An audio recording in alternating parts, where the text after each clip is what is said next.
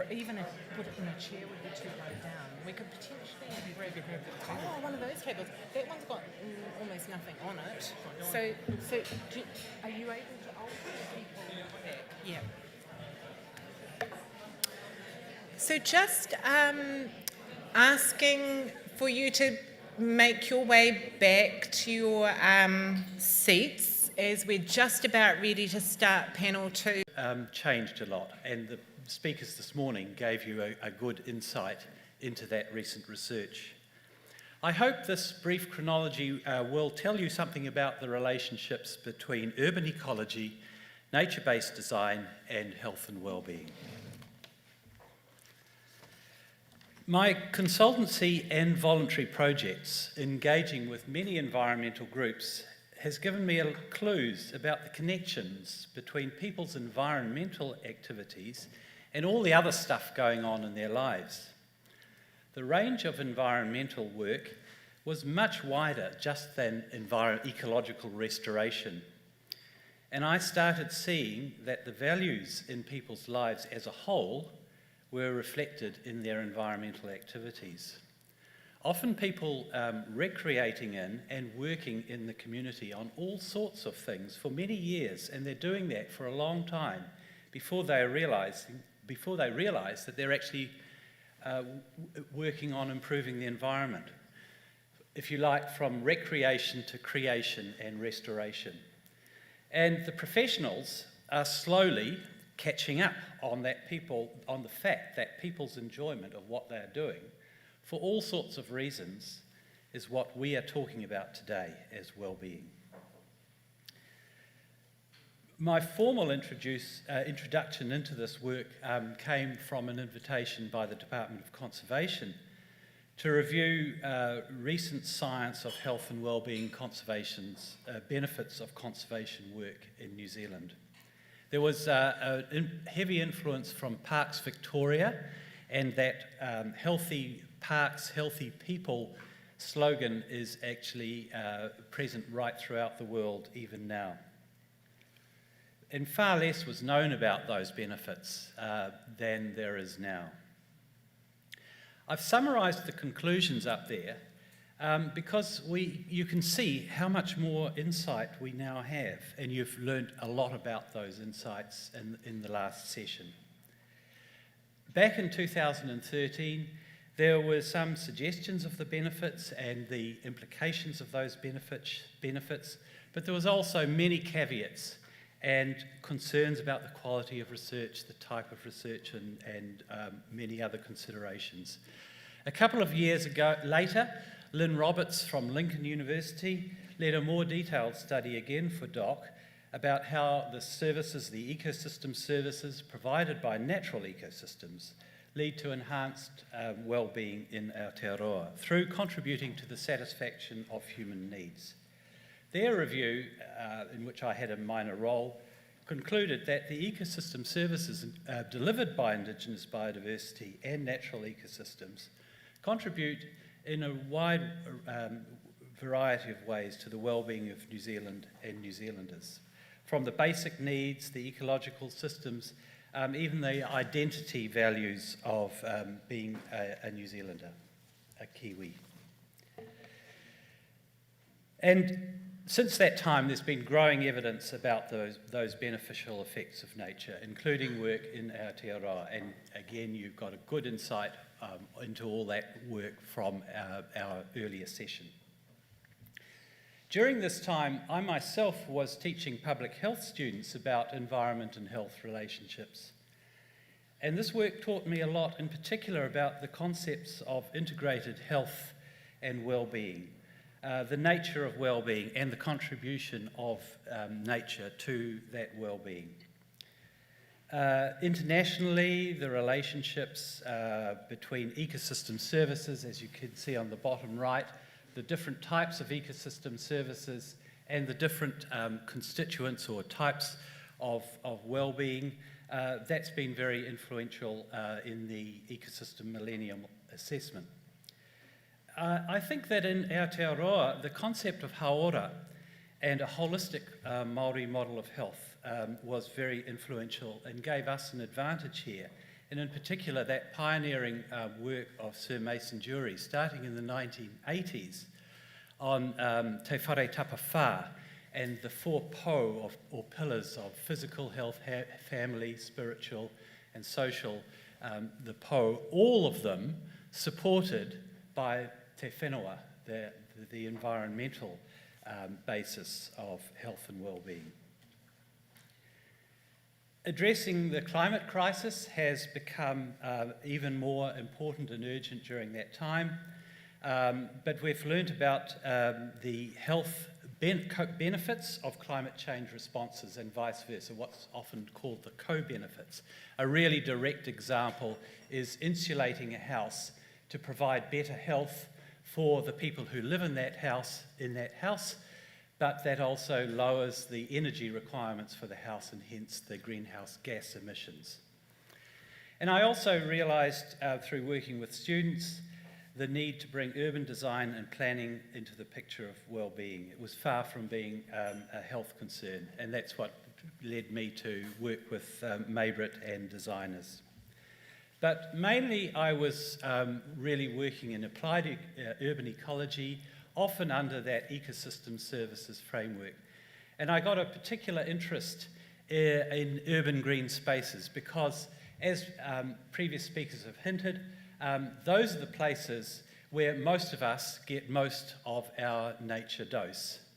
And there are a wide variety, a wide range of these urban green spaces. It's more than just the formal parks, more than the rare forest remnants. And now we have lovely terms introduced like neighbourhood nature that Catherine mentioned, backyard taonga, which Wellington City Council uses for their SNA program. So I always say that they are a critical part of any city's infrastructure, just as important as the roads and the pipes for the water. I think it's very helpful to see the continuum of natural areas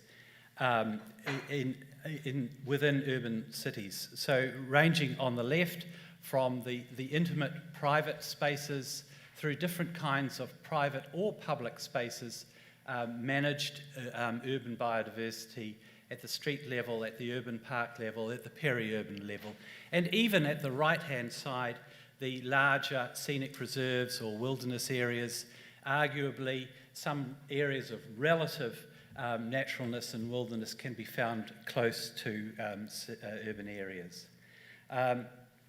And just to, I haven't got any wording there, probably a good hint to me, I've got to finish.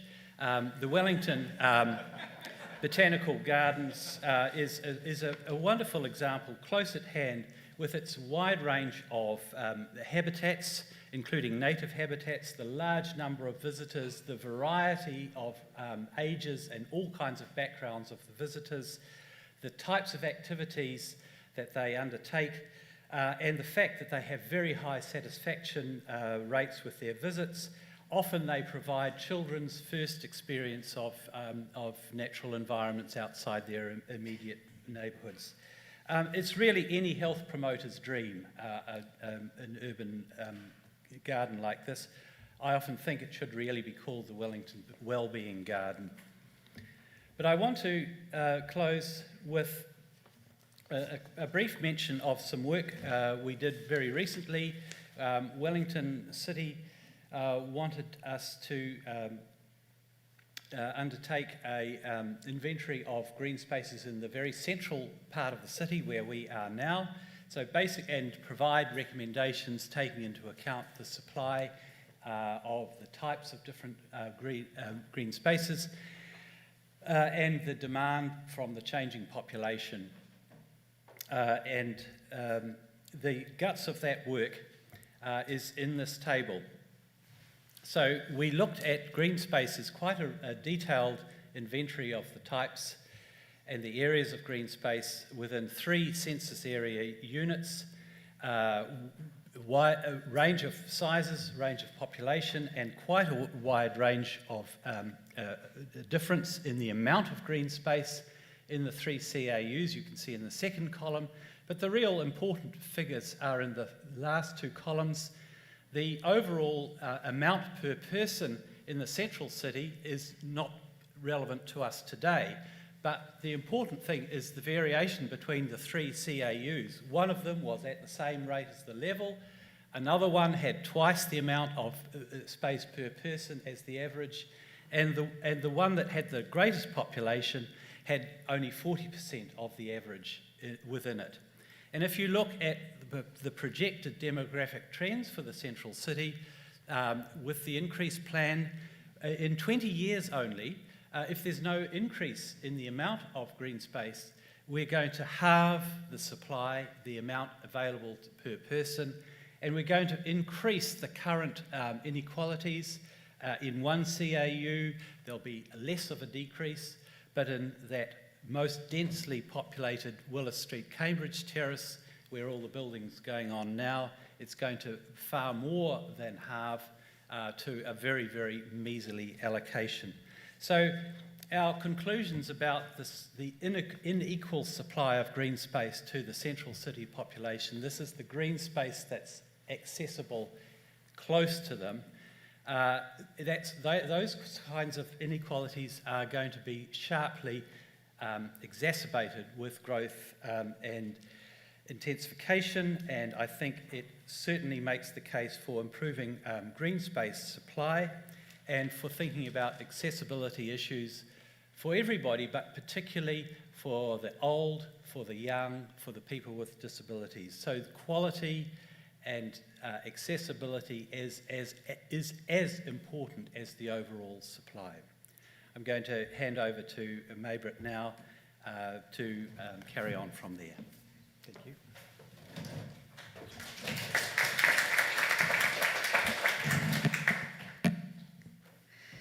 Kia ora koutou, he mihi nui ki te mana whenua o tēnei rohi, tēnā koutou. So yeah, I'm Maybrit Peterson-Zari, and I'm used to dealing with students who like to have lots and lots of images and lots of slides, so this is going to be a bit of a whirlwind presentation. And it was quite hard to choose what to talk about because I've been working kind of in this area for a long time. So I'm just going to give you a snippet of lots of the things I've been working on, and there's some links to some other things. So hopefully you'll get the slides at the end, and you can talk to me if you want to know more. So I think probably a lot of people in this room would have heard of biophilic design. Hope so. Biophilia is this idea that we have this innately kind of emotional affiliation to living beings, that we kind of need them, that we've evolved in the world, we've evolved with plants and animals, and that we feel good when we're around them. And there's a whole lot of evidence that goes into that, and that comes from neuropsychology and psychology, and some of the things Catherine was talking about before. And so architects and landscape architects have come along and said, okay, all that research is great, let's translate that now into how we can make our spaces take advantage of this human nature connection for increased well-being. So we call that biophilic design. And I think Tim's going to speak a little bit more about biophilia later, so I won't go into that too much. I think our presentation's a little bit funny. Anyway, so Wellington is this biophilic city, but it self-opted into that. And so as an academic, I thought, is Wellington actually biophilic? So I wanted to kind of test that. And so I very kindly got some money, thank you, Tim, to put together this Wellington nature map. But first of all, I had to think, well, what are we going to measure? Like, what kind of things could we think about? So I put together these categories. So obviously nature in the city, you know, where are the plants and trees and things, these things here that I've got listed, but also what are the nature activities? What are the things that help us connect to nature? And then there's also nature of spaces. So how are we designing our buildings, designing our urban green spaces, our urban blue spaces to really take advantage of these human nature relationships? And then we spatialise this. So with the help of some fantastic interns and various other people in the team, we went through and we mapped where all these different biophilic elements are in Wellington. I mean, you know, not all of them, we just kind of we're being generous, I suppose. But we found out a whole lot of cool stuff, which I'm not going to be able to talk too much about today, but we did find that one of the reasons why Wellington is kind of biophilic is a bit of an accident of geography. So it's really beautiful, we're surrounded by these amazing green hills and this great harbour, and that definitely is part of it. But we do things on purpose as well. So we design things to celebrate natural history markers, or wahi tapu, or where the old coastline used to be, or we have sculptures which celebrate the wind. We do these things on purpose, and we have a number of buildings as well, which are bioclimatic buildings, which kind of really celebrate those connections. And a lot of those things are newer things, actually. So perhaps that relates to a changing kind of identity. So some of the implications for that is we need to think quite carefully about the gathering spaces in cities, so where people come together and where they pause. Those are really good places for these kind of interventions for wellbeing in nature. Transport corridors, particularly where pedestrians and bikes are, so where people are moving slower, is important. And yeah, thinking about what happens in different seasons and different climates, and definitely the cultural variation. So a lot of this research, as Catherine, I think, pointed out, comes out of Europe and the States. And I think we have quite a different relationship with nature here in New Zealand, so we need to take some of that information with a bit of a grain of salt, I think, and perhaps research that more. And also the importance of interconnected space. So we experience cities by moving through them and moving around them. So thinking about how these places of well-being, nature-human connection, are connected through time is really important too. And we do have some areas in Wellington, like our waterfront, which we can think of as a biophilic zone. So we move through and we experience these different kinds of nature. And yet it's not just the plants and trees and the animals and the water, but also abstractions of those things, which also help us with well-being. So, even a mural or something which looks like a pine cone, or whatever, are also examples of this kind of design. So, and just to finish talking about the biophilia stuff, there is this notion called of urgent biophilia. Do we turn to nature basically in crisis? And there is a bit of research about this. I had a wonderful intern who experienced our lockdown. She'd come all the way from the Netherlands and got to stay in her house for a few months. So the urgent biophilia stuff is a little more conscious than biophilia, which is on more of a subconscious level. So we needed to find something for her to do. She was living near Tanera Park in Aroa Valley. She did this work over the 4 levels. And just to kind of skip to some of the good stuff, she got people to put stones in jars in the park as they walked through. So she did all this kind of sterilisation of stones and path stones. It was all quite amazing. And then she did follow that up with a survey as well. And I guess one thing I just wanted to point out here was that people said that they were visiting this park more often for their mental well-being than just for recreation. I mean, it's pretty similar. But people consciously are doing this. And we found also that people were visiting the park much more frequently during lockdown. So there's just a few insights there. I think you can probably read through those. So implications for the post-COVID world is that we need to think more carefully about these kind of crises. They're probably likely to intensify. We need to consider who has access to nature. That's a really important one. And that there was this kind of opportunity after lockdown in New Zealand to kind of harness this renewed acknowledgement that we need nature, that we love it. There's quite a lovely documentary about this work here, if you want to look into that further.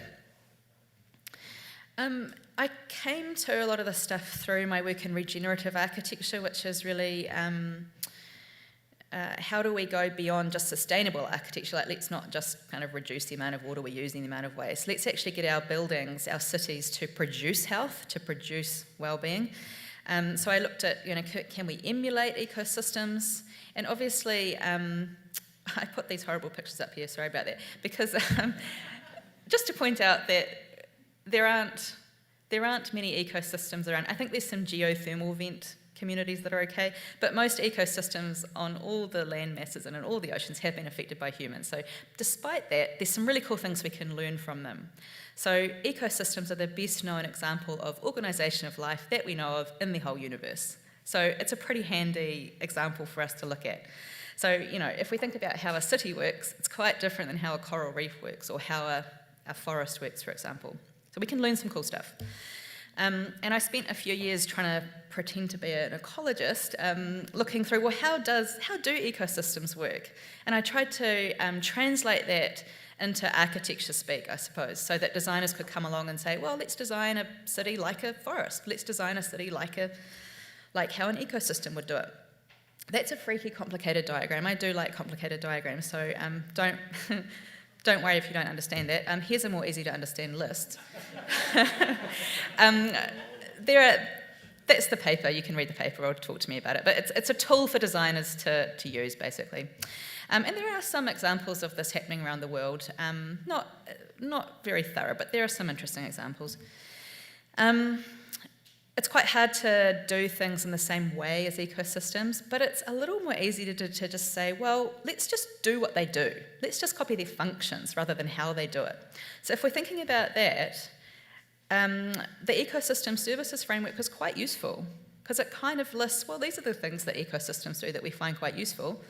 However, built infrastructure, buildings can't do all these things, definitely not.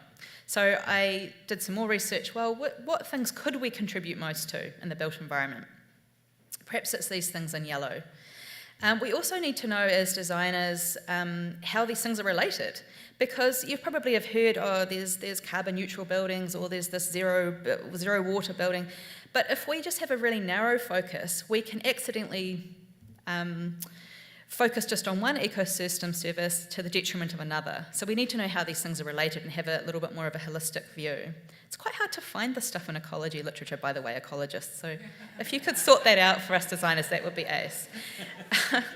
And just a little word about services. I kind of cringe a little bit at that term because it sits in that framework of, nature in our service. Natural resources, natural capitalism. I find those words a bit tricky, but so just to kind of say, ecosystem services are obviously for the benefit of all life, and it's really important that we understand we are in nature, we are part of ecology. And the interesting thing is we have a lot of the technology to do this kind of work already in the built environment. So I had another woman who came out to New Zealand, and we worked on trying to map all the different techniques we have to make a city function like a forest or to function like an ecosystem. So this is an online tool which has case studies and things attached to it. It's quite a cool tool, I think, if I don't say so myself. It's really Katarina's work. She's developing this for her PhD over in the Netherlands again. I looked at processes. How could we really do this? Another one of my lovely complicated diagrams. But the question was, well, can cities even become regenerative? I looked at these case studies, and without going into the very complicated maths that took me years to get my head around, and the kind of background to the methodology, here are some of the results. Kind of is the answer to that question. Some ecosystem services are a lot easier for us than others. So purifying air and water, we can do that.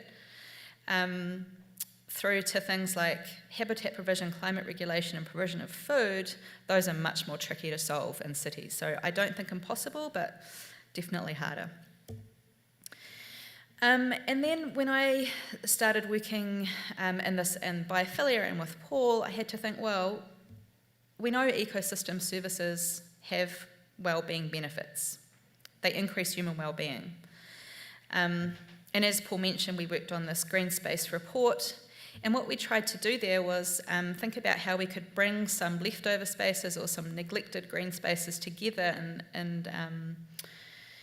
and connected green spaces, I suppose. So this is just one of the examples. But we were trying to kind of push this idea that we need to have an ecosystem services approach to this.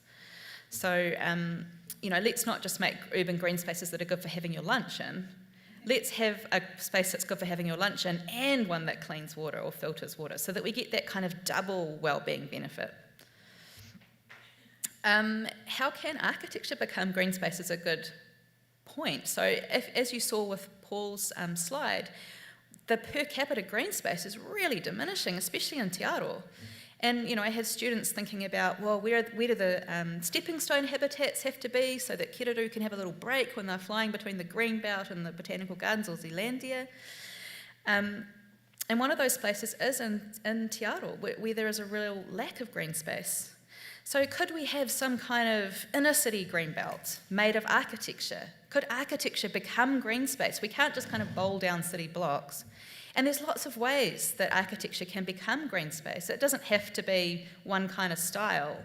Lots of ways to do it. And I sort of sicked some of my students onto this idea, and they looked at how we could create more green space through architecture in Wellington, and this kind of inner city green belt idea. Some really, really interesting ideas came out of that. Paul and I have also taken some of these ideas a little bit further with some work we did in Vanuatu, looking at ecosystem-based adaptation, and that's really taking the understanding of relationships between ecosystems and the way people live and well-being and resilience. So we were looking at what would be some projects we could do in Port Vila to increase climate adaptation. And one of the nice things about this is that it thinks about climate change-induced degradation, but also the pressures caused by urbanisation. And it's a good methodology because it's very dependent on local knowledge and participation. So it's not a people doing things to other people kind of framework. And we tried again to spatialise these ideas. So where are the impacts? Where are the solutions? And they're not always in the same place. So the kind of interconnection of ecology is really important here. The ridge to reef idea, and all of that's contained in some of these publications here. We also did a little bit of work for UN SCAP on ocean cities, and this was trying to get across this idea that in our part of the world, so the Pacific and Aotearoa as part of that, we have these ocean cities where it's not just about green space but also the blue space, and there's a lot of different types of nature-based solutions, which is kind of what the UN has been pushing.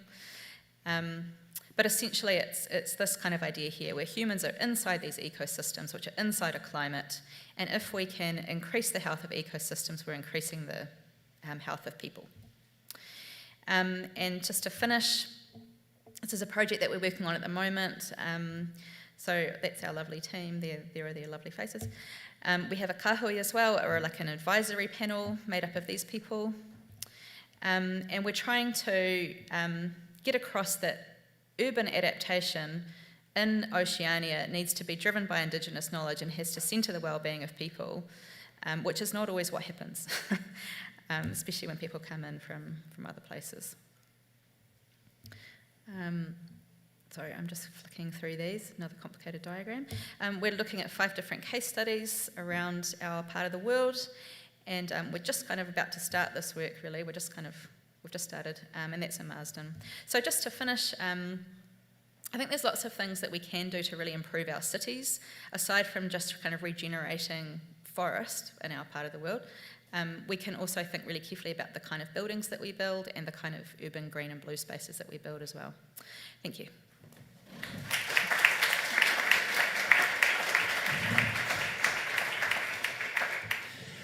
Thank you very much indeed, Paul and Maybrit.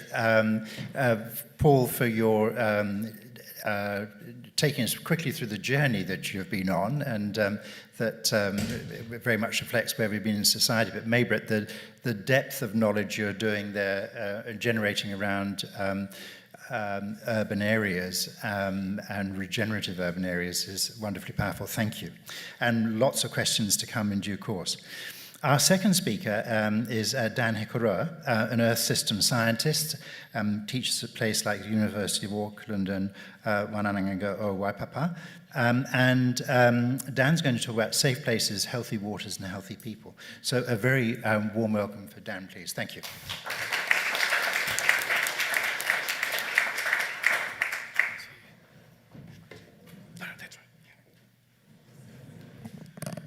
O kia ora mai tātou, ngā mihi o te ata kia koutou katoa. O te rā, ahe mihi ki ngā mana whenua tēnei rohe, te Atiawa, Taranaki Whānui, ngā te tō rangatira, karanga mai. O te rā, ko koutou katoa nā kānohi ora, kei wainganui te ruma, kei wainganui te Zoom hoki, tēnā koutou, tēnā tātou. All right. So just coming back to the theme of the talk, the session today, the imperative to achieve better health and well-being. I'm just going to shift this real quickly. Improved ecological and environmental outcomes and contribute to climate change mitigation is pressing and critical. That's why we're all here. So the title of this talk I'm going to give, Safe Places, Healthy Waters, Healthy People. It's the vision of Punu River Care, and I'll get onto that in just a minute. But really quickly before I embark on that, and in response to some of the previous presentations this morning, during the lockdown, my family and I are truly and deeply connected with our neighbourhood nature. Thanks for that, Catherine. Yeah, we came to know all of the eels by face. And I'm hazarding a guess, but I think they came to know us by face as well. We discovered rare plants in the bushes. And so we'd walked in our neighbourhood nature beforehand already, but we discovered rare things because we closely and deeply engaged with that neighbourhood. I re-engaged with Nico groves that my girls have grown up with. And so that was most definitely healing, and it was most definitely needed. Hei anō. Today I am going to talk about a marae-based initiative achieving just those outcomes. Creating neighbourhood nature, creating better health and well-being, improved ecological and environmental outcomes, and contributing to climate change mitigation. Punu River Care was formed in 2015 by Shannon Tahuia, and in our 6 short years we've turned a dream into a reality. Shannon was recently recognised for his efforts by being named Kiwibank Local Hero of the Year, and Punu River Care, the group, was recognised this year by the New Zealand Farm Environment Trust as Catchment Group Award winners. For full transparency, I'm on the board of Punu River Care, and for even more transparency, I've only planted 3 trees. I've been on the board for about 2.5 years now, so I'm not here trying to claim any of the mana and the mauri that's come from the work that Shannon and the team, it belongs to them. But first, who am I? Ko Waikato te awa,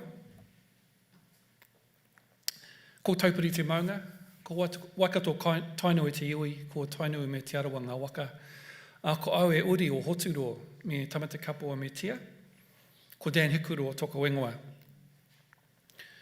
So I've just given you a pepeha. Many of you will be familiar with these. It's a way of introducing oneself.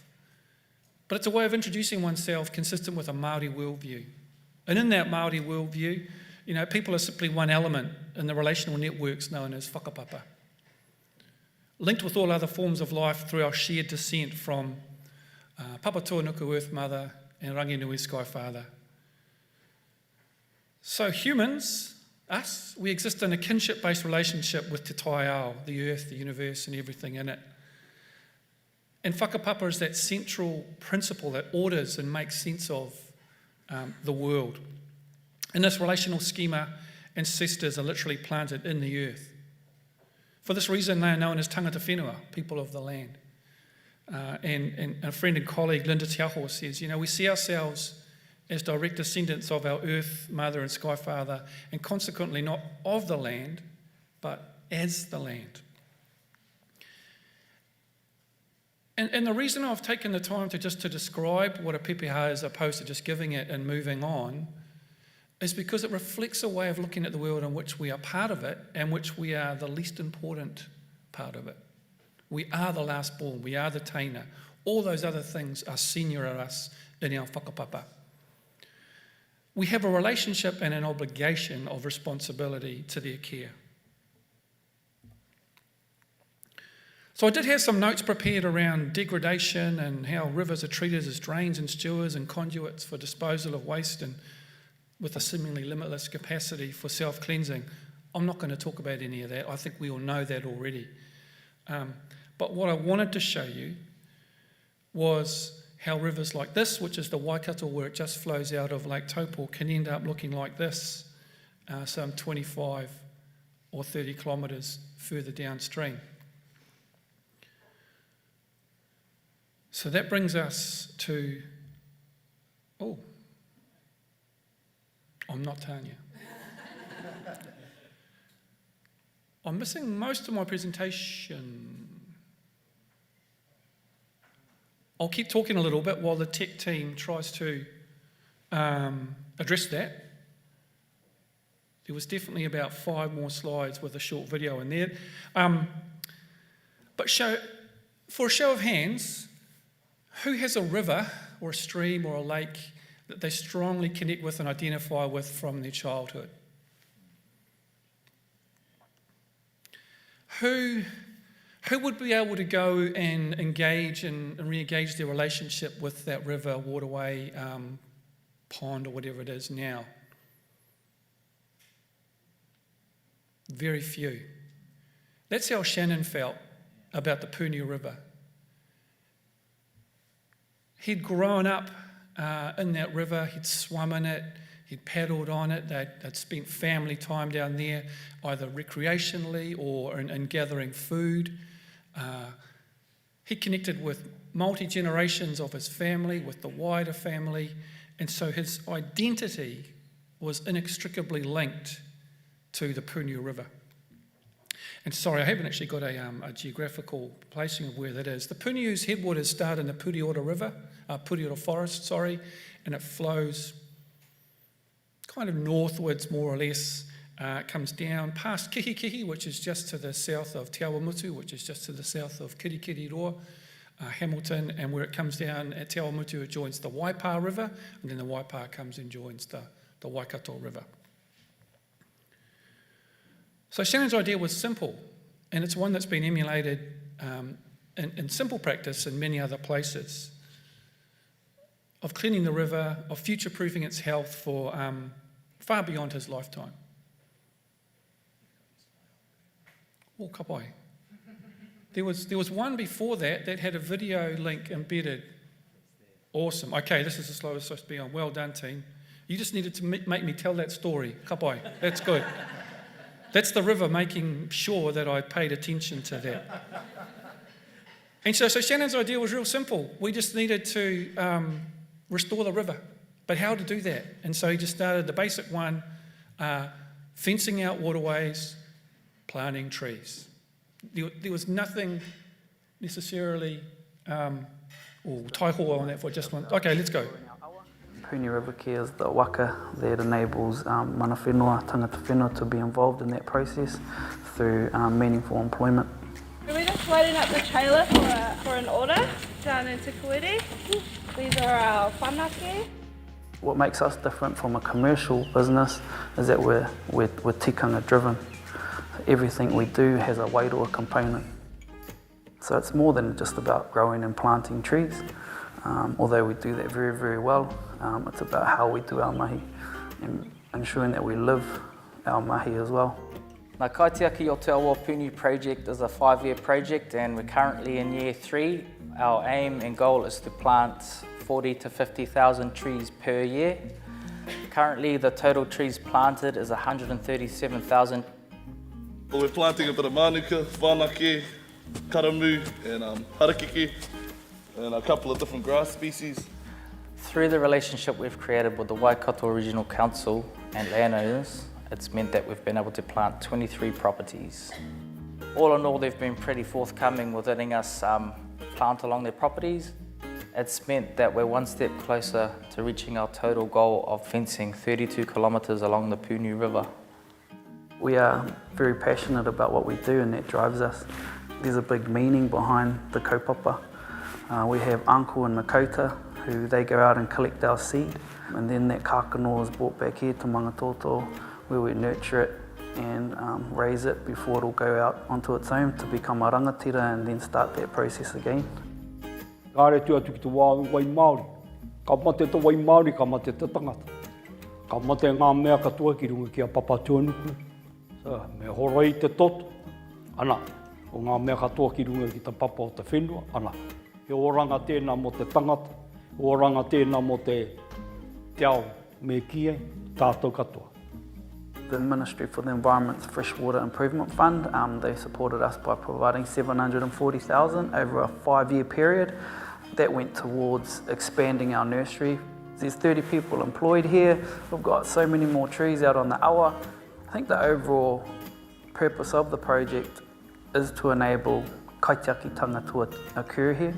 And so the bigger picture here is for the whānau to feel proud in what we're achieving along our awa and to feel part of it.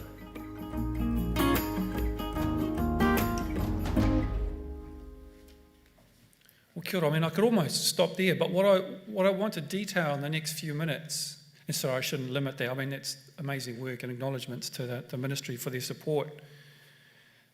They've told us what they're doing. What I'm going to try and show you now is how it is a little bit different, but maybe jump onto the next slide, we're all good, to what's happening in other places. So, some of it will be done in other places, but we're doing some things maybe a little bit differently. So, you know, we source the seed locally, as we said.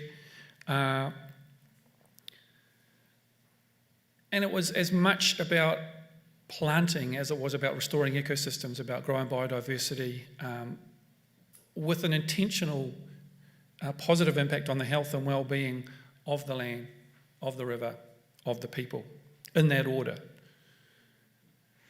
And so what motivated Shannon was seeing the river he loved so much dying. What motivated him was his whakapapa obligation to the river. What used to be a stony bottom river full of life was now muddy, bereft of life, of the tuna and of the koura of his youth. So this is the values we have as part of Punyu River Care. And this is where I think we're a little bit different to other organisations. When we sit around the board table, these are the criteria that we talk about. Sure, we've got to understand finances and H&S and about contracts coming in and making sure our people are safe. I'll keep going because I'm sure these files are sorted out. But it's really integral that ideas of Māori and decisions we make, we say, how will this decision improve the Māori of the people, of the river, of the land? Will this decision we make enable our people to exercise their role as kaitiaki? Will this decision strengthen and build our whanaungatanga connections with people amongst ourselves, with other people amongst the catchment, with the river, with the birds, with the trees? Will this decision increase our understanding of the way we operate and how we operate and what we're doing? Is this decision consistent with what our chiefs would have done in the past and about being positive about taking decisions in the future? Mangatoto marae is of importance for Waikato Tainui. We have a whakatauki ko moko kei runga, ko Tāmaki kei raro, ko Mangatoto kei Wainganui. Moko in the south, Tāmaki in the north, Mangatoto right in the middle. And so some of the things we actually do is we have tikanga days, where the maramataka, the Māori stellar lunar ecological calendar, says to us, hey, today's not a good day for planting, today's not a good day for shifting the plants or for releasing them from weeds. Those are the days where we learn tikanga, where we learn waiata, where we learn our pepeha, where we learn whakapapa and more tia. We're also doing things about trying to understand what the carbon calculations of the work we're undertaking. I'll jump now to the last slide. And so I have a love-hate connection with this slide. I love that we've already exceeded the vision that we had and that Shannon expressed in the video, both in numbers of trees planted and in kilometres of river fenced off. I love that we've now got closer to 50 employees than the numbers we had in that earlier. So these are the usual metrics by which we measure success. They're very extrinsic. My challenge to us all and to the board and to everyone is to find additional ways of expressing success, more intrinsic then. So perhaps we can encourage the Ministry for the Environment to include those kind of things in its reporting. So a challenge to the room is, let's think about what that might look like. You know, we think about terms of Māori, that works for us, but what are some other ways we could do it? So I'll share some of what it looks like at PRC, where our aim is to enable local hapu to be involved in replenishing the taonga within the Punyu River catchment.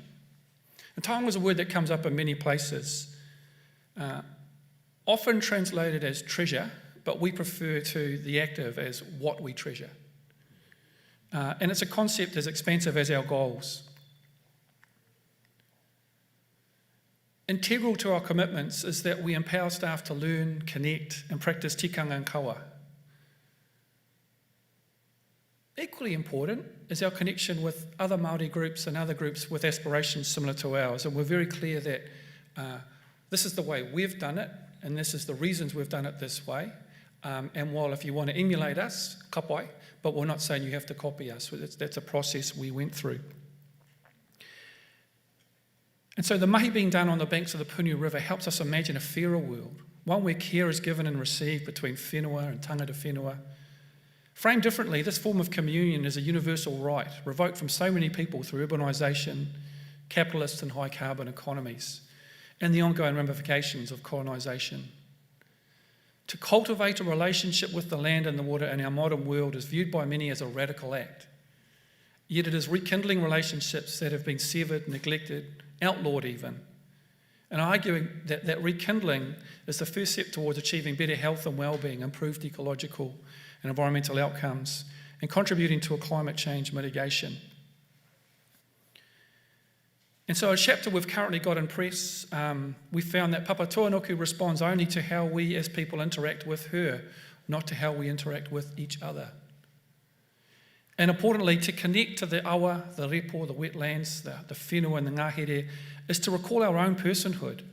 Through connecting, we are shown what it is to be human. To heal our waters with genuine aroha, collectively together, is to heal ourselves. Nō reira, kia ora mai tātou.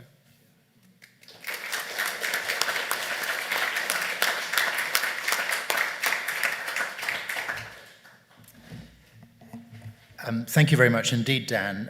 It's a fabulous story about what's being achieved on the Pūnui River, but that sense about rekindling relationships with nature, and so in that connection we understand fully what it means to be human is a fabulously powerful message for us. Thank you.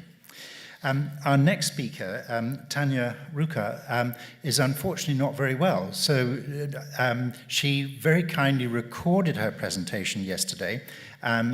So we've got her presentation, but not what her germs, which is very kind of her to isolate this way. So it's a great pleasure to be able to for you still to hear her speak to her slides. So we'll show that video now. And she's also Zooming and virtual as well, so she may be able to hear us. Tanya, if you're online and Zooming, a very warm welcome to you. You're very much here in spirit with us, and hopefully joining the discussion later with us too. And thank you for recording this presentation for us.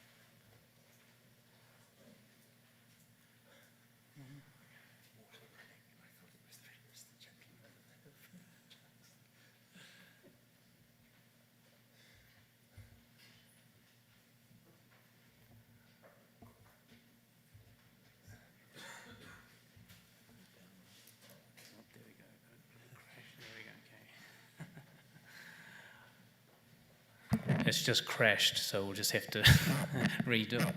Sorry.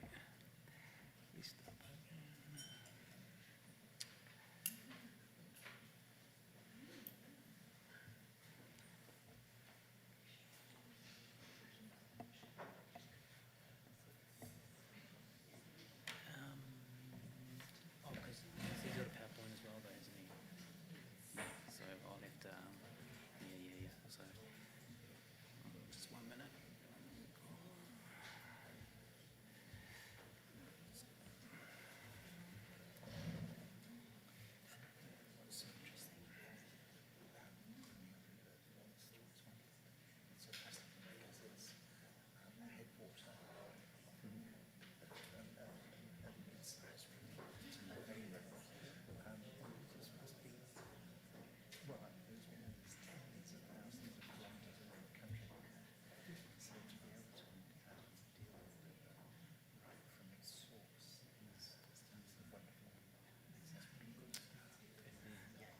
doesn't look like it. To engage that restorative power so many more people accepted. It doesn't look like it looks like it's today. So I'll just Okay. what What we'll do is what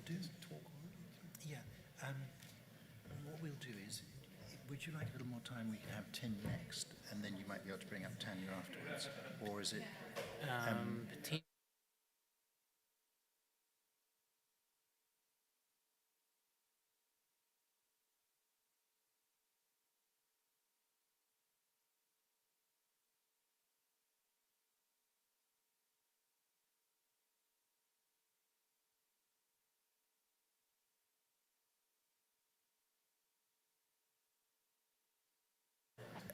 Oh, gosh, that was loud, sorry. What we're going to do is have a slight shift around in presentation. So we're going to have Tim next. And in the hope of either Plan A being able to get Tanya's video up, or Plan B being able to get her online via Zoom, which would be wonderful. But while Ben is sorting that out, it's a great pleasure to welcome up Tim Park from Wellington City Council, talking about biophilic cities. And a big hand for Tim, please. Thank you very much. Oh, kia ora koutou. Well, just talking a lot about streams and nature today is really invigorating, really. My stream's actually the Kaiwhatawhara, which is not far from here. And I'm lucky to work around it today. This is actually, the photo is actually taken on the banks of the Kaiwhatawhara, and it's an admiral butterfly that gave me my admiralty stripes, like I was in the Navy. I thought people would like that. But I'm actually not actually talking about Wellington much today at all. Thank you, Margaret, for talking about the biophilic cities in a Wellington context. I was lucky enough to visit Singapore before lockdown. Our word changed very fast after I got back from Singapore. There was actually talk about the virus when we were over there. And the city's actually been affected in quite different ways, so it'd be interesting to hear about that more. But today I'm just going to run through quickly what is the network, some takeaways from the talks at the summit, and then also mostly photos of the field trips we did around Singapore, so you can see yourself what I did. So Biophilic Cities is a global network of cities that are trying to integrate with nature, essentially. And Wellington's been part of that as actually one of the founding cities. And so, yeah, there's a whole lot of elements to the Biophilic Cities program of work, and it ranges right across a whole sort of suite of different aspects that Margaret really sort of touched on a number of those already. One of that is around the law and policy. What policies do you have in place to protect nature and encourage it into those cities? How do you measure that? And then how do you learn from those measurements and put that back in, both qualitative and quantitative? Also, how do we integrate learning into these spaces as well? So how do we encourage the next generation to engage and continue the work? But also design, and Margaret's deeply into this stuff. And there's a whole lot of stuff that we like to do in our cities to bring nature in, and we do some of that in Wellington, but we could do better. The Singaporeans are amazing at it.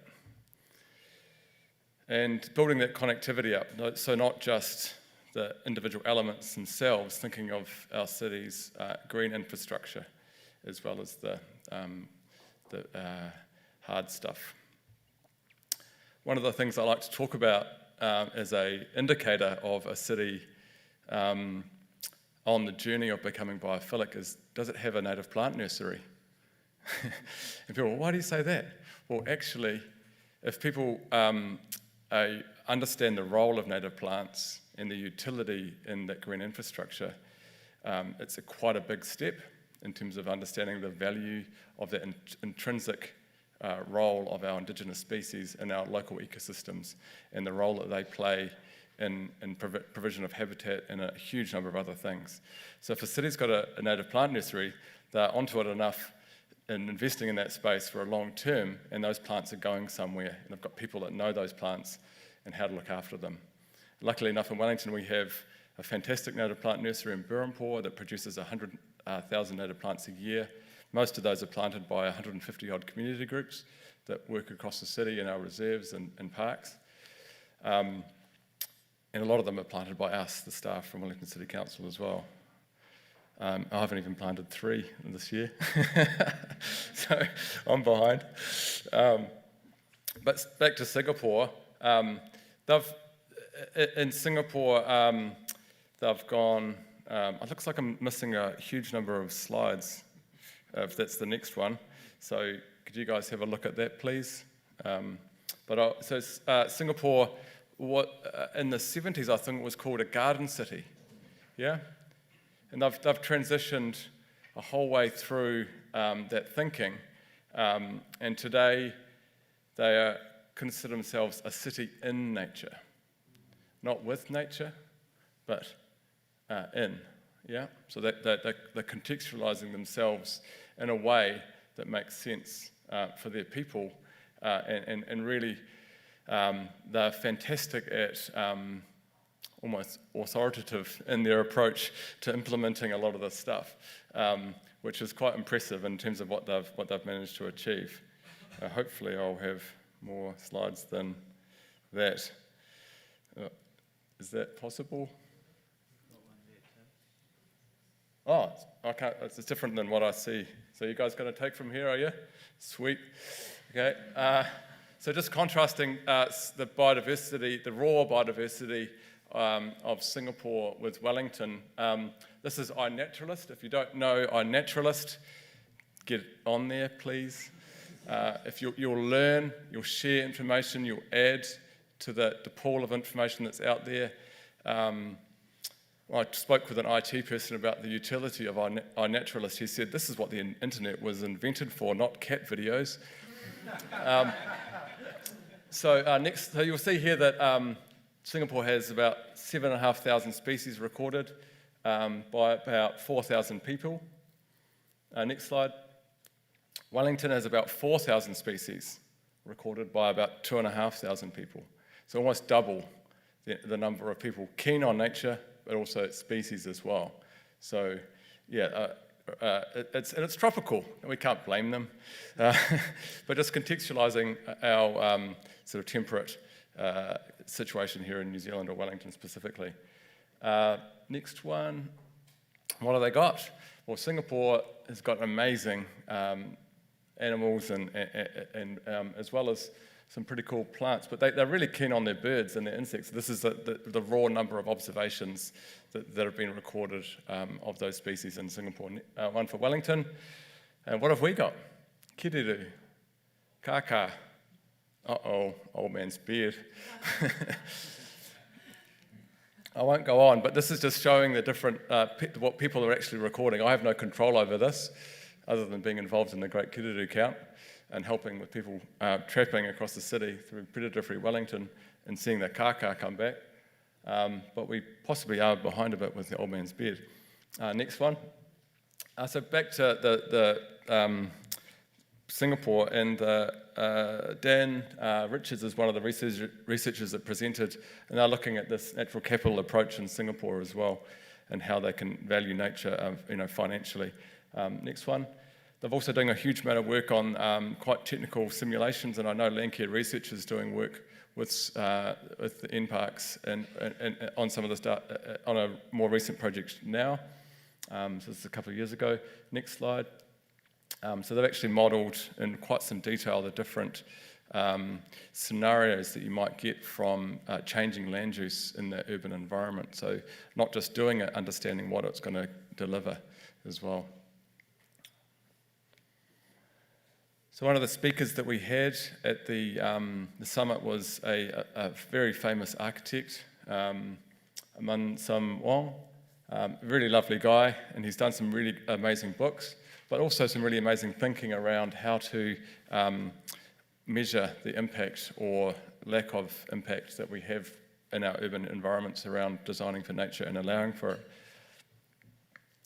Breathing cities is a really nice concept. So the few of the buildings that they've done at Wuha is the Oasia, the Kampung Admiralty, and the Park Royal. I'll go through a few of those now. This is the Oasia. We stayed in here. I stayed up there in that room up the top. But the reception is actually open air on the 13th floor. Yeah. So they don't have aircon. It's an air breeze that breathes through the city. The surface area is 1,100% green space over the. It's 2 quarter-acre sections basically, and then going up vertically. They look to local cliff environments to understand the species that they'd use in essentially urban cliffs and those cliff ecosystems. Not all of them were native, but they used some weeds. But it's really effective in terms of the visual impact of that building, hugely reducing the heat, which is a massive impact, massive issue in Singapore. Next slide. These aren't my photos, the rest of them are. This is the Park Royal, and this is, it was actually pretty hilarious when he spoke, when they were trying to convince the city planners around the approvals for this development. They said, "We make it nice," and they did. But what they changed was, instead of going down and spending millions of dollars excavating and making an underground car park, they put the car parks at street level and then put the hotel on above that, and just made it a green building. But they try and save some money to balance it all out. And huge, once that you got one of the highest room occupancy rates of all hotels in the city, and people want to stay longer. This is 3 photos, actually not of mine, or one of them's of mine, but looking at the Kampung Admiralty, and this is a really, it is a complex, so the biggest part of the project was actually bringing together all the government agencies that, to provide and coordinate them to provide a retirement home, a health clinic, a daycare centre, a mall, an apartment complex, all in one space. But this is what it looks like, and it's how it's developed over the years. Oh, so this is a bit of a transition. This is me in the cafeteria, looking at the colonially influenced foods. My highlight was the sweet breads, which was the chicken sausage donut. So as you talk about fusion food, it's a pretty good one. But yeah, couldn't I was also had a couple of days off on holiday, so great opportunity. The next one. So one of the parks we stayed nearby, so that's Oasia in the red building in the horizon. This Duxton Park was a linear park, and they're doing a lot of research around the measuring the air quality and the biodiversity that's returning to these spaces naturally as a linear space in the city, not just a square. So that green infrastructure actually being implemented. Next slide. Oh, this is another good one. I saw when I visited the forest areas near the city, the red jungle fowl, chickens in their natural habitat. And I asked the locals, what's the, how do their population get, moderated? Why are there chickens just everywhere? And he said, it's a bit of a chicken and egg situation, because there's monitor lizards come and eat the eggs. So anyway, it was a good joke, I thought. But there is a wild chicken still, yeah. Anyway, next one. This is the most successful green wall I've seen anywhere. It's on the rooftop of the Singapore National Museum, which is also a very famous heritage building. But the way they've done it is they've hidden the ugly bits at the bottom, by having actually a flat strip in front. So it leads your eye upward as you view it. Really amazing design thinking there. Next one. But anywhere you walk in Singapore, you actually encounter wild nature coming in itself. It's the famous orchids of Singapore. This is a native orchid just itself established on one of the street trees. I'd love to see Dromanthus do this in Wellington. Next one. One of the places we went to ended up being a bit of a mission, 3 to 4 hour walk in 33-degree temperature. This is where I saw the wild chickens, or jungle fowl. But they've essentially put a bridge through the forest as a destination that you can visit and walk through. It's a great place to visit if you are in Singapore and have the time. Next one. One of the amazing things I thought about what they're doing in Singapore is in how they're integrating people into their park spaces is there's a huge part of the population is living in apartment buildings. And a lot of those people used to live in smaller villages, and they've come into the city almost as retirement. And these people still want to do stuff. And so what the Singaporeans do is they actually provide brooms and gloves and sheds for those people to come and sweep the paths like they'll do at where they grew up and where they lived most of their lives. So they can still do those activities, which are great for the park, but also for their physical and mental well-being. They're also doing a lot of research around therapeutic gardens. So what species and how do they design for therapy for people's that hard end of the mental well-being.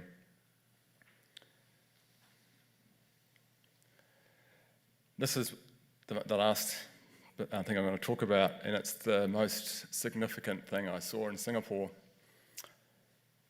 This hospital is designed to lower your blood pressure, and it does. Next slide. This is what you see when you arrive in a hospital. Yeah, this is where the bus stops when you get out of the vehicle. And so when you arrive, you do relax. How do you feel when you go to the hospital where you live? Does your blood pressure drop? Then it's not doing its job. Yeah, simply, these are places for us to make us feel better, but they're not being designed that way. There's a market for people to buy vegetables and food. Local people come and bring them in and sell them inside the hospital. This is a view just above that area with the internal, not closed off circulation. They've used this place to circulate people as well. Next slide. This is the roof, a functioning garden that feed the people that are in the hospital. This guy works in that garden looking after it. These are the giant melons that they're growing on the roof. Yeah. And these are the species that have returned by themselves. Just by build it and they will come. Yeah. I think that's it. Yep.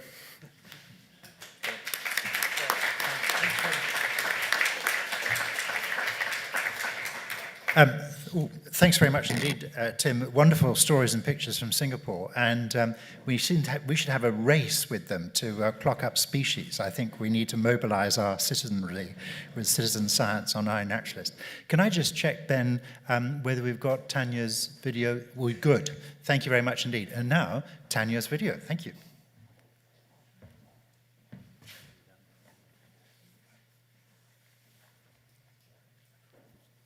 Kia ora koutou. Thank you for inviting me to talk about my project today.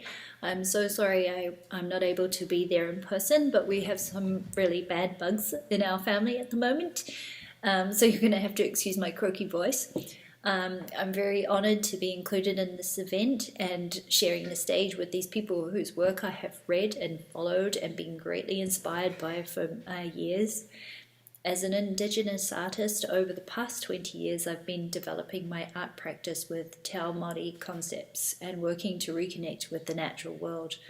My work focuses on wairuatanga, the spiritual aspects of connection through whakapapa to atua, Papatuanuku, Earth Mother, Ranginui, Sky Father, Tangaroa, the god of the ocean, and Tane Mahuta, the god of the trees. I created video and sound immersive spatial installations. But 5 years ago, I came to a stage in my work where I could no longer continue to sit in the beauty of our landscape without acknowledging the unfolding crisis of our ancestral environment. So working through my art practice, I wanted to understand the authentic connection of my tupuna to ngā whenua. Working with kaitiakitanga opened up my art practice. It led me to the land and the water. And the questions I asked were, how do I use my art practice in service for the land? How do I look to the future with positivity when everything surrounded me is so negative? And how do I build a better future for my children?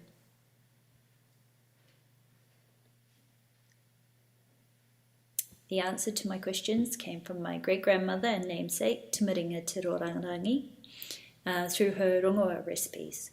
She's taken me on an incredible journey of discovery. I grew to understand how our tupuna live with the seasons and the patterns of the natural world. Documenting the people and the communities I've met along the way has been the most critical part in the development of my art practice. And I wanted to learn how I could weave together wairuatanga and my previous work with practical applications on the land. I discovered the regenerative and living futures movements and their basic principles to solution finding by, number one, returning to the source and understanding the history of the land, learning what the land needs for recovery in its natural form, and inputting more than extracting. I knew I'd found a way to communicate the Mātauranga Māori principles I grew up with my grandmother's knowledge. And this led me to partner and collaborate with Massey University as part of a team working on harakeke fibre research from a Mātauranga Māori perspective. And you can follow our progress on my website. I'll be documenting that through video and photographs, and we're hoping to make a film at some point in the future. It's pretty exciting work.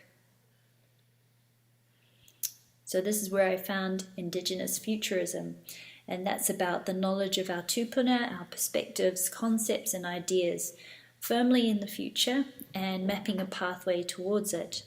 I came to realize that I could create and design pathways of thinking using the same adapting kaupapa as my master navigator ancestors.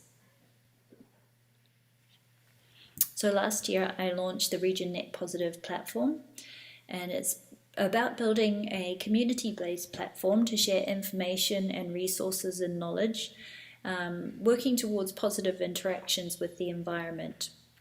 And it's also from a creative perspective, as I'm an artist and I've been joining with fellow artists. Together I wanted to work towards going beyond the horizon.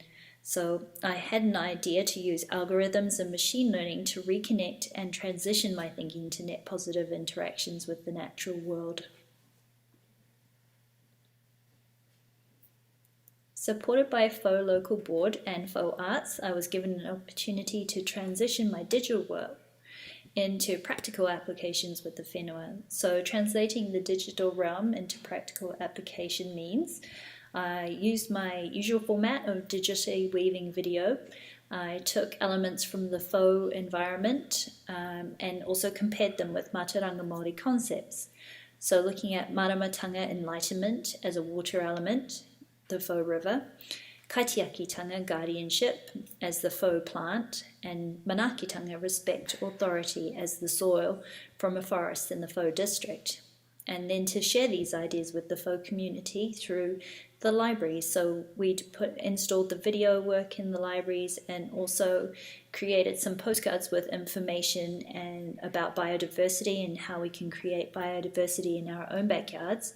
And this was all included on the back, and it's information from the Department of Conservation. So bringing together all those points of knowledge and connecting them up together. And this is also when I met Open Homes, and Charles is another artist, a film artist, and he works in his own garden that he rents.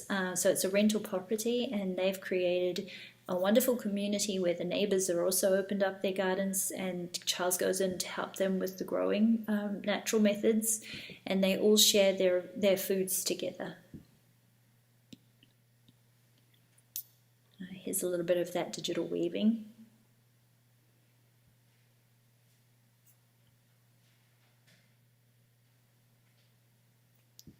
And so during this time, I've also worked together with Eco Matters and the Hope Gardens community, who have started a regenerative project in New Lynn. They're using biodynamic principles in a small industrial space, and we use the same concepts for the weavings and paired them up together with those biodynamic principles. So during the workshop, we worked together to create small gardens, looking at the concepts and the practical side. So for water, we looked at water usage per metre squared, the source, the quality.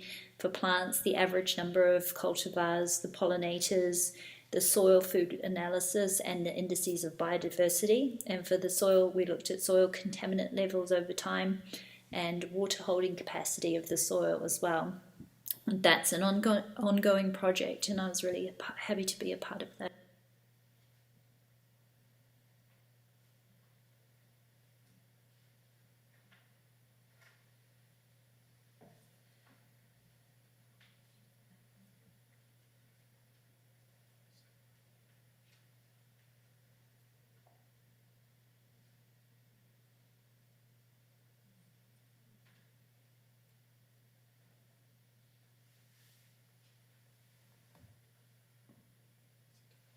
Well.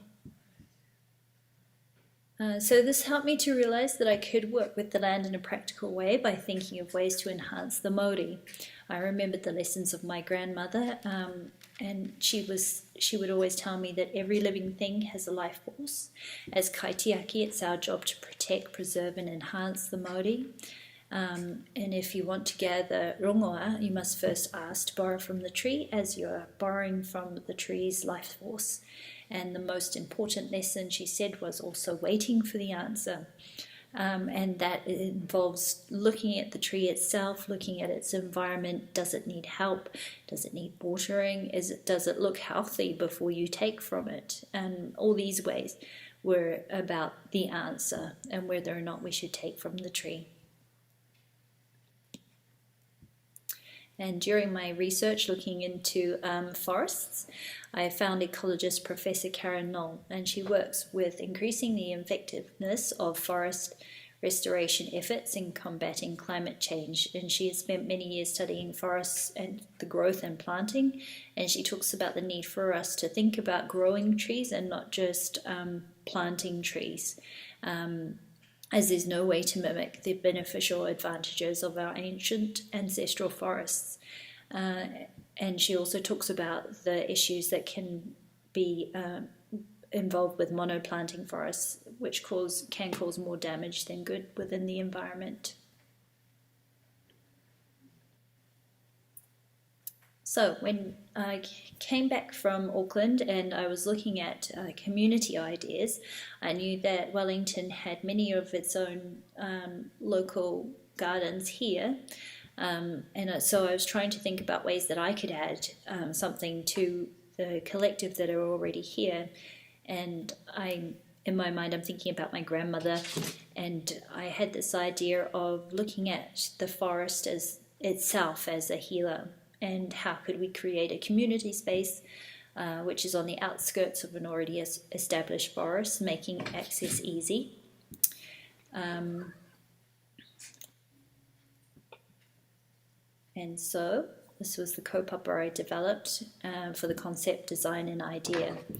To learn about the forest from a Mātauranga Māori perspective, learn about the healing properties of the forest, the visual, the smell, the medicines and the food, a place for rongoa practitioners, wild food foragers to hold workshops, a place for creatives to hold workshops and connect to the forest, and to also bring the people who follow them into the forest with them for creating. Also local schools to learn about biodiversity from a mātauranga perspective, and also practical in the forest in a safe environment. I found Elliott Park, which is in Brooklyn. It was a perfect area. It was really easily accessible. As you can see here, it's a small pathway.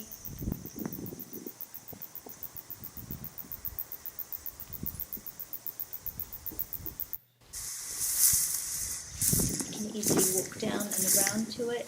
There's pathways naturally sort of forming through the trees, and a really good space where you could actually retrofit more rongoa trees and plants.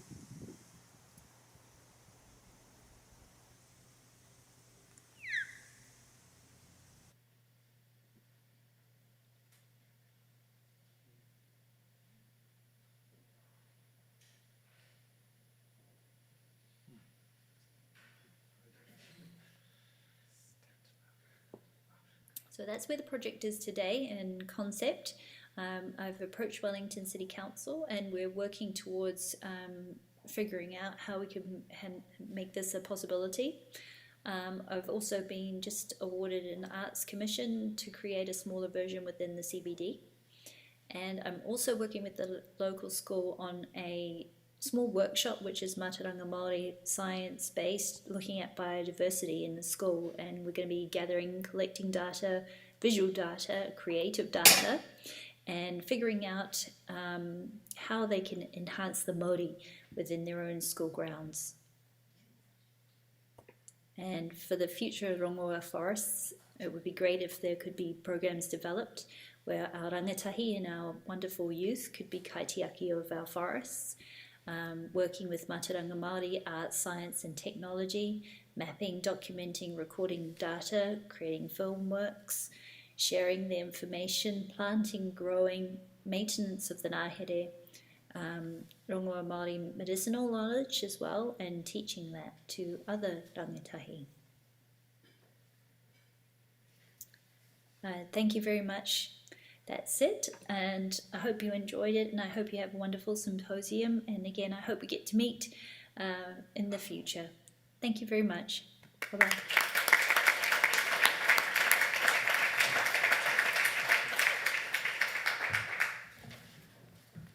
Well, that was a fabulous presentation and well worth waiting for and pausing through it as the video was unfolding.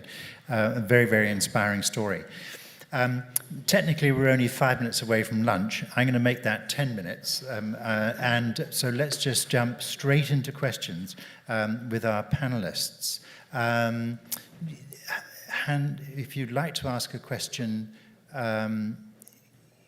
any takers? And who's got, oh, the lady with the microphone there, now the lady with the microphone here. I'm reluctant to jump in with my questions because I'm sure you've got lots. Any takers? Right, I'm going to, a lady, thank you there, a lady there. And can we also tee up a second question? Don't wait for me to just wave down one of the ladies in the microphone. Yes, please, thank you, your question. Yeah, thank you, and thank you to the speakers in this session and in the session before, very, very thought-provoking. So I'm a councillor in a local council, and I suppose I'm looking at it from a slightly different perspective in terms of how nature and wellbeing can be better integrated into mainstream decision-making in local councils, both by councillors and by council staff, who statistically we've heard that possibly just only half or less than half are really involved in nature. So I suppose a question of how you can actually involve, basically improve the knowledge and the understanding of the importance of this area is my first part. And then just carrying on, that's particularly when cost is one of the drivers. And so I suppose also too, this is to Tim in terms of like the great photographs and obviously the great experience you had in Singapore. Are there extra costs involved in developing buildings and cities with those types of views?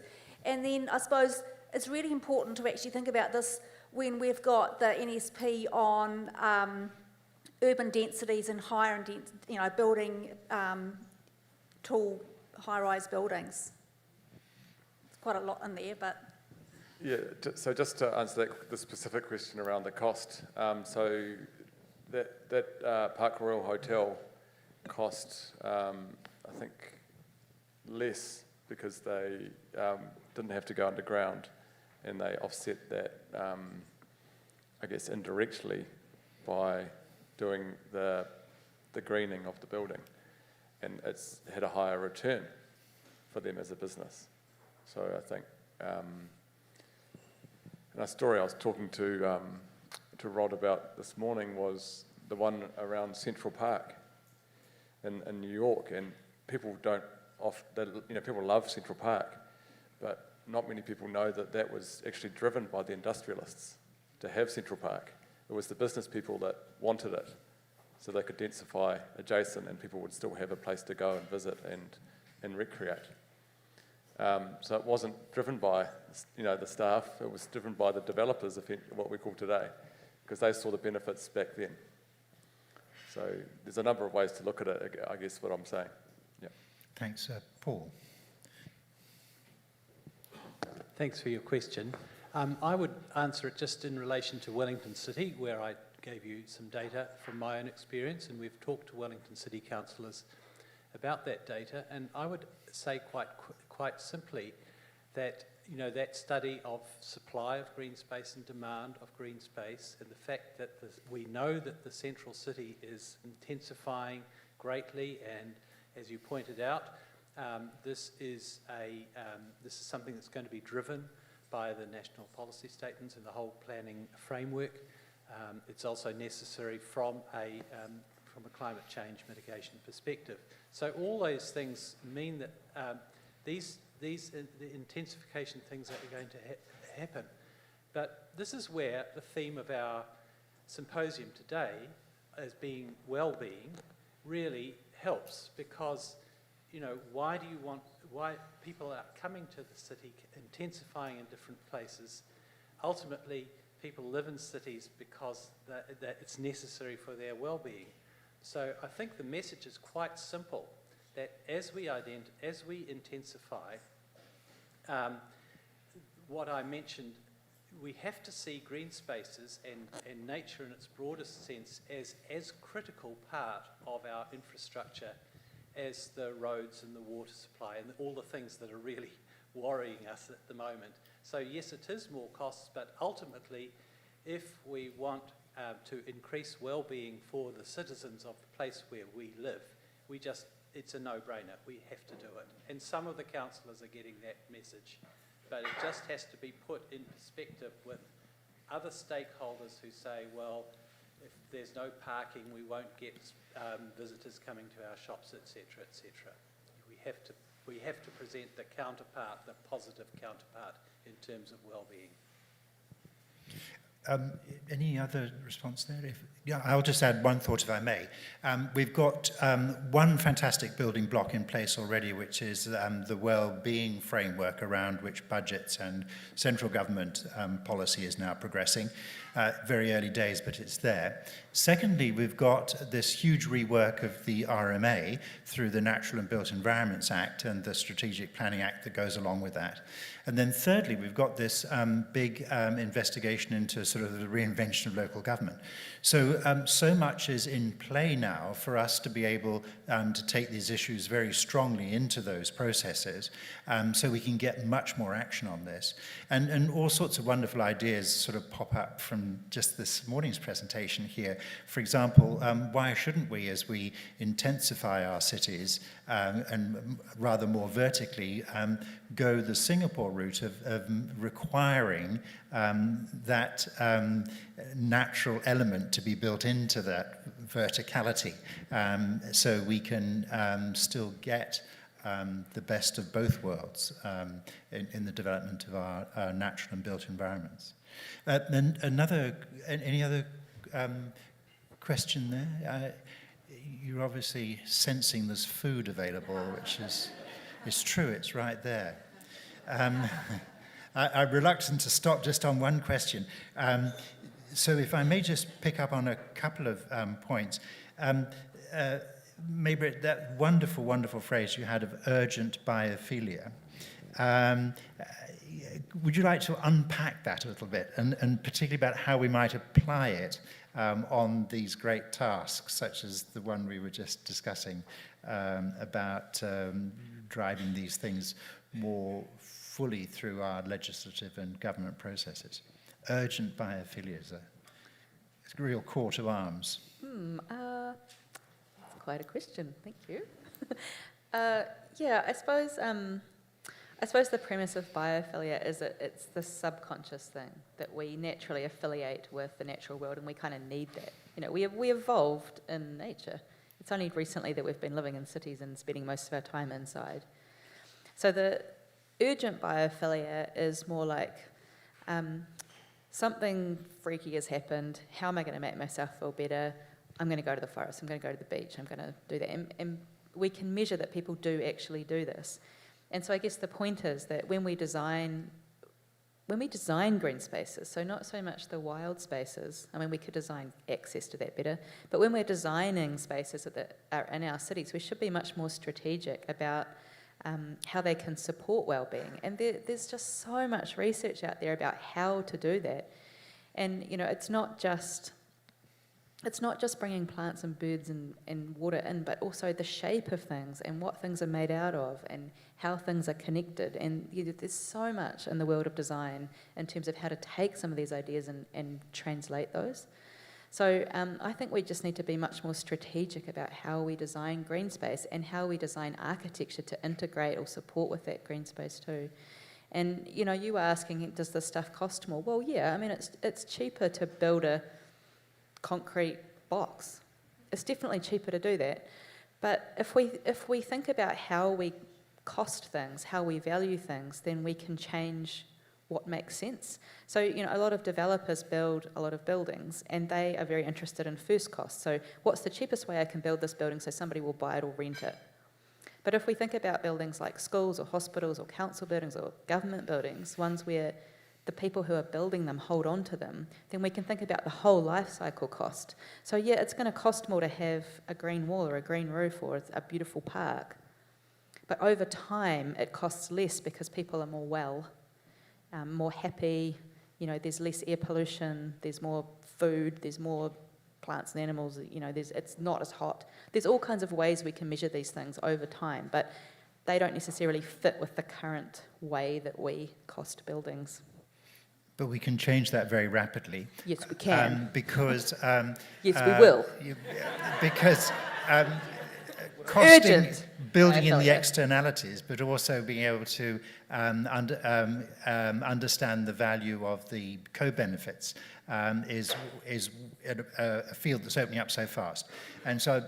sorry, this is slightly geeky, but I'm terribly excited about the Das Gupta report, which is a new report from Prahad Das Gupta at Cambridge University, commissioned by the UK Treasury, but it's about the economics of biodiversity. And it's been likened to biodiversity and ecosystems in terms of changing our thinking about how we think about the economics of this, with what the Stern report did in 2006 for the economics of climate crisis. So this is very much a live field that we can work on that.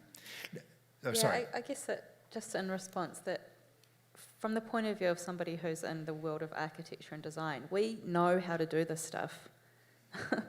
It's not about new technology. I mean, more research would be great, that's always great, but the problem is that, you know, we need more bold policy. So if the council just said, okay, everything in Wellington that's new has to have a green roof, and Paris has done that, Singapore has done that. You know, if there's some kind of mandated policy or society starts to value these things, then we can implement new things. So it's not that we need to figure out how to do this stuff. We have a lot of examples. Yeah. Thank you. I'm going to have to stop here because biological signals are important, and I think for all of us, lunch is calling. So a huge thank you to Tim, to Dan, to Maybrit and Paul, and wonderfully Tanya online for this terrific session. A big hand for them, please. Thank you.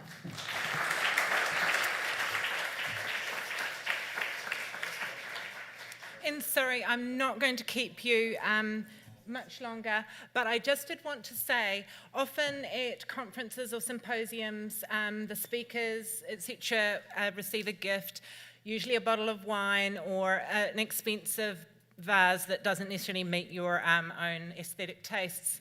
But we are doing so much better than that.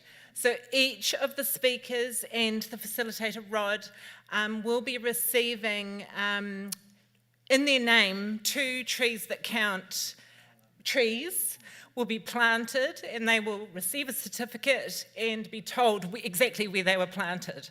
And I think that's a wonderful way to celebrate their expertise and consider their contributions today. And the first panel also received these, so they didn't miss out. So I'll give these each to you. And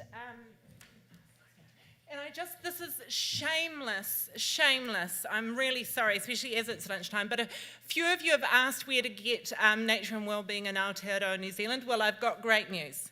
Just from that table, even better news, it's a special, so $5 off today, special symposium price, and if you don't have $35 on you, you just give me your email and I will send you payment details. So off to lunch, have a wonderful time, and we'll be back here around about 1 to 2-ish. Yeah.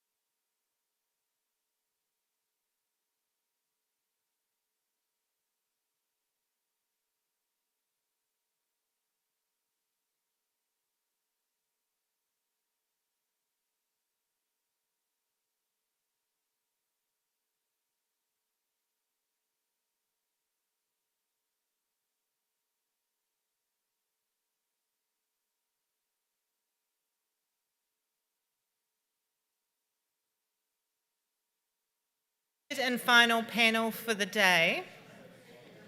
Bearing in mind we do have a wrap-up discussion session which will be facilitated by Rod Oram to finish the day, but this is our last panel with speakers.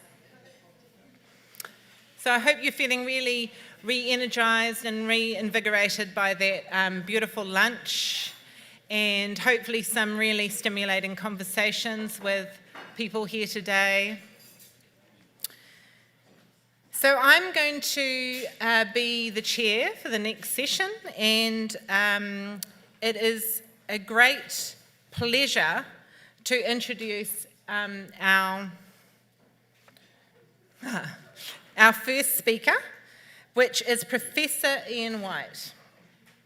So Ian is Professor of Environmental Planning at the University of Waikato, and you will have all read his profile, so I won't go over that in detail, but he describes himself as being committed to engaging with researchers, practitioners, and communities to generate real-world impact concerning new forms of spatial development, climate change adaptation, and addressing the housing crisis. So he's a great person to have in the mix. And today, talking about 20-minute cities, which is a topic very close to my heart. So handing over to you, Ian.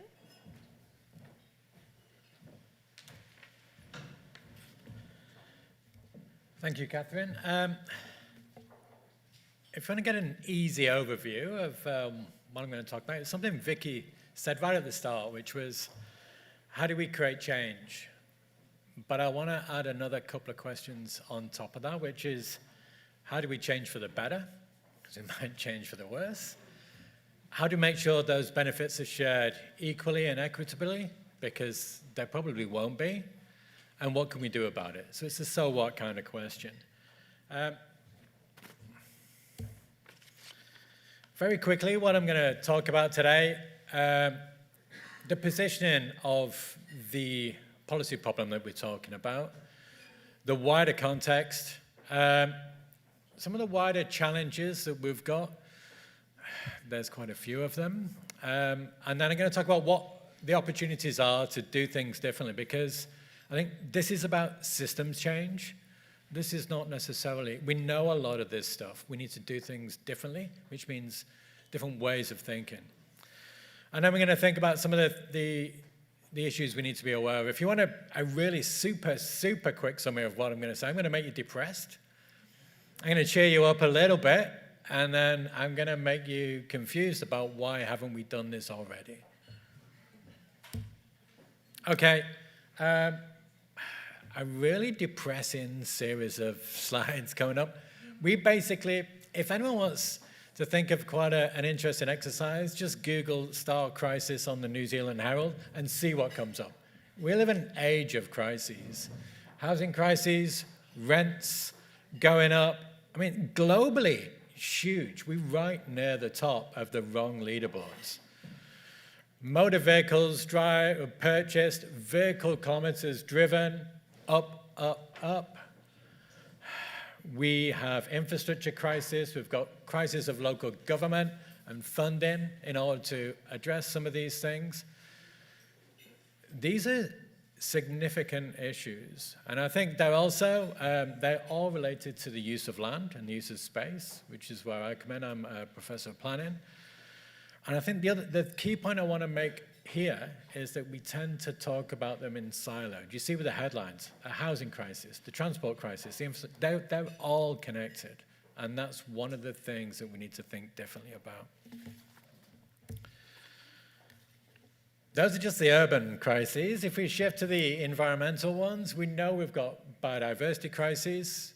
We know there's, I think, thousands of species at risk. We know habitats have been encroached. There's a really good point before around densification. We will probably never have as much green space in the city as we have now unless we act, because there are major pressures on our land use. And so what are we going to do about providing an alternative vision for that land use? This is climate change. This is one of the most interesting figures from the recent climate change report. if it's little bit far away, it's basically the global emissions or the national emissions profile and split into sectors and a little bit about time. I want to just basically draw your attention to the blue bit. Blue bit's transport. Now, we've already had a couple of issues trying to change a single street in Auckland, in Hamilton, in Wellington. Look at that scale of change and just think about the scale of the challenge that we have in order to try and design our cities differently. I did try and put this into words, but I couldn't, so I've just got an exclamation mark because this is our challenge. How to do this over the next couple of decades. This shift in emissions it's huge. And on top of that, you've got these other issues that you have to tackle as well. So this is where we get to joined up thinking. Now, if you then start to look at the Climate Commission report in more detail, you see this shift to autonomous vehicles, electric vehicles. You are going to see why it makes sense from a modeling perspective. You've got a model, you plug in the emissions where it comes from, there's a technological fix, you plug it in, it goes down, but really this is not great for land use. There's infrastructure demands, there's parking demands, it's not great for equity. We really need to think about shifting the dial towards other forms of active travel and transport and using space differently.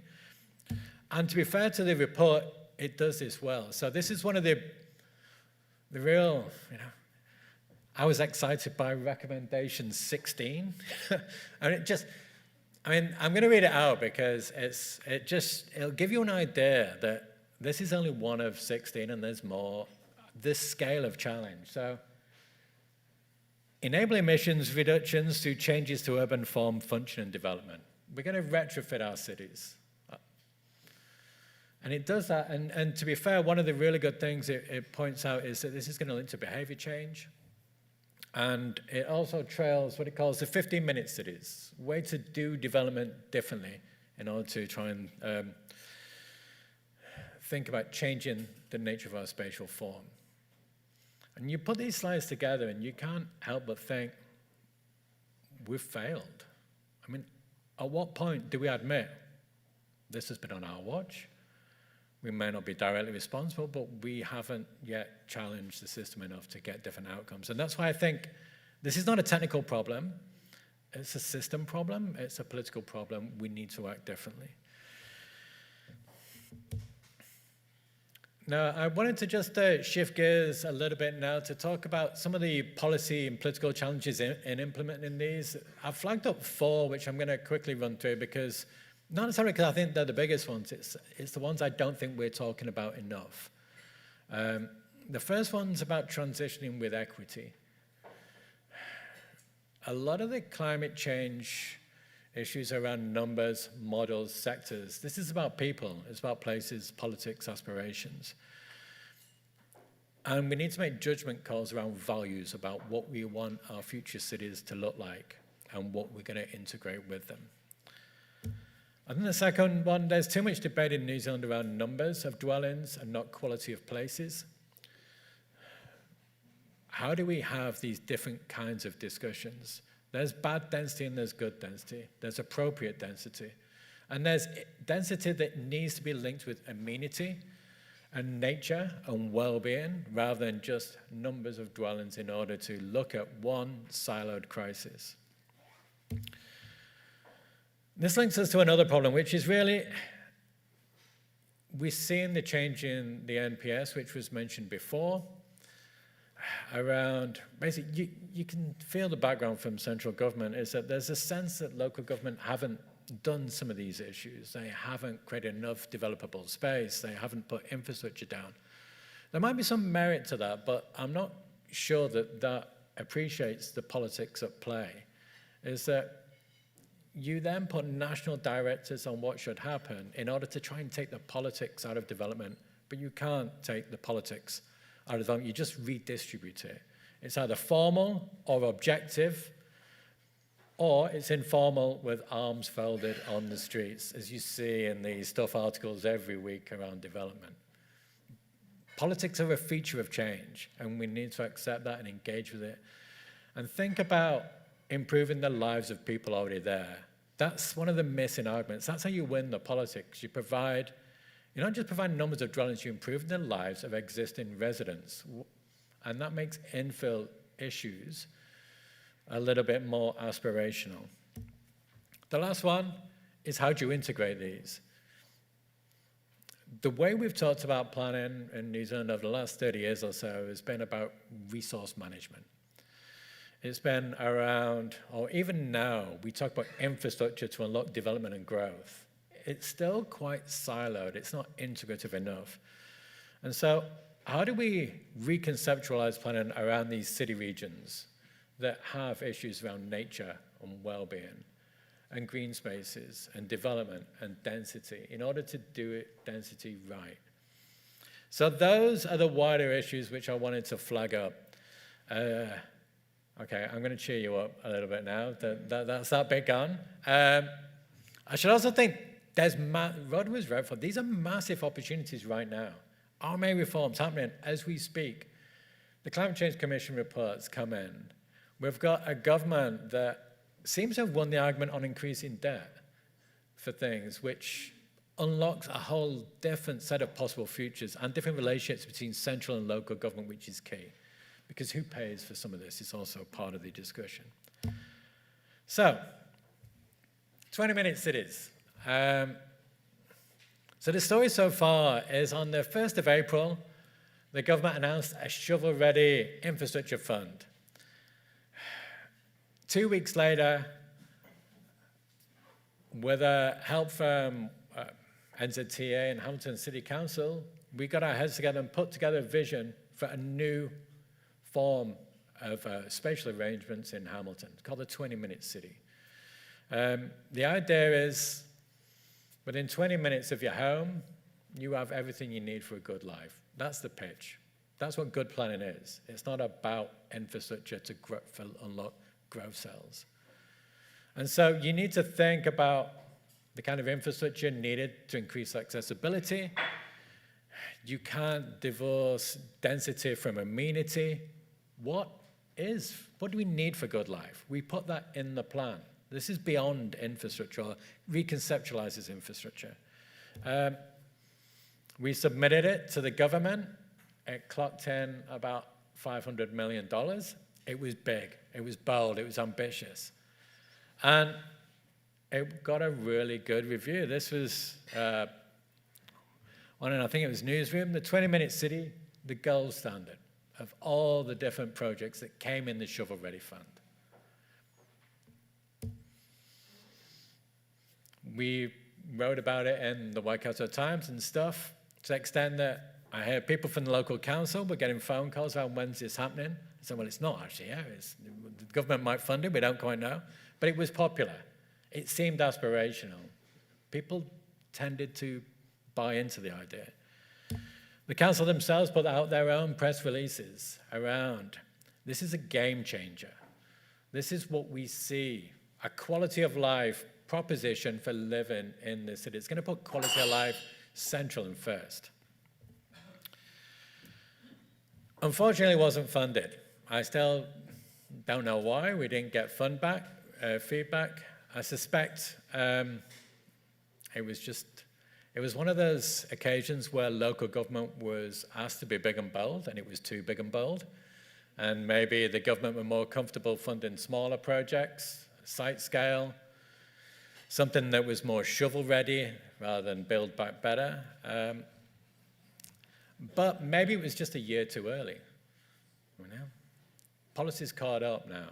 We seem to have a different policy environment. I think if it was resubmitted, if there's an opportunity to resubmit it, I think the government would find it hard to turn down, because the idea was it wasn't just an infrastructure plan. It was a spatial vision that was tied to a university to understand how change happens in real time. We were going to turn the city into a living laboratory. We were going to understand the health effects of change. We were going to try and understand the psychology of change. Everything we say we need to understand now, it was part of it. Maybe it might get recycled in the future. Who knows? So some of the ideas behind it aren't particularly new. For anyone who's a planner in the audience, this is the most famous planning diagram in history, probably. Ebenezer Howard, 1898, the start of planning, or the start of formalized planning. But it's the same idea. It's about linking people to amenity, an appropriate size development, and planning properly around what is a good quality of life. When I was studying to be a planner in the 1990s, we studied these two aspects around towards an urban renaissance and new urbanism, basically thinking about shifting away from auto and car-dominated development to focus on quality of life, walkability, mixed-use zoning. Those kind of ideas really started to come out then, particularly alongside sustainability, which started to come up the rails as being the new planning approach. So how do you implement sustainability? Portland were the first to really run with what we call the 20-minute neighborhood, so this idea of time space. A lot of it was around walkability, heat maps of how far people can go. Melbourne are the farthest advanced globally at the moment. They've got quite strong policy networks, budgets lined up in order to understand what this might look like. Some of the ideas there are what they think are of value. So there's a lot about access to jobs, services. It still feels quite technical. And Paris are the new cab off the rank. They're not anywhere near as far as Melbourne, but they're the bravest politically. And that's another thing I wanted to flag up. A lot of this isn't new, but it involves brave politics. And maybe that's one of the things that we really need to discuss. How do we get braver politics? Okay. There's a whole load of research emerging, and you'll have heard a lot this morning actually, around the benefits of this kind of spatial arrangement.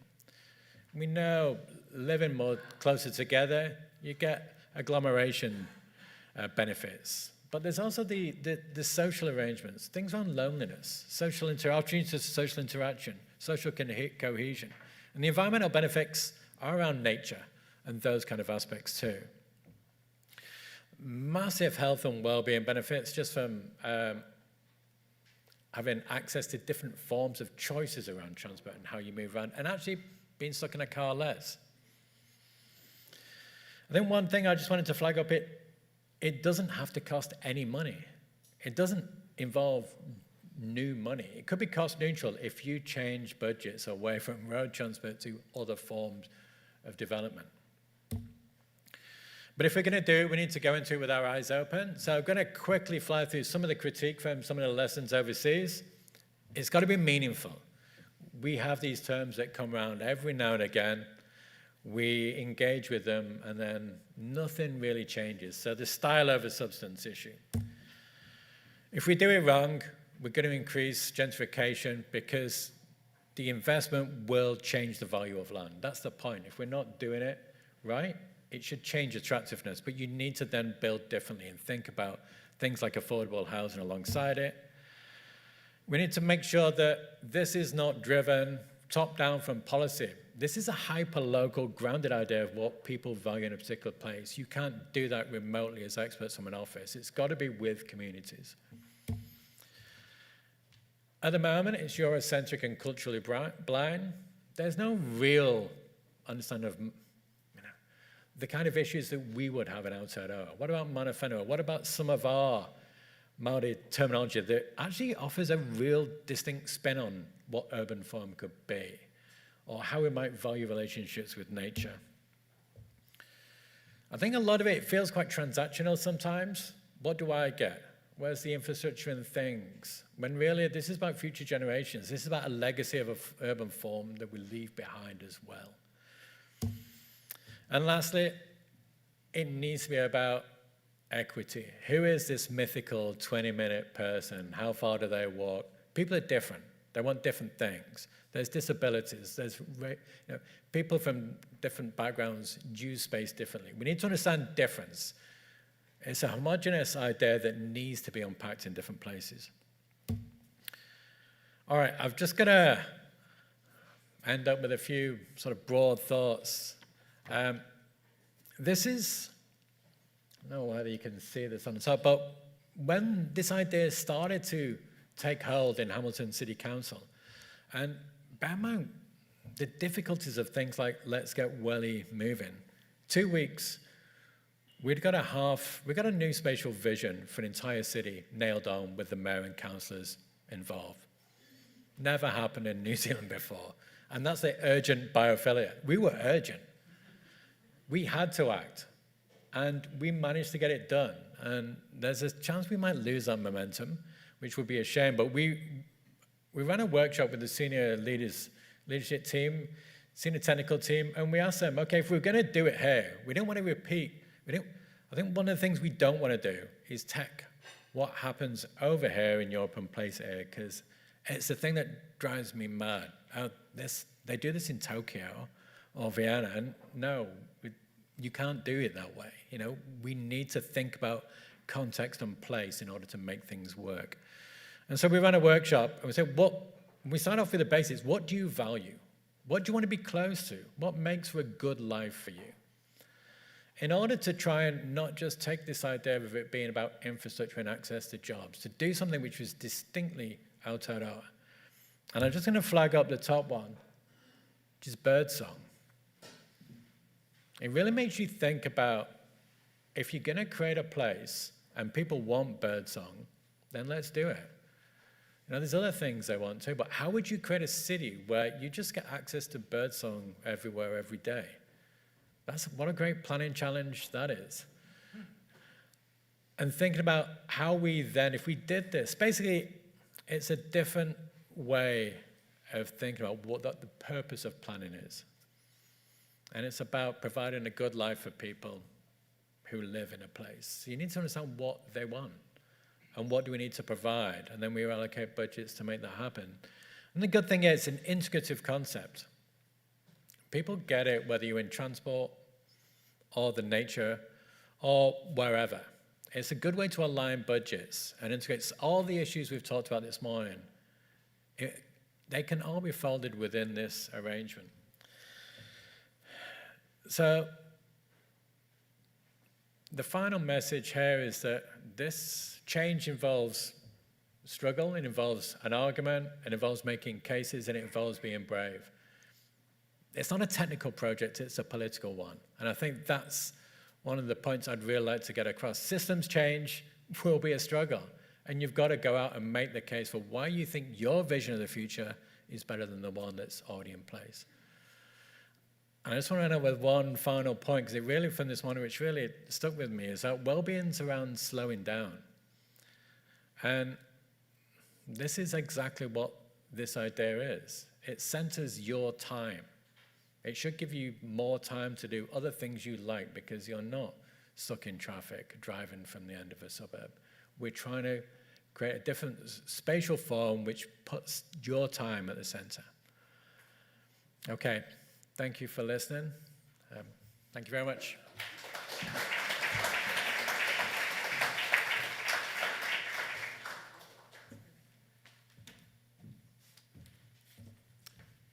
Thank you, Ian. That was excellent. And yeah, I guess two big themes there was the importance of vision, and I think that's what people enthuse people about this idea of the 20-minute city or neighbourhood is that sense of vision, and also the objective of, you know, having everything you need for a good life within 20 minutes of your home. Everyone can understand that. It's not technical. So, and the other thing the other theme there was systems thinking and systems change. And I really loved that diagram, the archetypal planning diagram from wherever it was, how it had a section, home for waifs and an insane asylum, quite close to the centre. So something obviously we need to reintegrate back into our thinking, perhaps. I'm not sure. But so thank you very much. So just introducing Professor Bruce Clarkson, who is an ecologist, and he is based at the University of Waikato. He has many, many roles, and many achievements in the space of ecology, nature restoration, and so on.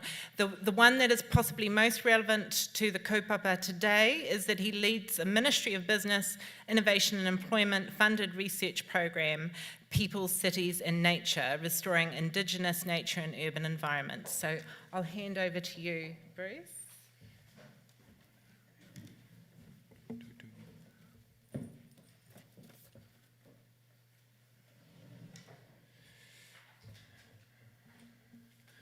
Kia ora koutou. It is a privilege and a pleasure to be here today. Thanks to Catherine for organising and MFE and everybody. I guess I wanted to share with you some thoughts on my specialist area. I'm not trying today to cover all of the topics that have been already covered today. I am going to try and drill down a bit into some of the ecology behind the system and what we need to do to protect and save it. Because in urban areas, and in fact in wider Aotearoa New Zealand, we do have a biodiversity crisis.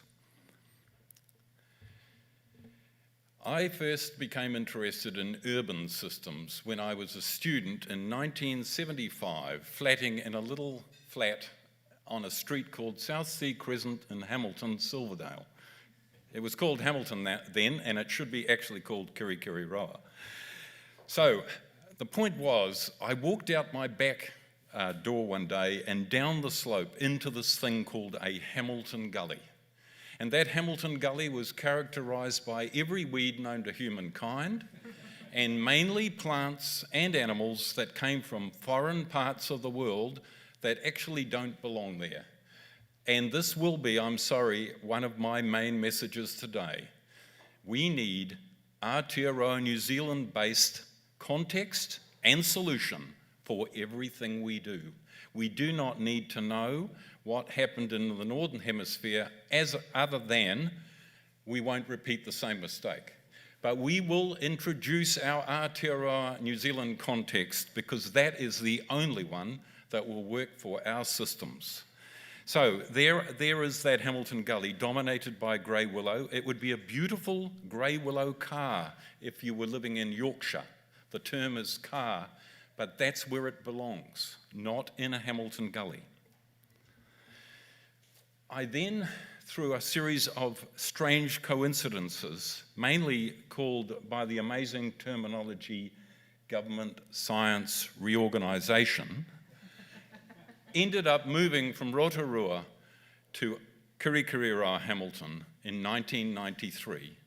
So there was that big time gap between when I first saw a Hamilton Gully and when I left and went away to make my living as a research scientist at the Forest Research Institute, and then came back in 1993. And I determined at that point to try and find out, can you actually restore a Hamilton Gully back to Indigenous dominance, back to a reference ecosystem of the style that it would have been in the original vegetation?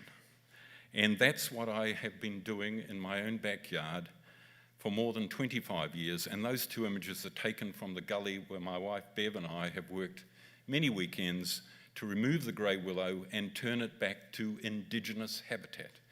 The point is, it can be done. Do not believe people who tell you that New Zealand flora and fauna are inferior to something from the Northern Hemisphere, cannot cope. All New Zealand flora and fauna need is half a chance, and they will reassert themselves on the landscape. But there are some critical ingredients of how you do that that I also want to cover off today. I also want to remind you of my program, which is clearly not coming up today. When I say my program, this is the program that I lead. It has multidisciplinary membership. I don't think it's going to show it, no. Somehow it's been lost in translation. Funded by MB, and it has been the consequence of my determined and persistent efforts since the year 1993 to convince people in authority that urban ecology is an important discipline, and urban ecology that particularly contains ecology relevant to Aotearoa New Zealand's context. So our program is multidisciplinary. It has mātauranga, it has social science, it has psychology, it has ecological science, it has all sorts of stuff going on, and that is the only way you can make progress in this system. It must be trans, multi, it must be cohesive, it must be synthetic, have the ability to bring all strands together. Having said that, I'm going to now go on and tell you a bit about my own research. I can't help that, I'm sorry. We have wide Aotearoa New Zealand coverage in our program, and these are the main strands of research that have been going on since 2016. You'll see that one of the most obvious ones that's going on in most of the major cities of New Zealand is to do with restoration planting, because restoration planting is the key ingredient needed to build habitat extent back to the size that it needs to be to truly enable us to have Indigenous biodiversity in our urban environments in perpetuity. The model here is working with councils and the community, mana whenua, iwi hapu, whoever who has an interest in this area, and to work alongside them where possible to help and support them to, I guess, assert their mana whenua, to gain the mana of restoring the land, to actually empower the community, because that's the other key point that I wanted to make today. Only when the community is empowered will we have the permanent, resilient solution to what we're trying to achieve. In my own research, I focused on these topic areas. I'm not going to read them all out to you. I just wanted to make some key points about really knowing what you are doing when you are doing restoration in urban environments. It's not just a matter of popping a few trees in the ground. It's way more than that. And it's actually about species occupancy. It's about what was the suite, the assemblage of flora and fauna that used to be in your backyard before all of the change was made on the landscape. And these are just some of the elements of the research that we've been doing in our research program to try and help that process of supporting councils and the community more generally to bring Indigenous nature back into urban environments. Some of it is quite mathematical. I'll make no apologies for that. This is a structural equation model that we've developed by assessing a chronosequence of restoration planting sites, basically from Kirikiri-Rā all the way down to Invercargill, and trying to understand where are the critical threshold points that you need to achieve if you're really going to establish long-term regenerating Indigenous habitat. That's what the graph is on the left. It shows the break point in humidity, which occurs at about year 20, when you've finally got control of the site. When you've got canopy cover, you've raised the humidity and the native plants start to regenerate, both from the ones you've planted, but from other plants coming in from the side. And what the focus should always be, of course, on restoration planting is on establishing resilient, regenerating systems, not one-off systems. These critical breakpoints are important for knowing when you come back and intervene and do what we call enrichment or enhancement planting. Because if you don't do enrichment and enhancement planting in an urban setting, then you're on the road to reinvasion by weeds in particular. Now, part of my research, of course, came to a complete standstill during COVID-19. Like many of us, you know, we were all impacted in some particular way, and most parts of the world have not yet come out of what we call now anthropause, right? That's when everything stopped and we've got to rethink the way we're doing stuff. So we in New Zealand are uniquely lucky in the sense that we are out of anthropause in terms of field work. I'm back doing field work. Because like Danielle said before, actually I'm an addict, a nature addict, and if I don't get my daily dose, then I'm finished, basically. So what have we been doing? Well, what we've noticed on the software that Tim introduced us to, iNaturalist New Zealand, is that during the period of lockdown and not long afterwards, there was a massive surge in interest in backyard biodiversity. And here are the statistics here. No, they're not, I noticed. They've gone missing. Approximately, I will remember, something of the order of 5,000 observations, and of about half of those have appeared during the period of lockdown and post-lockdown. So people have taken interest, as Dan said, in their own backyard. Unfortunately, not all of the impacts have been positive. Tuna, eel in some Hamilton gullies was badly reduced in number during lockdown and directly after lockdown. So the point I wanted to make, though, is that this is another way of gathering knowledge around your urban environment. iNaturalist is now providing new databases for us to explore and use as we plan, as Ian said, as we spatially plan to address some of the issues that we still have in our gully ecosystems in Hamilton. So here's my little pet project. I've been working on understanding our native tree fern, wheki, which when it is over 20 years old in a Hamilton gully will attract some really interesting epiphytes.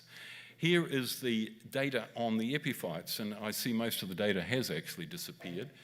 But what we have here on the diagonal is a series of sensitivity indicator. These are the ones that are most sensitive on the far right. That's the tropical fir moss illustrated there. Phlegmariurus is its amazing Latin name. Isn't that a great name? Yeah. On the left, the one that everybody will know will be leatherly fern, Pyrosea. That's the one that is least sensitive.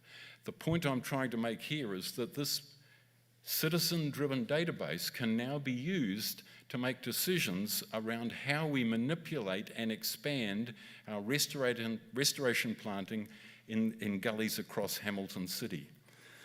Also, using the same sorts of data, you can get an idea of habitat quality using citizen science information. Here's a couple of rare examples from Kurikuriroa, the rare ground fern Leptopterus, or heruheru is his Maori name, and it's on the left, and on the right, the epiphytic orchid Pekawaka, or Irina mucronata. These are very sensitive plants that are only found in the places that have the very best canopy cover and the very best humidity conditions. And again, they can be used as indicators to determine where one might prioritise their effort in terms of fixing some of the gully plantings that are going on, but also to be sensitive about how one introduces those plantings. Because if you open the canopy near these special wheki or near these special species, you will actually set them back. You're likely going to cause them to be lost, and you will then need to wait another 30 years for them to recolonise. This is the sort of information that must inform restoration activity in urban systems.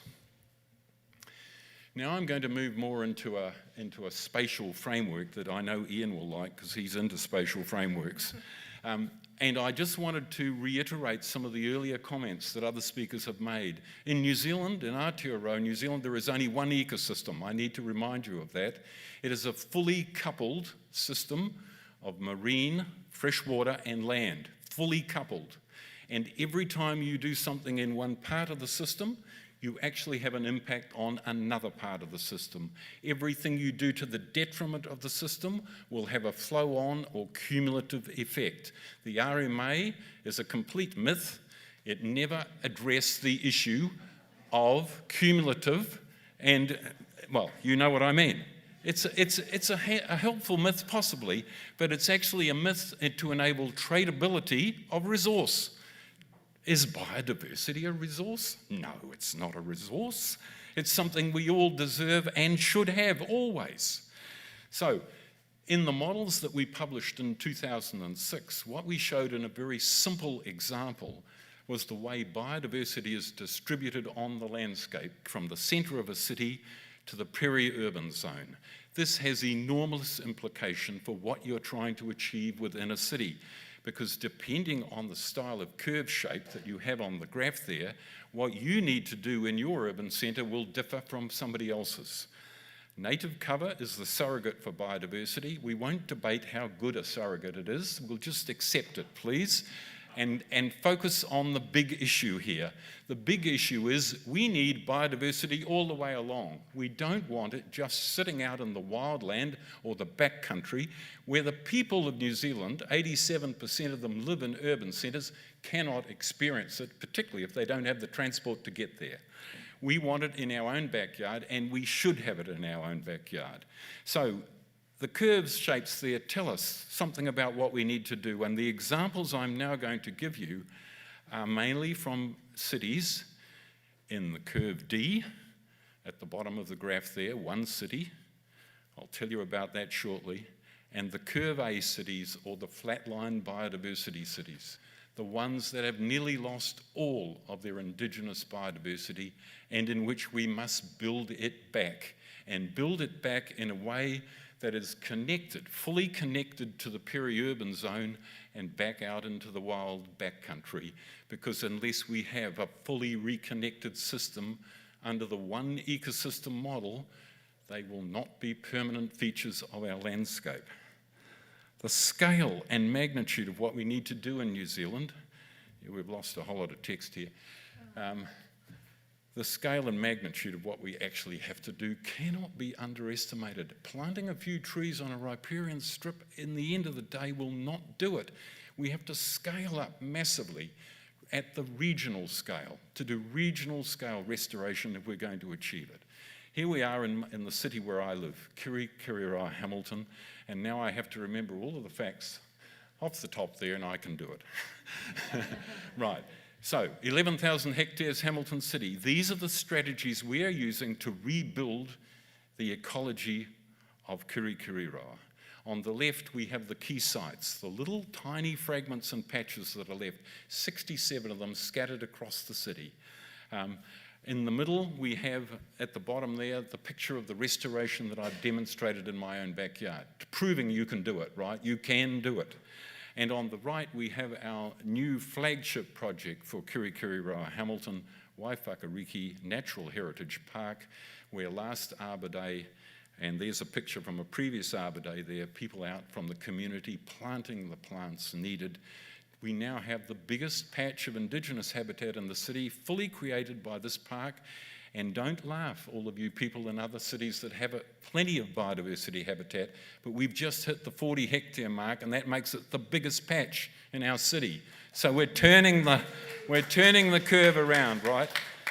And of course, what's also happening in Hamilton, and this is the remarkable political shift that Ian was referring to, all of this can be done if the people in power in the council or wherever it is are listening to what the community wants.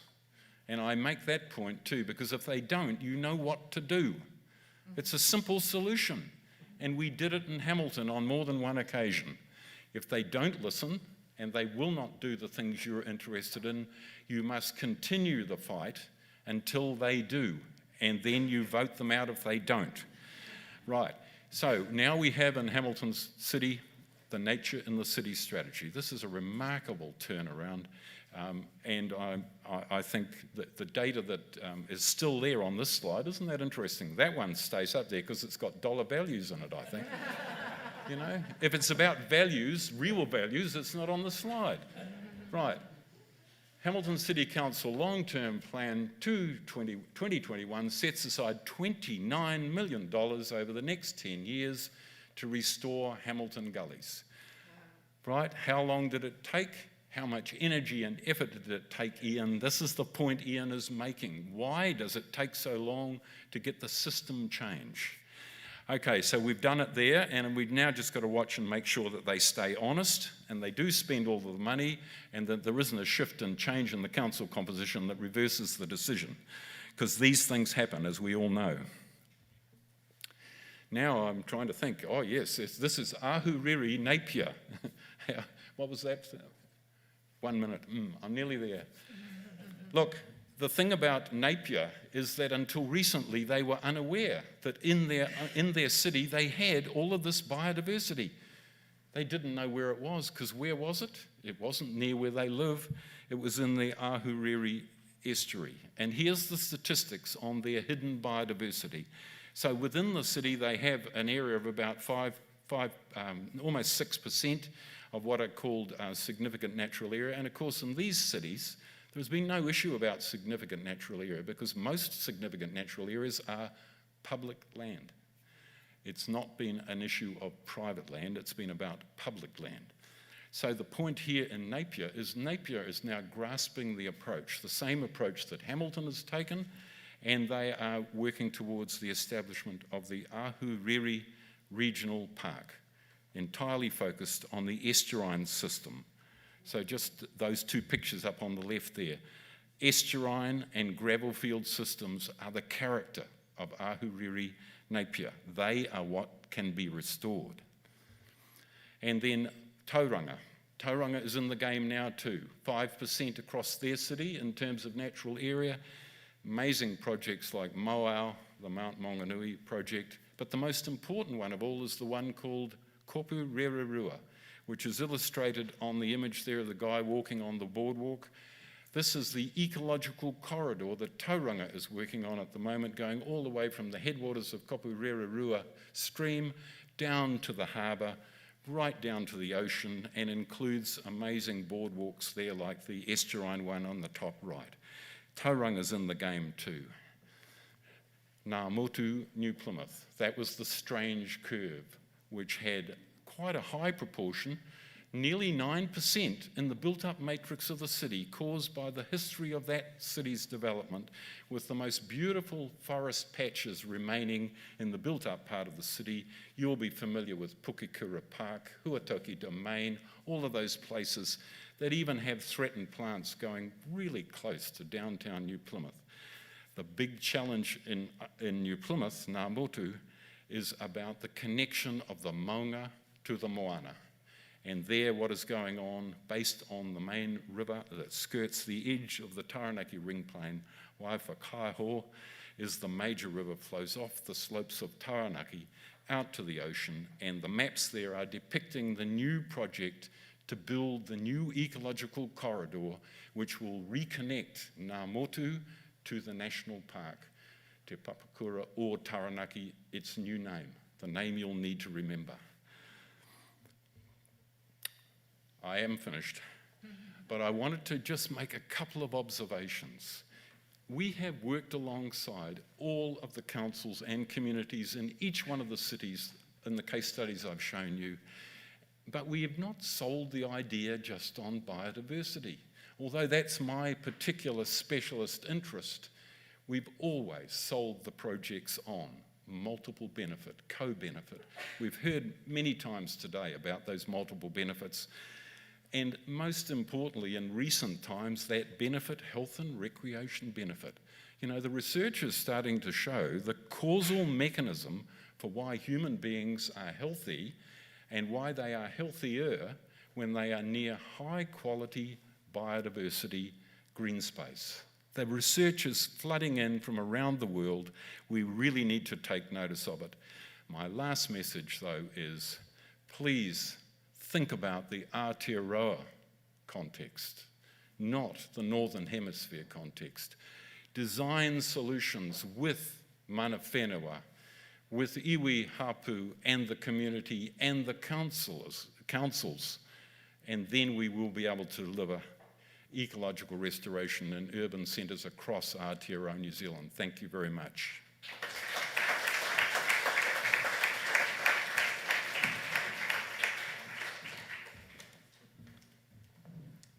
Thank you so much, Bruce. If I have any criticism of that presentation is that he was way too modest, humble about his own role in all of those achievements.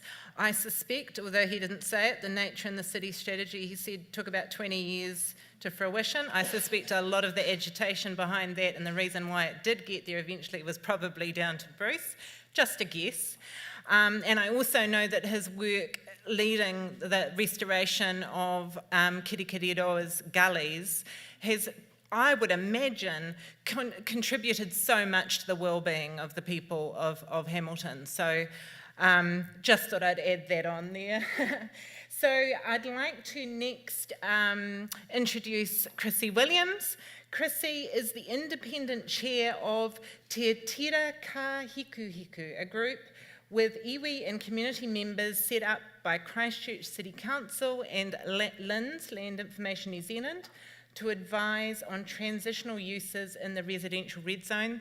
And Chrissy was also previously a city council for East Christchurch, so a very experienced operator in the local government area. So over to you, Chrissy.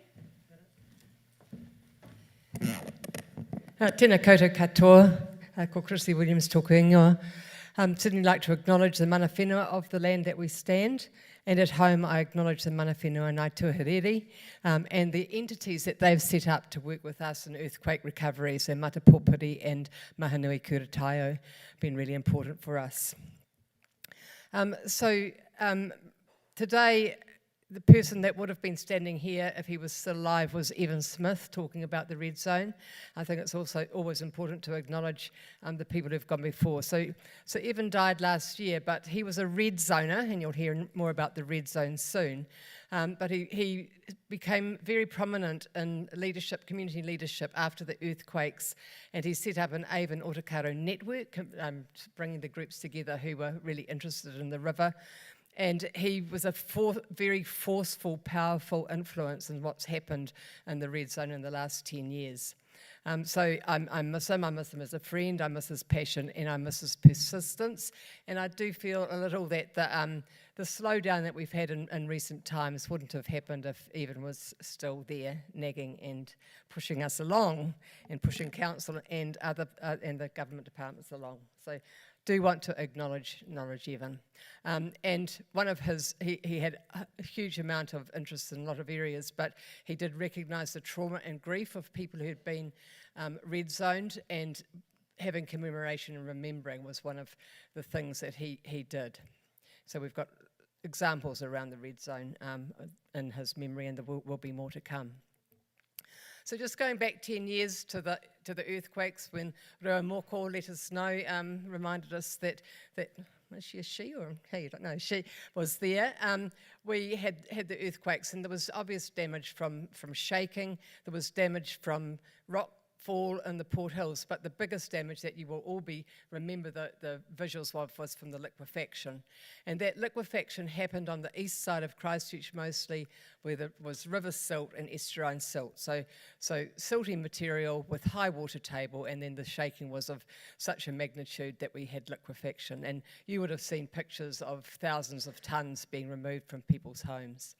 So liquefaction is still a risk for us. So there was obviously a lot of damage.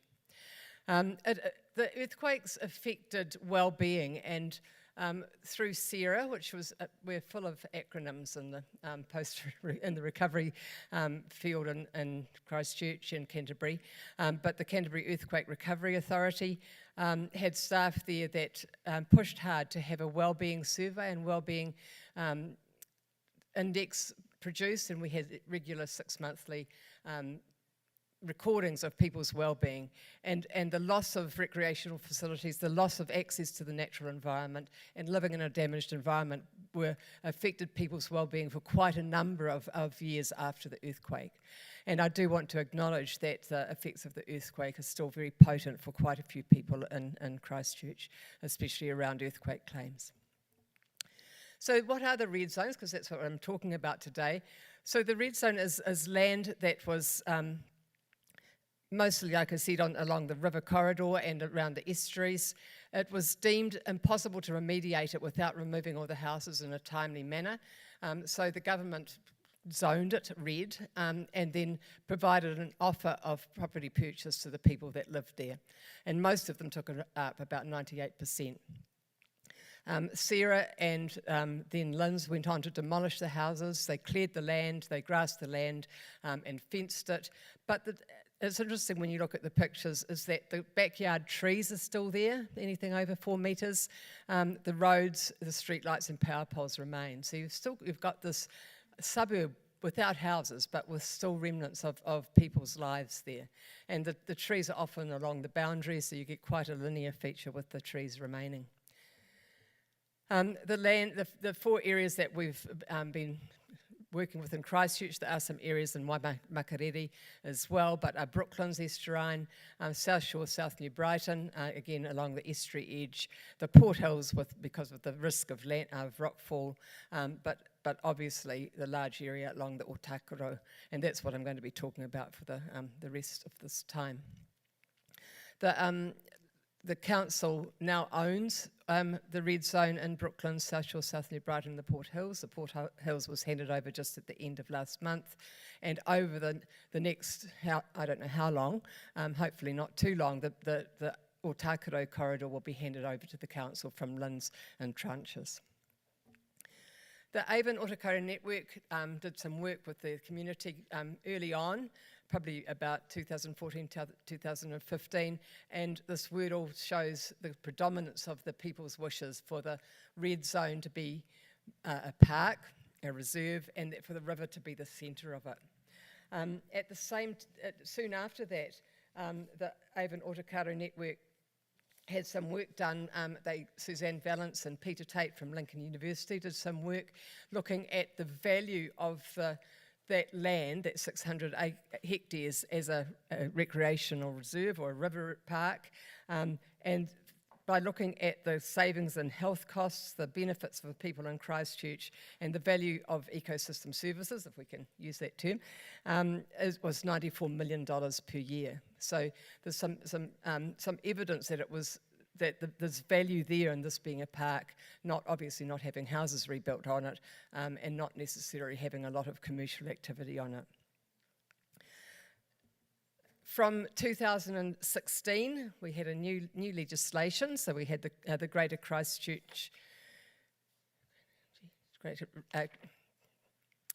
get it right in a minute, Greater Christchurch Regeneration Act 2016, and that allowed for regeneration plans to be developed. So Regenerate Christchurch was set up, and it developed a regeneration plan for the corridor, for the Otakaro Avon River corridor. It took 2 years to develop. I was working at Regenerate Christchurch at the time and worked on some of the ecological inputs into that plan. It has a vision that you can see, and objectives, which I've summarised. I find it interesting that the vision is very much focused around the river, but people's focus around the objectives and about what's happening now is about the land beside the river. So the river seems to have lost its importance in some people's mind as being what we should really be aiming to improve and connect with people. It's really the land, the 600 hectares of the land, that seems to be dominant. When the regeneration plan was developed, there were also objectives, policies and rules, and a development plan inserted into the Christchurch District Plan. So when the recovery plan no longer has any legislative effect at the end of this month, when the Regeneration Act is revoked, we still have the main intent of it in the district plan. So it will guide what can happen in that area. Included in the plan is preferred land uses or suggested land uses. I think the most important part of that is the 345, over half the area, as a green spine. So it's recognised that within 150 metres of the river is very subject to liquefaction and lateral spread still.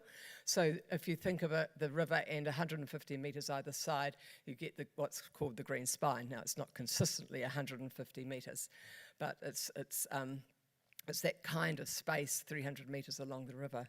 And within that area, the focus is on Mahangakai, ecological restoration, and then an 11-kilometre city-to-sea pathway. There is some suggestion that there could be housing on the edges, but I'm picking up that people who are living on the edge of the red zone have become very used to having a lovely green space right beside their house, and I think they'll be quite reluctant to have houses inserted between themselves and the green space. There's also allowance for stop banks to be shifted further away from the river, so a lot of the stop banks repaired after the earthquake. They're not in good state, and the idea in the regeneration plan was to shift them further away from the river. They could be wider, they'd be more stable, they wouldn't cost as much, and that would give the river more space to move. There's some debate whether that's going to be financially feasible, because there's still a lot of infrastructure in that zone, so that's just something that I've become aware of quite recently. There's also allowance, and it might show up on that plan, as 80 hectares of wetland for stormwater treatment on the landward side of the stop banks, which I'll just talk about a bit more soon. So Catherine mentioned Te Tereka Hiku Hiku, so that's the group that's been set up to advise LINZ and City Council about transitional uses. I'm the independent chair. There's 13 of us. It's a big group to manage. And it, as Catherine said, has members from community boards from the community and 2 iwi representatives from the 2 runanga that have interests in the area. So we provide recommendations. We get information about people wanting to use different parts of the red zone, and we provide recommendations to LINZ whether we think they should issue a lease or license to those groups and what conditions might apply. We also have some funding that's come from council to distribute to groups who are wanting to do work in the red zone. And I'll talk more about governance towards the end. So, now changing tack. So what's happening now? I've called my talk Reclaiming the Red Zone, not restoring it, not regenerating it, but reclaiming it. And I've thought about that word quite carefully. So it's about nature reclaiming the red zone. So we started with houses on the red zone. It was cleared, and you can see in that bottom picture in Bexley, the same street pattern there with some trees. Bexley was quite a recent subdivision, so not so many trees. It was right out east. It was the poster girl of the earthquakes.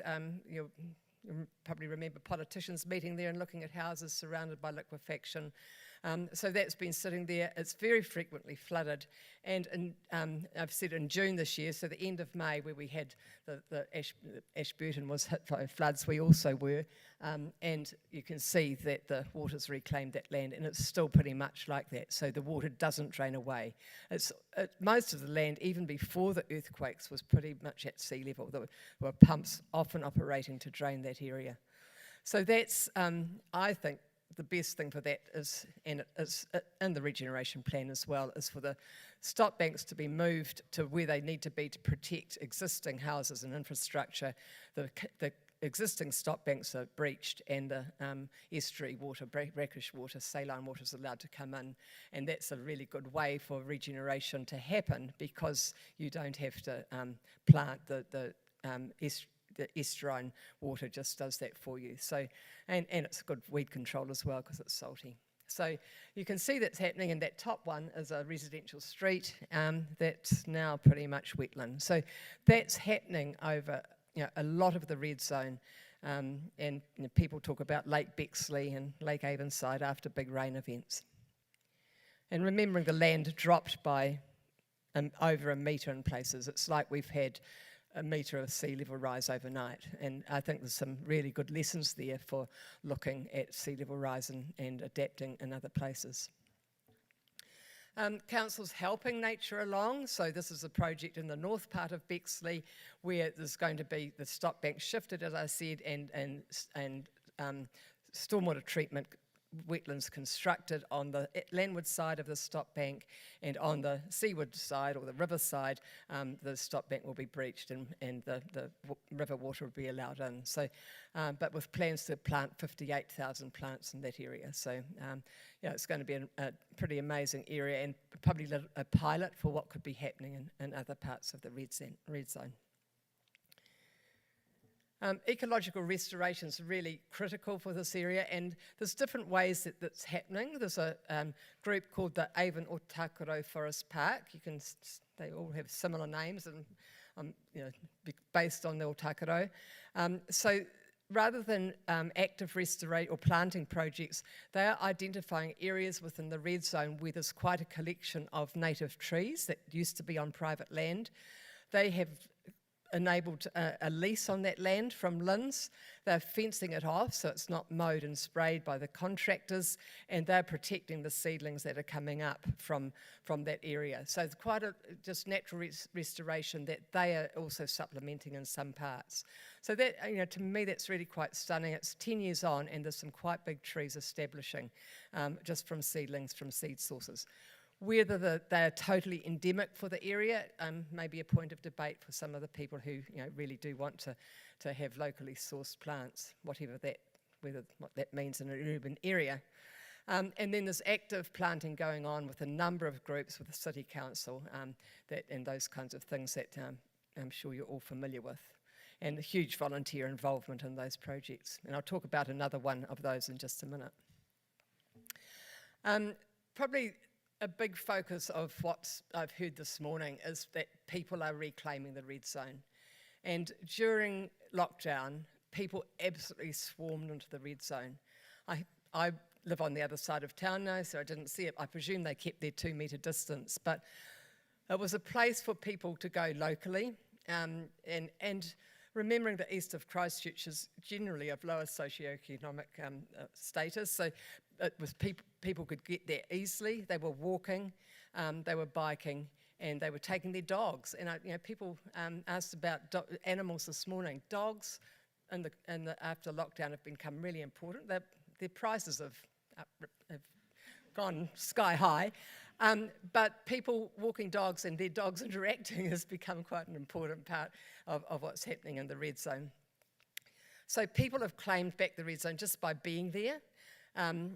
There's sort of talk of activating the red zone. Well, some of the locals are saying we're activating it. We're activating it by being there, and they're activating it by being there together and socialising and connecting with other people. There's examples of where there's commemoration and seats built, and people have installed things to make it more pleasant for people to be involved. There's community gardens. There's Richmond area particularly has got a very strong community organisations that have leases over quite a lot of the land for community gardens, and foraging has become huge. And people do publish foraging maps, which I think is always risky because you get trees being stripped, but foraging is a huge part of what's happening in the red zone. And then there's other sort of small activity areas with pump tracks, disc golf, some drone racing, and then the river being used still by rowers, dragon boaters, wakarama, kayakers. 2 examples of what's happening. Ava Notakaro Network had funding, and they employed facilitators to work with children. So Banks Avenue School have their project quite close to their school called Adventure Avenue, in Woodchester Avenue, close to where I lived at one stage. And they've been working together to try and develop plans for that, and have built some bike tracks and some play areas, but have really worked hard to both communicate and work with the local community and with the council to get that work done. Most of the students that were involved initially have moved off to intermediate school, but they still take an interest in the area, and they formed a very strong bond with Evan, so that's part of their memory as well. The other one that I've called Student Projects, it's just one example. There's a trust set up called the Eco Action Nursery Trust, and it's run by about 4 or 5 people, including one school teacher. They gather seeds. It's very similar to what we heard this morning. They gather seeds from locally sourced forests, from Travis Wetland and Riccarton Bush. They then nurture those seeds, and then they pass them on to the schools to grow them. There's 16 nurseries at 16 different schools, and then they plant them. So you can see the graph of the rate of increase of production of trees. This year they're planting 12,000. There's a planting next weekend, and they get 200 or 300 students and community people turning up. Our group has funded them and is going to fund them again this financial year, but it's just amazing. It's driven by about 3 or 4 people, one of whom is a full-time school teacher. So, volunteers are just doing amazing stuff. One of the nurseries is at Christ College, those people who know Christchurch and its schools.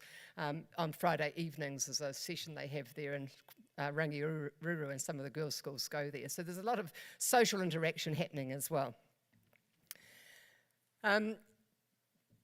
Initially, when the red zone was set up with fencing and signage saying please don't enter, it did feel like a place that people weren't meant to go into. Now the City Council's managing that land, people are being made more welcome. So a lot of the fences have come down. That picture on the right top, there's a white post project that shows sort of entranceways to encourage people to come in. When Evan was alive, he worked hard to get Te Ara o Takoro, which is a trail that goes from the city down to the sea, along the existing roads and along the stop banks, and that's really, really quite rideable, and again was part of the focus during lockdown. And the City Council got funding from the Canterbury Earthquake Appeal Trust and are building 3 pedestrian bridges to reconnect communities, one replacing that Midway Street Bridge that was one of the iconic pictures from the earthquake. And then there's many events. There's some different places in the red zone that they happen, but there is one particular event site where quite a few of them are held. So it's a way to bring people into the red zone and to get them to connect. And the Meet in the Middle was one that was set up about halfway down the river, where people came from both directions along the Te Ara or Takaro and met, and then had concerts and had some quite big names performing at them. So lastly, just what's the opportunity here? What's going to happen to this land in the future? First of all, I talked about Te Tirika Hiku being a transitional group. There's also this intention to have a co-governance entity, and to me this is critical for this land to be managed well and for decisions to be made in some kind of comprehensive way. So the City Council are talking with mana whenua to try and work out what that structure might be. Some of us did quite a lot of work on that, looking at case studies of different examples of co-governance around New Zealand, and some kind of charitable trust, to me, is the answer. There's various options there, but it feels like it's urgent to get onto that and to get something in place that the decisions are being made, like I said, in a comprehensive way, in line with the regeneration plan, not in an ad hoc way by different parts of the City Council. Ecological restoration on a large scale is important, and I forget where the ideas have come from, but the large scale nursery is happening with the City Council, it's happening with those school groups, and Trees for Canterbury are ramping up as well, which is a community organisation. Huge opportunity for carbon sequestration, and also funding from from 1 Billion Trees and other national funds. The Christchurch Foundation has got money and support from Meridian to try and put a tui corridor in. Tuis were reintroduced to Banks Peninsula at Hinawai a number of years ago, and they've spread throughout Banks Peninsula, but they haven't come over the hill yet into Christchurch. I think 2 have been seen, but there's an intention to improve the habitat between Banks, the peninsula from Littleton Harbour through the city. And I think for me, the indicator that we've done well in the red zone is when we work on having an Eden New Zealand project, Eden Aotearoa, in one of the loops of the river. It would be very different from Cornwall Eden. It wouldn't have large structures on it. It would be based around water and education of water and connections with water. It will be capital intensive, so just that's a wait and see. And the Flatwater Sports Group's not wanting an international rowing lake, but they want the lake widened, the river widened to enable better sport training and rowing training and some possible local racing. So they're working on a project there. And there is talk of also with Colin Merck and others about an eco-sanctuary. But post-COVID, I have the feeling that people don't want fences in the red zone, and so a fenced eco-sanctuary may have difficulty getting across the line. And lastly, a living laboratory, a place to learn about living with water, about rising groundwater, because it's sea level rise, groundwater rises, and that's going to be major. Stop banks don't hold back that water, and things like adaptive housing, but a whole lot of research, and there's some people from the university trying to coordinate that kind of living laboratory approach. So it's an exciting bit of land. It's 600 hectares. It's in the east of Christchurch. People talk about it being 3.5 times the size of Hagley Park. I don't like that analogy because Hagley Park is, in my mind, is grass and oak trees, and that's not what I think we're talking about with the red zone. We're talking about ecological indigenous restoration for a large part of it. So I'm sorry I haven't referenced some of the things I've talked about. I'm not an academic, I'm a lifelong learner, or not an academic in the institutional sense anyway. So, but I can supply references to those if people want them. Thank you.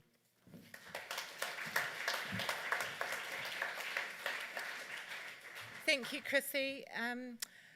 Really, again, the Christchurch Red Zone was something I covered in my book, and it really appeals to me in a couple of ways. One is that people may not realise, but often the Canterbury Plains are described as ecological ground zero, something like less than 1% Indigenous ecosystems remaining, which is pretty, and borne out by the fact that tui are not seen in Christchurch is kind of remarkable when you are in Wellington, for example. So born out of such, what was an absolute calamitous situation, the Christchurch earthquakes, born out of that has been this tremendous opportunity, and let's hope that the leaders, the ones that make the decisions ultimately carry that through and make it what the community wants it to be, because it could be something so remarkable. And the second point I just wanted to make was what also appealed to me was accessibility, especially from those communities that don't get necessarily out into the Port Hills or Banks Peninsula or up into the ski fields in winter, the lower socio-economic communities that also happen to be, as it happens, in the east. So it could be tremendous. So let's watch that space, and I invite you to actually go down and visit if you haven't already. It's quite remarkable. So it is my great pleasure to introduce our final speaker on this panel. So Mark Lewis is a landscape architect, an ecologist and partner at Bofamiskul in Tamaki Makaurau. And Mark has a passion for rivers and wetlands and how they bring cities to life. So looking forward to hearing what you've got to say, Mark. Kia ora, Catherine. You can take that off. It's a good hair day though. He mihi mauha tēnā kia koutou katoa. It's great to be here. Thank you, Catherine, and the Ministry for the Environment. It's been a real privilege to be here today and to have the chance to catch up with like-minded people. Te Oana is a project close to my heart. I've probably been working on it for in excess of 10 years, I'd say. It is a how do I go down? There we go. It is effectively was envisaged as a flood reprofiling project, which doesn't sound immediately exciting, but we'll get there. And it's in the heart of Tamaki Makaurau. It's located in Puketapa, Mount Roskill, and it runs from Sandringham Road in the east to Richardson Road in the west, about 2 kilometres through 3 local board areas. And the reasons for a flood reprofiling project are probably fairly self-evident from the slide. So this is immediately adjacent to the project area, and yeah, it's a low-lying area, and additionally there's some capacity issues in terms of infrastructure. But in actual fact, the main issue with flooding is historic. So in ancient times, the lava flows from the top of the screen there from the north flowed down from Oaraka, Mount Albert, and connected hands or feet or whatever you like with the lava flows from Puketapa and Mount Roskill. And it formed an impoundment which created Te Repo Tipuna, the ancestral wetland of Te Waiora Katoura, in this area here, which you can see it accommodates a lot of housing right now. So because in the last part of the mid-century last, the government determined that this was a good place for a housing estate. So unfortunately, you get the likely outcomes of some pretty severe flooding through there. And additionally, combined sewer overflows as well, which have obviously some health issues and property damage issues as well. Although this family here seems to be having a pretty good time playing in the sewage. And so there were a few efforts to rectify the situation, going back as far as the 1930s actually, in Public Works Acts programs. Mainly donkey and dynamite trying to blow their way through parts of the lava flow, the Kohatu basalt. And then more recently, some fairly brutal engineering responses to the project, which unfortunately have come to characterise a lot of these stream reaches. And unfortunately, we still have, we still had a flooding issue in the area. And so those 200 odd homes there are regularly inundated. And what's compounding the issue is that we're in one of the most diverse neighbourhoods in Aotearoa. So we're talking about first generation New Zealanders and refugees, already challenged by economic and social challenges, now being placed into these sorts of environments. And actually when I was showing this slide to a bunch of people the other day, it reminded me of a presentation I saw 2 decades ago by Professor Anne Spirn, who was teaching at UPenn at the time, I think, and now she's at MIT. I did some fact-checking on my story, but I'd like to share it with you now because it's quite interesting. So Anne, she works in justice through design and ecological design in Pennsylvania and Philadelphia mainly. And she worked on a neighbourhood very similar to Puketapapa in the sense of it suffered from flooding, from combined sewer overflows, and also from sinkholes. So houses were just disappearing under the streets. And of course you got abandoned buildings and vacant lots and that sort of thing resulting. But there was this obvious correlation between the poor economic deprivation scores and these same issues of flooding and so on. So what Anne did was she taught the local kids GIS, or Geographic Information Systems, electronic mapping. And the kids grabbed layers from all sorts of county records, and they found that that their neighbourhood was built on top of a stream. In fact, the Mill Creek was filled entirely, along with the floodplains and the wetlands and so on. And it just clicked in these kids' minds that the state of our neighbourhood and all of its challenges is not the result of us or of our community, but it's a result of municipal planning and engineers' decisions from a century ago. And those kids were the kind of the catalysing force working with Anne and her students to reappropriate these vacant lots and turn them into active open spaces and restored floodplains, rain gardens, daylit streams, all of these refreshed, restored environments that directly related to the buried stream.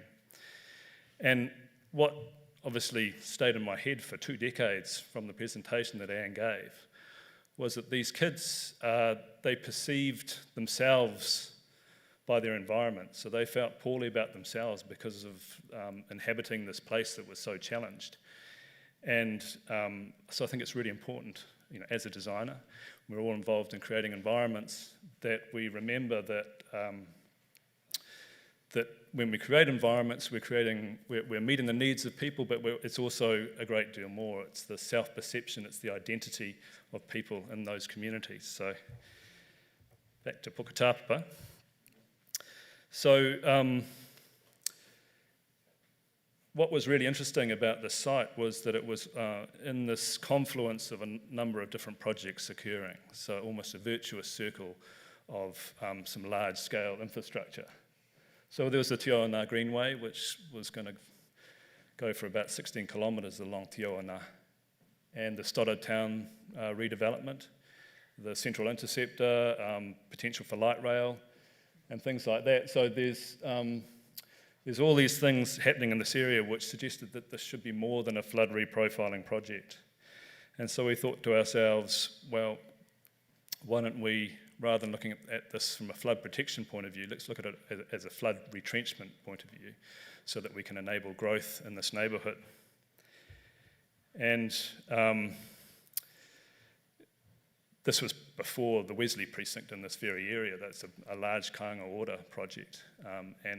So there's some very large scale developments occurring now through kāinga order that look at that paradigm shift. So creating development that's based on an environmental framework. But council, who had just newly formed as a unitary authority at that point in time, decided that they could support at least a rezoning proposal, so intensification of development. But then where does that leave our community? So you recall they're already suffering from flooding and combined sewer overflows and infrastructure issues. Now we're going to take away their open space for 2 years, and they're going to suffer the effects of construction for that period of time. And then at the end of all of that, their whole social fabric is put into question as we intensify the development around this open space. So to their credit, Auckland Council focused immediately on the community and in some senses allowed them to lead and coordinate and run a lot of the events that provided their feedback to us around workshops and open days and things like that. And there was this community liaison group formed as well, who we did co-design workshops with on a lot of technical areas. And these people were highly inspiring and well-embedded people in their community that could feed back to us the real needs of the community. Because at the end of the day, I think as we've all heard today, these, as we have intensification occurring, these open spaces become that much more important. They become effectively people's backyards. They become the places they gather and socialise, where we sort of detune from all the urban stressors that we have to deal with. And we've heard today a lot about how everyone fled to the open spaces during COVID lockdown. And there's other examples where we respond to catastrophes by fleeing to our open spaces. So during the Christchurch earthquake, I was in New York during 9/11 and everyone just went to the parks because they didn't know where else to go. So these open spaces are so much more important in terms of really giving us respite and solace. And this is probably one of our happiest stakeholders at one of the open days. It's really impossible not to smile when you look at that. Just absolute glee. But before we go forward, let's go backwards. And one of the first discussions that Auckland Council, it was an Auckland Council Healthy Waters-led project, was with Mana Whenua, and there were 7 iwi represented by kaitiaki representatives, and they were massively important to this project in terms of setting us a mandate to restore Wairakatoa, to restore Te Waimori, Te Mano Te Wai, Te Taio, and as well they recognised the absolute importance of manaakitanga for this community as well. So we're grateful for their direction and mandate. And as a result, we had ourselves a project supported by Mana Whenua and the community. And it was really interesting to me because, as I say, it was a bit of a paradigm shift for Auckland Council at the time. What we were doing was building that green infrastructure ahead of the built form. So we were providing an environmental framework to support that future intensification. So to me, the right way round, it was an interesting proposition. So anyway, let's go through some of the elements of the project. This is where I'll probably start doing an interpretive dance when I talk about streams. But before here I go again, the channel was quite straight and heavily walled and concrete lined. And what we found was, or wonderful peat from the historic wetland, and you can see in the base of that channel there's the alluvium from the original channel as well. And then these kohatu, this basalt extrusions, would just pop up almost randomly through the landscape. Sometimes just over a few metres apart we would come upon basalt and stiff clays and ash and scoria and all sorts of stuff. And in some ways, nature led the path that we took for the stream restoration. And so we had a bunch of planiforms and stream profiles based on what we expected and what our constraints were. So some wide open floodplains where we could get an active meandering channel, and other places where it was a really entrenched channel where we could get good hydraulic efficiency through basalt walls, and that would give us more open space, more usable open space. And we created that ecological heterogeneity, that diversity of pool, riffle and run and cascade sequences. And we had a model, we had a 3D model, which was quite useful to get from uphill to downhill and to stay within the boundaries of the reserve. But in reality, most of it, as you saw in that photo before with the basalt, was by digger and dazzle, really. And so this is an issue for construction drawing for one of the daylit streams on the project. And so this is one of the streams beforehand. It's actually it's not too bad a portion of the stream, to be fair. So we reconstructed some of these meander profiles, and we did use a lot of rock in this particular instance because we didn't want it actively meandering into the houses. But the kahatu, the rock that you see there, is all used from on site. So there was an area downstream where we brought the rock, where we were forming those basalt channels. And the rako, the logs, we also took from felled trees that we needed to clear for the floodplain. So we were reusing everything on site. And then the additional layer of the planting on top of that. So this is probably a year and a half on, I suppose. And so there's that next level of diversity, Bruce, to come up and through here in terms of Kānaka forest, Kakatea swamp forests, broadleaf, basalt forest, all sorts of stuff. So that's going to be the fun stuff to watch in the next 10 or 15 years. And Mana Whenua quite rightly pointed out that if we're going to restore Wairaka Tauta, we can't put dirty water into it. So the challenge was laid in this: if you're restoring the stream, the immediate catchments need to be treated. And so all of the catchments were given at least a gross pollutant trap, but additionally when they arrived in the open space, they went through bioswales, as here, and across riparian terraces and wetlands for those regular rainfall events. They would spill over the banks. And then point source pollution treatment for roads and things like that in rain gardens. This one just on a little bit in terms of embedding itself into the landscape now.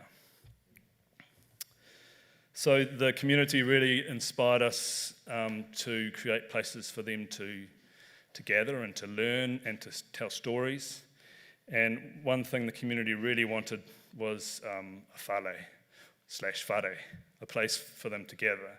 And we were graced by having Felipe Tohi, who's a world-renowned artist on the team. And so he worked with McCoy and Heine Architects, as well as the community liaison group and the local school, which was adjacent to this whare. And they're 60% Tongan, as Felipe is. So it was a really good cultural fit there. So this is with Tessa Harris on the left-hand side too.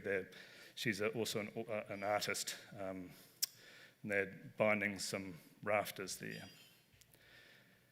So there's the whare sitting in the Aotea space. This is a focal point for the reserve.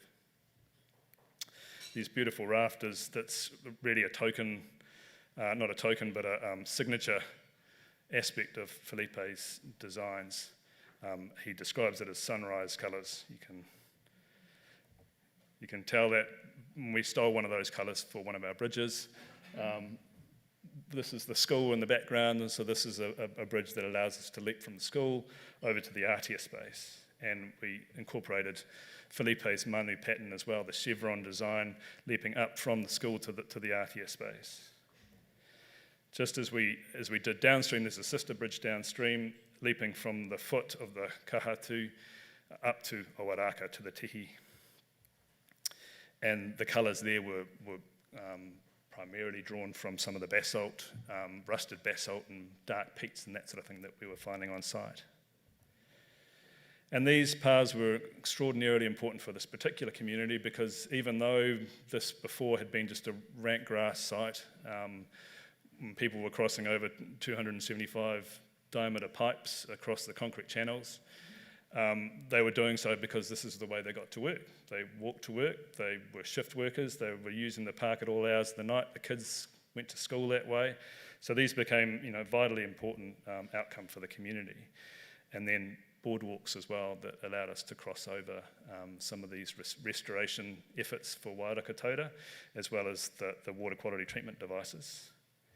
And then connecting across the wetland to those usable open spaces as they punctuated through the reserves. And then the fun part was creating these informal crossing points for the kids to explore and find. And each time they found them, they thought that they were the ones to discover them, and that was pretty cool. It's great watching gangs of kids just kind of wander through this area, just unencumbered. And so these were also created from the kahatu, obviously, in the roko that we found on site. And then Felipe Tohi's manu pattern was then brought through into other aspects of the project, the furniture, and it was quite a nice patterning in the sense that it was a contrast in its sharp forms to the more organic nature of the restoration that we were undertaking elsewhere. And so we brought that through into some of the boardwalks, some of the ground plane stuff as well, and it had this quite good notion of bidirectionality, so it sort of encourages you almost to keep left, which was a nice outcome. So to the fun stuff.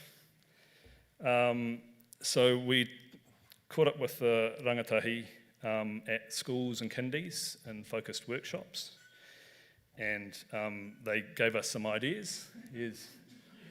Here's Kyle and Quinn's version of the playground. So you can swim under your mate who's on the zip line going across the creek, and then get another friend coming underneath the creek, and then you all get on the dragon, you fly up to the top of the tree, and so some good ideas there. So we set about to create this fantasia, this natural landscape, because what was really encouraging was when we talked to the kids, they talked not about swings and slides and stuff like that, but they wanted to hop over rocks, and they wanted to get dirty, and they wanted to play war, and they wanted to make believe, and it was really encouraging for urban kiddies to hear them talk about these sorts of things, and also really sensitive responses too. So they wanted homes for the tuna and the birds, and were concerned about water quality as well. So good kiddies. So we set about trying to build something like this, which would have been really fun to put together, but unfortunately, you recall that we were building the screen infrastructure ahead of built form, and that's not quite how funding mechanisms work in terms of you normally get development contributions that fund these things. So we had no money, but huge community expectations. So we had to do a bit of scrounging, and we found these taonga in Takanini in South Auckland, which were 20, 30,000 year old plus swamp kōri that were destined for the chipper. And so we saved them, thankfully, and we obviously had the kahatu on site as well. And then so over several mornings we started to piece these things together and to create these natural places for the kids to play. And we were graced again by Hako Brown, who's in behind me here, who I saw on one of your slides too, I think, Chrissy. We really wanted to elevate the play spaces to something special, something that related to the whakaaro that was provided to us by Mana Whenua. And so Hako has provided us with some of those cultural aspects through Ngāru Tākaro through traditional games, and marahupara, traditional Māori playgrounds. And so you have the kauru, the upturned roots. This is just one of the stumps that we pulled out of Te Kānani. Turning up and into the tree, and then the kaupapa going between those branches as they would have, checking bird snares high up in the trees. And then likewise the kaupapa across the landscape, acting as bridges through the wetland environments, and the hekeke as well, placed so you can cross agilely over the wetland environments. And of course giving deference to Ōraka, who provided us with the awa, with Wairaka Tauda, and the kahatu, of course. And just one cautionary thing, I think, so this, I understand, may have been the first in a public park, a marahupara, apart from Kiarahi Fields and things like that, I'm sure. And some local boards kind of got wind of it and they thought, oh great, we'll just grab that and we'll pop that there, and it's really inexpensive and it's got natural play elements and so on. So I would just caution, if I could, that it needs to relate to the whakaaro of your project, and it needs ideally to be at the invitation and the coordination with mana whenua, with local iwi and hapu ideally. So yeah. So the BMX track was another thing, and of course again we didn't have any money, but we did shorten some of our path lengths in other parts of the project, and we just made this path really windy and curvy and bumpy. Excuse me. And we had the help of a digger driver who was a bit of a mad BMXer back in his day. So I think probably the outside of that is just have a crack, really. I mean, we talked, I think, earlier today about how we need to be driven by research, but I think there was an earlier panel we said, well, we know how to do these things, let's just get on. Sometimes we don't know how to do these things, but it's worth just having a crack. And if it doesn't work, we call it applied research. Do you know what I mean? And so there was a social procurement aspect to the project as well. So yeah, the community were involved in co-design, and they were deeply involved in creating a lot of the aspects of the project and its implementation. But we wanted to involve them in the construction activities as well. So shout out to Tom Mansell, who's a project manager for Healthy Waters for Auckland Council, and Amy Donovan, who worked with Community Development, Arts and Culture at the time. And they really set out to meaningfully engage with the community, to get them involved in the construction of the project. And they worked with a local training institute where they got local young people and set them up in apprenticeship schemes. And all of the tenderers for the construction could draw from that group of young people from the local community. And Fulton Hogan, who did an excellent job in the construction of the project, they were the winning tender. They took 8 of these guys on, and a lot of them went on to other training and other work, but 2 of them stayed with Fulton Hogan right through. So some really great success there. And then the project worked with Te Whangai Trust as well, who are a really cool organisation. They set up a nursery at the local intermediate school, which wrapped the curriculum, wrapped the nursery into the curriculum, and they gave second within that community liaison group. And that organisation works with the not in education, employment or training. So those who have issues with alcohol and drug dependency, or who maybe have just got out of prison, or have just been on a benefit for generations, and it gave them an opportunity, and they drew people from that neighbourhood to contribute to the project. So a heap of people to thank, which I can't get through, unfortunately, but I guess some metrics, because when we first started the project, we thought it would be great to use the Mental Health Foundation's 5 well-beings, maybe a before and after sort of picture to it, but that didn't quite eventuate because we didn't really envisage where the project was going to go in the early inception. But REMU, the Research Investigation Monitoring Unit in Auckland Council, did do some surveys before and after, and they found that, of course, numbers of people using the park went up, so kids and people of all ages were using the park at all hours of the night and day, and people were coming from further away as well, from the 15, 20-minute zones to that open space to use it. And but I think probably what's the most gratifying for me was there was satisfaction, good satisfaction increases for people's views of the open space, but their perception of their neighbourhood as they measured it was increased because of the revitalisation, the development of that open space. So people identified with what was going on, and they felt better about themselves in that neighbourhood because of what had occurred there. So I think that for me, that's probably the most humbling aspect of the project. And that's me, thank you. Kia ora.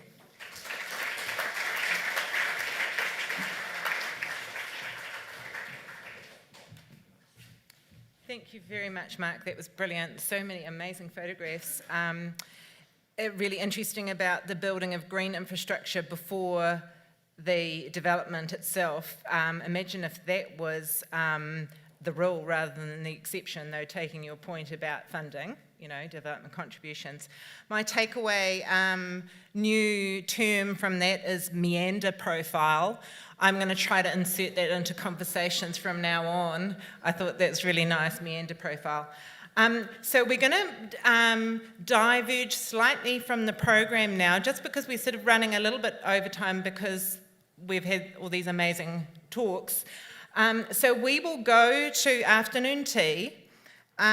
We were supposed to come back for our final discussion in 5 minutes, but how about we take about 10 minutes or so, and I'll come back to the mic and just let you know when we're going to try to come back to our seats.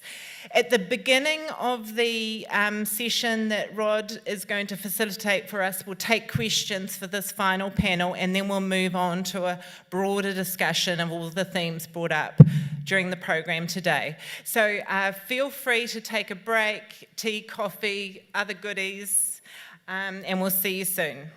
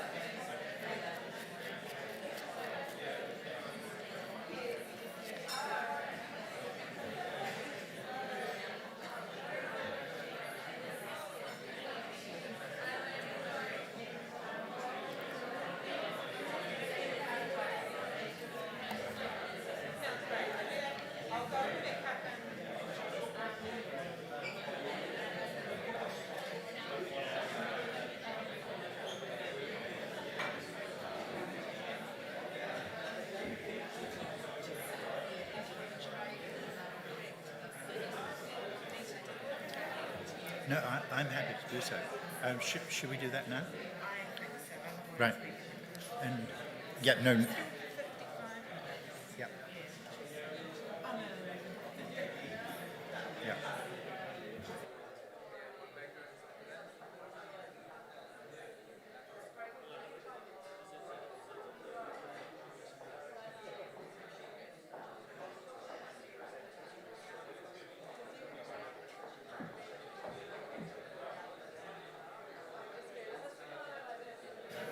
Yeah, thank you. Ladies and gentlemen, could I encourage you to come back from your afternoon tea, please? Because we want to have an action-packed last hour. I'm actually just going to keep talking like this because in due course people realize after a while that something's going on and they stop and tune in. But in fact, I'm talking absolute rubbish for now. Or do laugh, because then they think it's entertaining as well. And see, no, I don't know any jokes at all. So I'm just going to keep talking absolute nonsense until people shut up and come back to their seats, please. I think I might need to be firmer. Okay, this is it. Oh, it worked. Fantastic. Oh, the glass is always good. So genteel, Bruce. Thank you. First of all, please may I invite up everybody who's been a presenter who's still with us, because some people had to scoot off for other things. We've rearranged the chairs. We've got lots of chairs. Please do come on up. Don't worry, this isn't second class down here. You're all equal. That's right. Please come on up. So, Mark, that's fantastic. Thank you for your wonderful project. I've been meaning to cycle down that way for ages. I'm going to come by soon. Yeah, fantastic. Thank you. And Chrissy, brilliant about what you're up to in the red zone. Actually, Dan and Catherine, I think you can be up here. Any other? Oh, yeah, no, here comes. Yeah, no, that's fantastic. What I'm going to do. I'm going to give you a microphone between you. Go on. Thank you so much. That's very precarious. So make a grand exit.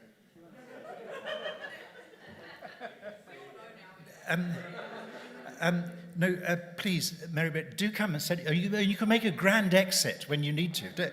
You can sort of regally, queen-like exit. Okay, now, we want this to be very, very interactive. But because we've got so many people up here, I've had to distribute 2 microphones between this lot and 1 microphone down here. That leaves only 1 microphone for you all. So Olivia is the microphone mistress. So if you've got a question or a comment you want to make, wave at Olivia and she'll bring the microphone to you. So I'll be looking to where she is, because that's where the next question is, because you've got the microphone, okay? But please, please do keep those questions coming very thick and fast. What I thought we would do is, we've got almost an hour, but to do this in a number of stages. The first one would be to just revisit each panel, because I'm sure there are some wonderful questions that have occurred to you or we didn't get round to the first time around. But I'm going to go in the reverse order of our panels, starting with the one we just heard.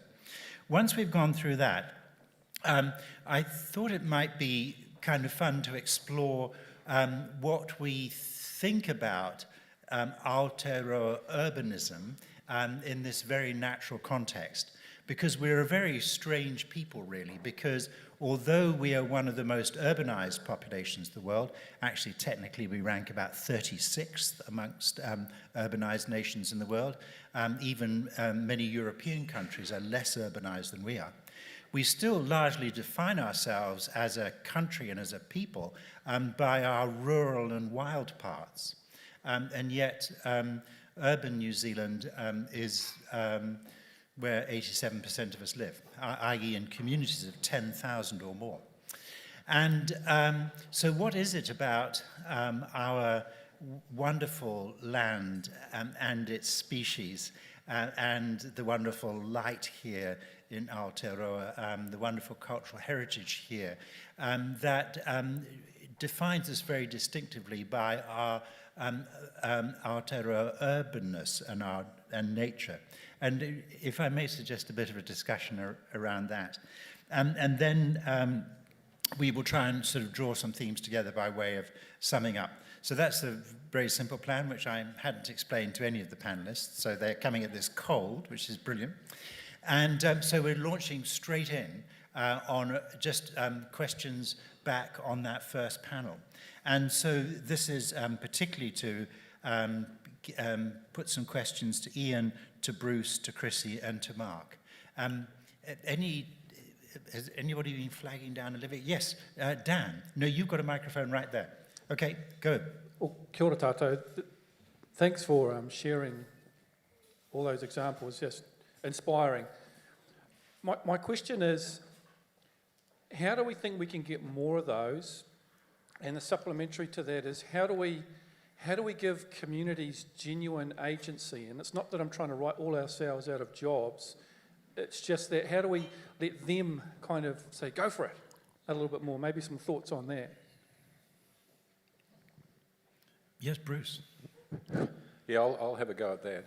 I mean, in the Waikato at the moment, we're working on what's called the Collective Impact Project, where the Regional Council and Trust Waikato has funded us to start building the platform that would potentially lead to what you're describing. The biggest issue in Aotearoa New Zealand is essentially constrainers and blockers in government agencies. Now, I'm not saying that in a negative, nasty way. I'm just pointing out that they do have a number of constraints in the way they operate, about in terms how they do their financial reporting, how they do their health and safety constraint, how they are responsible to ratepayers and taxpayers around how they spend money and all the rest. And often those processes, and the statutes that they're operating within too, by the way, which have all sorts of fishhooks in them, get in the way of empowering communities to do the job.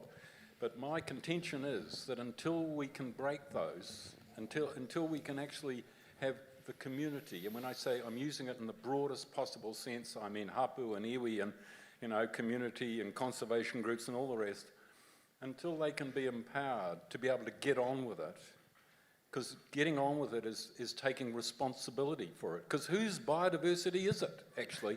It's not the government agency's biodiversity, like the reserves and the park and all the rest. It's ours. And so the question is, what is the model that can be wheeled out to empower much greater levels of activity? We're starting to see some progress. So, Jobs for Nature and all the other big projects are, to some extent, building capacity of existing groups of people who've already got themselves together, right? But it's, for transformational change at the regional scale, it's going to be wickedly better than that. It's like, you just got to somehow find that model, which it helps government agencies actually let go. I said that to some regional councillors the other day. I said, you guys, while you may be the elected representative of the region, there are only 38% of the people voted for you, remember that. But also, actually, it's not your job to make the decisions. It's your job to be the facilitator and the supporter of what the community wants to achieve.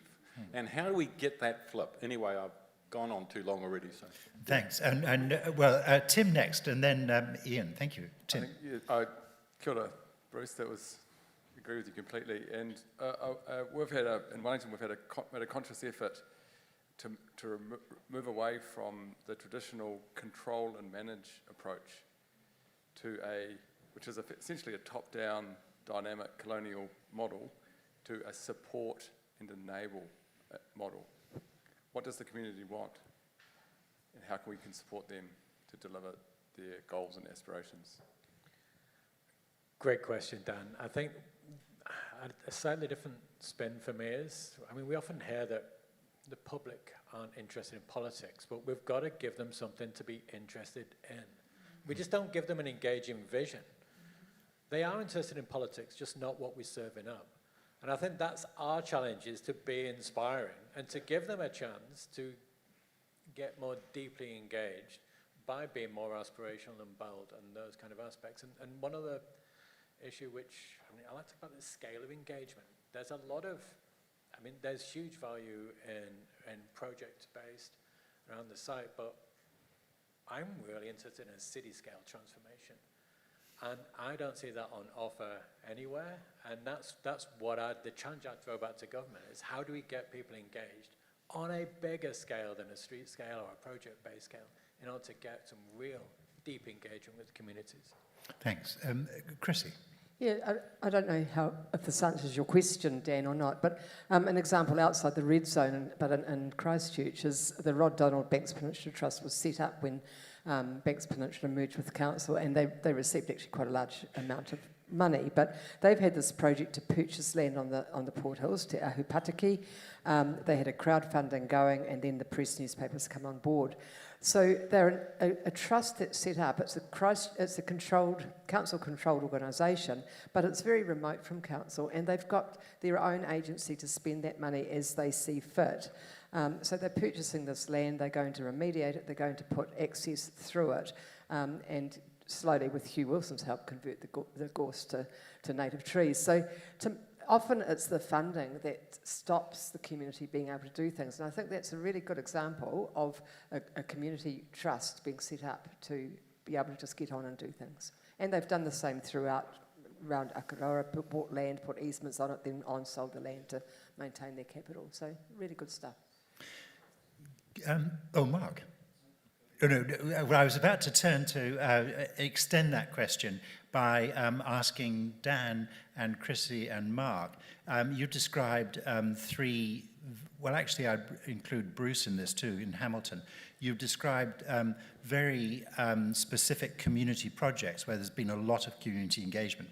So the question for you four, first of all, has that sort of empowered the community, given them a hunger and a capability to do more in the community, but has it given them any sense of reaching out beyond their community, even just across their city, or across their catchment, in Dan's case being a river, to do more? I mean, yeah, just from the four of you, if you give us a sense of how contagious all this is.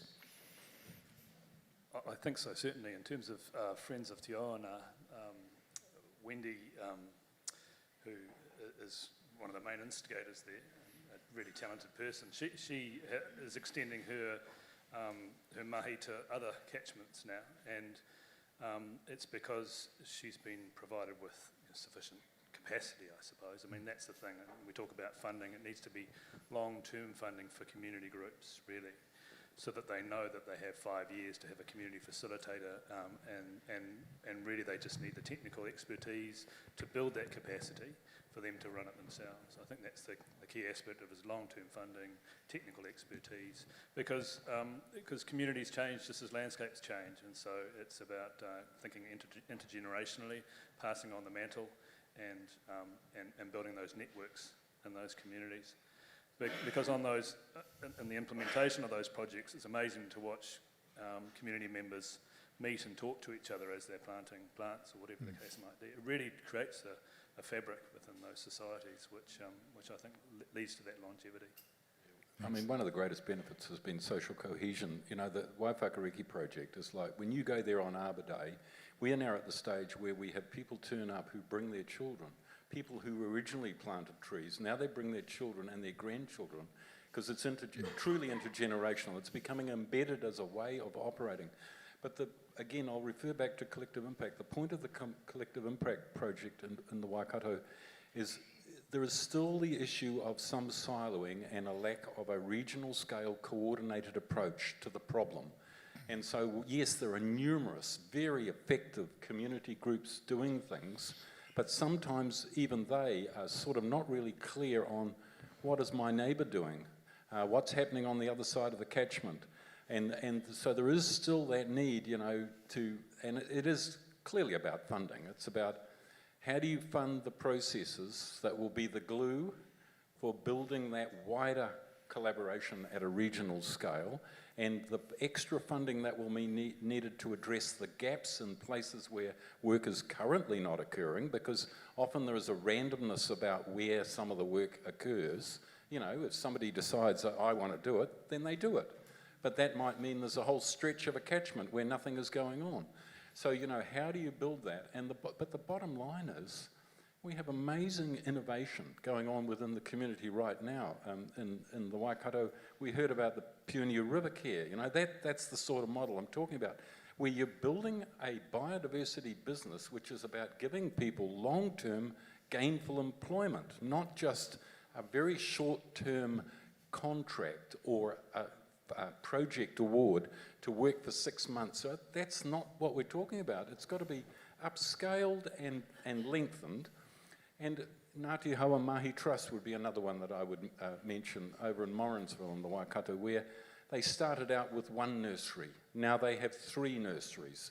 You know, they are building an integrated business based on tikanga and kawa and ecological principles of how we do the repair of the environment. Well, that's what we want. We want more of it, community-led. And the funding is the key. So collective impact is about not just about working together, it's about growing the funding pot, getting the share from the LTP, the long-term plan, the share from philanthropy, the share from business. Where's the business contribution to all of this? You know, you're the guys that have been using this resource for how long? Free? Unpaid for? Well, you know, where is the collective fund? Again, that will fund the community to do the job. Yes, thank you. Chrissy, perhaps controversial, but I'll say it. I think involving volunteers should not be seen as a way of saving money. And I agree with what Mark and Bruce have said, is that any community organisation needs to be well-resourced to pay coordinators to enable the volunteers to be involved and to get all the intrinsic benefits that Dan was talking about this morning, about the community cohesiveness and people feeling that they belong and feeling that they're contributing, and then they bring their kids and their grandkids along. So I think there's this tendency that we think volunteering does save money, but it shouldn't be the premise. And for things like ecological planting, you need 5 years of maintenance minimum, and volunteers it's pretty hard to find volunteers who are going to do that. There are small groups that do that. So, you know, think of volunteering and involving volunteers as having a different purpose other than money saving. And Dan, the PRC, which is of course not the People's Republic of China, but anyway, sorry, what's up in the PRC?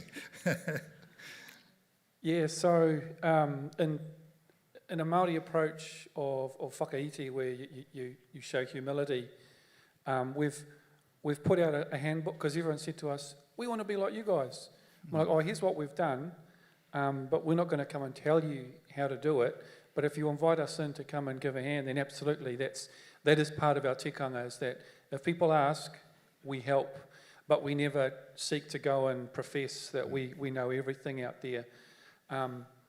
So that's our approach at Pioneer River Care, and I might even just build on the community case. So we've had a local project, and the key is to have the funding where it's required, because the volunteers will come as long as they feel that sense of connection and relationship with that place. And so in our local community, you know, we've had that. We've had basic coordinating funding and basic funding for plants. You know, we got together as a community and we said, oh, there's Kodi dieback in the adjacent neighbourhood. We've got a 600-year-old Kodi in our reserve. What are we going to do? And at first people said, oh, that's where I like to walk, and that's where I like to run the dog, and that's where I like. And then finally at the end of it, it's like, it's our watch. It's our responsibility. We shut that park. And we said, people need to get through. You can get around there, and you can get around there. So, yeah, support everything that's been said. Volunteers are not cost-saving, but if we can create the long-term planning investment into those key positions and to ensure that those will be moving on and create connections of community to the place, and as you said, multi-generational planting on Arbor Day, that's what you don't even see it as volunteering then, you see it as part of what you do. Thanks. Can I just check with Ben? Ben, anybody still online, and do you want to just shout out any questions from back there? Oh, it's been too long to shout. While Ben's on his way up, can I just ask one subsidiary question?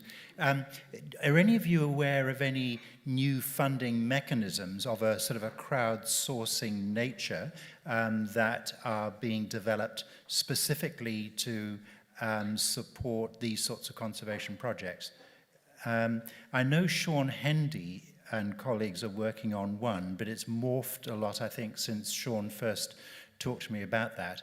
But there is a lot of, sorry, if you haven't heard, don't worry. Tim. Oh. It's not really an answer to your question. It's kind of the opposite, actually. That's all right. In Wellington, we support our community groups by providing what they need. So very few of our groups have accounts, let alone apply for funding. Yeah. So it's quite a different model, and it takes all that energy that you put into the accounts and the meetings and all that stuff out into the ground. Our rangers supply our people with what they need. Yeah. So it's just kind of giving them what do they want, and how do we support them to do that? Technical advice or whatever it is. Free up that energy for other things. Good. Thank you. In response to your question, Rod, I think David Hall is working on an impact investment approach to forests. So I don't know if it's specific. I think it's therefore related to what we're talking about today. So I don't know where that's at, but I'm absolutely confident he's working on something in that space. David's paper in March is on the Biological Heritage website, and it's about biodiversity funding mechanisms, and it's a very promising start in that discussion. What Sean and colleagues were working on was, don't be scared by this, it sounds horrible. It sounds like Bitcoin. This is using blockchain and other technologies to be able to, for people who want to have work done, say I would love to contribute $5,000 to restoration somewhere, to go into a system whereby people who are doing work can prove that work's been done and then get paid for it, is the simple concept. From a technological point of view, it's quite complicated, but it would be amazingly user-friendly. So I know that an announcement is coming. I think the model's been morphing, but I think some new funding mechanisms are going to be coming through. So Ben. There is, but I'm actually going to take the opportunity with my own personal question. Do you? No, it's all right. The power of the mic. Go for it. Exactly right. Now, no. So this is my question, and I'm trying to structure this and word it in a nice, polite way. But I know this wasn't the forum for it today, but I feel there is a significant piece in this discussion that was missing. We talk a lot about the benefits, which I completely agree. We talk about the amazing work to restore, and we seem to be very focused on the big urban settings, which again, I appreciate that's what a lot of the background here is. But when you move outside of Auckland, Wellington, Christchurch, etc., you move into the next tier of urban settings. They're a lot closer to what should be nature. And what we haven't really spoken about is we're doing a lot of repair, but it's that whole ambulance at the bottom of the cliff scenario. What about the understanding at the very least of what's actually causing the loss or the destruction of these environments? So when we talk about water, it's well documented, and someone mentioned already, Dr. Mike Joy, around 80% of our waterways are polluted. So planting trees is great, and reinstating some small sections of wetlands is great, of which we've only got about 10% left in this country. But what about understanding what's actually causing the problem? We talk about engaging, immersing ourselves in forests and native environments, but what about the loss of those and the continued loss? So little slivers of land in between buildings and urban setting is great, but what about those smaller urban areas that can actually have access to go into a full-fledged forest or waterways, but those are inaccessible or polluted or going away. So I just feel there's a little piece there missing about the understanding of what's causing that, and that is a big sector or sectors of what drives our own economy as well. So I'm being very vague, but yeah, Catherine. So this is, as an environmental historian, it feels like this is one place I can perhaps offer at least one part of an answer. You're absolutely right, there are still pressures ongoing, for example, freshwater degradation that are ongoing. We need to resolve. I think we've taken some big steps in the last few years, at least to recognise and not shy away from what is causing the degradation. Making it cease is another thing, and I think we are working towards that. In terms of the loss of indigenous ecosystems such as forests, wetlands, estuarine systems, the like, for most part, the vast part of this happened hundreds of years ago, more like 100 to 200 years ago. And so it is actually historical. Yes, on private land, there are bits being shaved off, totara stands and the like still. But compared to the vast swathe, I come from the Manawatu, and I like to tell people that aside from some very small slivers, the entirety of the Manawatu was lowland forest on the lowlands, swamp forest in the wetlands, which was much of the lower half of the Manawatu, and all the rest was montane forest. And people stop and think, goodness gracious, right, okay, I get it. Most of the loss in terms of those environments was historical. There are ongoing pressures, and one of them is most definitely pests. That is the number one pressure to our remaining remnants. And the other pressure in terms of the last tiny little slivers of lowland swamp forests, of which there is some, Papai Tonga is one, where the water table is also slowly, well not actually probably that slowly going down. So there are those kind of pressures that are, and I know Dean's Forest in Christchurch has obviously the same problem. So I think you're right, there are ongoing pressures. I think we are more aware of those than we probably ever have been. But unfortunately, what we are attempting to do now is undo what has been done over a couple of hundred years now. On the east coast of the South Island, actually it happened even longer ago, to be fair. So it is tough, to the extent in some areas like Linda's Pass, as I understand it, there is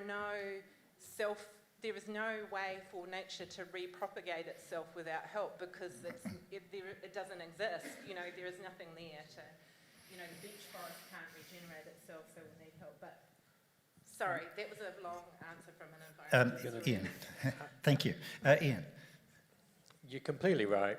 I have a colleague who does a similar job to me in Australia, and we had a bear one evening about a year ago, and he said, I feel like I've spent my entire career documenting decline. It's a really powerful thing that stuck with me. We provide evidence of these impacts.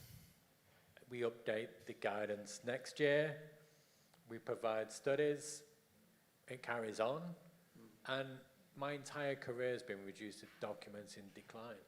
And it really sat with me that actually, you're right, we know about a lot of the stuff we've spoke about today, we know about. The real research challenge is why haven't we acted, I think. And that's the challenge for the next decade, to understand the forces of inaction and what are the things that are stopping us acting. Because a lot of what we're talking about are fixes, but really, it's been some great science, but really, we've known about this. As Bruce was saying before, we've known about this for a long time. We've had enough evidence to act. Do we need more evidence to act? Or why not? So that would be my view, is that the role of the scientist, I think, is changing. We used to provide more evidence or data and be objective, but I think we need to become more political actors, and I think we need to use the data to create political space for new discussions. Thanks. Can I just go to Mark first, and I'll come to you? No, he's got a microphone, thanks, and I'll come back to you, Bruce, thanks. I suppose some some policy that seeks to protect, the remaining vestiges of natural environments is counterproductive in some sense. Like you can see what's happening with the SNAs up in Northland, and there are other examples where mature hedgerows are being cut down all over the place, and concerned that they might find bats there or something like that. Do you know what I mean?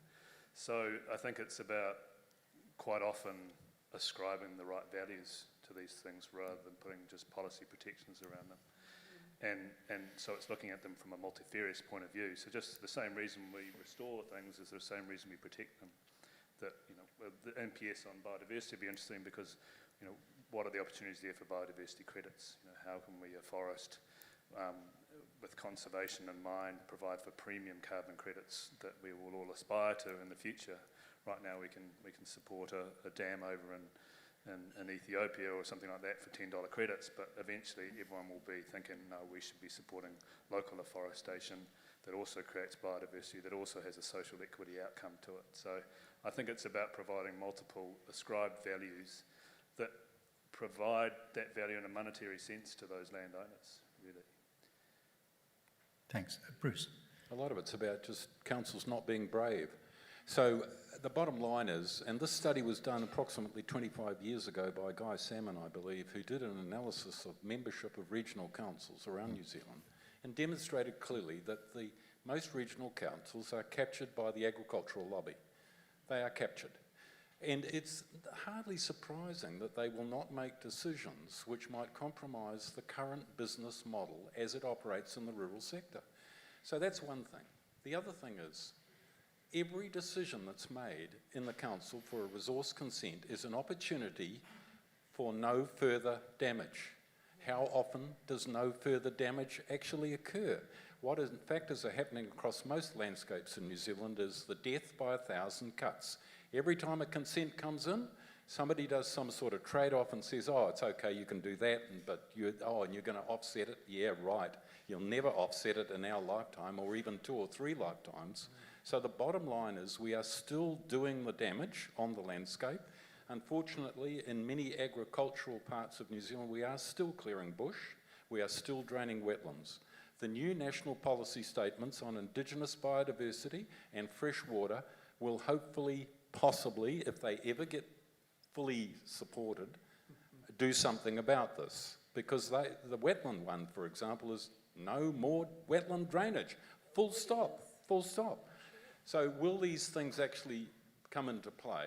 But the other thing to do not forget about the silent, continuing legacy losses of massive habitat reduction. Every major forest remnant in the lowland zone across the whole of New Zealand, all the QE2 covenants, mean average size 9 or 10 hectares, is still losing species. And that has nothing to do with pest control. It's about the continuing loss of species because the habitat extent is insufficient to maintain the current species complement. The point I'm wanting to make here is, I said it in my talk, no one has grasped the scale of response that we really do need to turn around biodiversity decline. It's about stopping and thinking and actively rebuilding habitat. I'm sorry, in all of the coastal and lowland zones of New Zealand that have urban centres, small and large, this is going on. And you know what? Many of the urban centres, small and large, have within their portfolio large areas of public lands which are still being mowed, which are still being grazed, that are still being managed inappropriately. And if we could just focus on those and turn them back into what we need to support and bolster the existing habitat, we'd be doing great stuff. Thank you. Can I just go back to... Can I just add one thing to what Bruce said, and he actually mentioned it in his presentation as well, is the inability or ineffectiveness of the RMA to deal with cumulative effects. One of its major faults has been every decision has been made on standalone on the facts before it, and even if the losses are small, that is still when built up, and especially when there's no monitoring or follow-up, it still cumulatively builds up. And that's what we've seen. And also, the other thing I wanted to add with the QE2, you know, there's wonderful remnants in lowland areas. And I think another thing, Bruce, you correct me if I'm wrong, is that they're so small that every storm that comes through, the outer layer topples, and they gradually shrink and shrink and shrink as well. So the size is a real issue. Yeah. Thanks. Ben, some other things, some questions online. Yeah, just from Angela Mason-Bailey. I'll just read exactly what she wrote. Firstly, she states, or she wants to acknowledge, the project's demonstrated there is some excellent mahi going on to support nature and well-being. So she's obviously referring to the Mount Roskill and Christchurch sort of restorations. So the question is, are we on the right pathway? And if not, what are the key things that need to shift to enable more to happen faster? And she's also asking, just the opportunity, perhaps the same person answers this as well, who isn't in the room and how do we connect with them? So who is not represented here? So that's probably a bit of a follow-on from the discussion we've just had. Could I very quickly, because I feel really guilty that we haven't returned to the education question. Yep. So could this be an opportunity, because I know there were people who Sorry, could you just use the microphone a bit? Oh, sorry. Thanks. It's rare for me not want to have my voice heard. Earlier in the day we had questions around education, so I wondered whether that would be a follow-on from the last facet of Ben's question. Do you want me to repeat that question? Or no, I think we you got. Can just you talk to it. mentioned about who's not in the room. Yeah. And we do have education people in the room, just they weren't panellists. So it might be something that we could, but I'll leave that over to you, Rod. First of all, let's just do very quickly who we would love to get in the room or reach out to them. And then we'll move very quickly onto the education side. Paul. Yes, thanks for that question. It gives me a chance to say perhaps the one thing that I did want to say. As a panellist, I find it quite ironical that this symposium is all about well-being and health and well-being, but the one sector that I see that is absolutely not in the room at all is the health sector. I'm sorry. Thank you for being the single one. Well, I'll just put in a shout out anyway that we, you know, if we are talking about the health and well-being of people, we have, you know, a huge sector of our society, and our economy is all about health and well-being. The health professionals are some of our most respected in society, some of our best educated in society.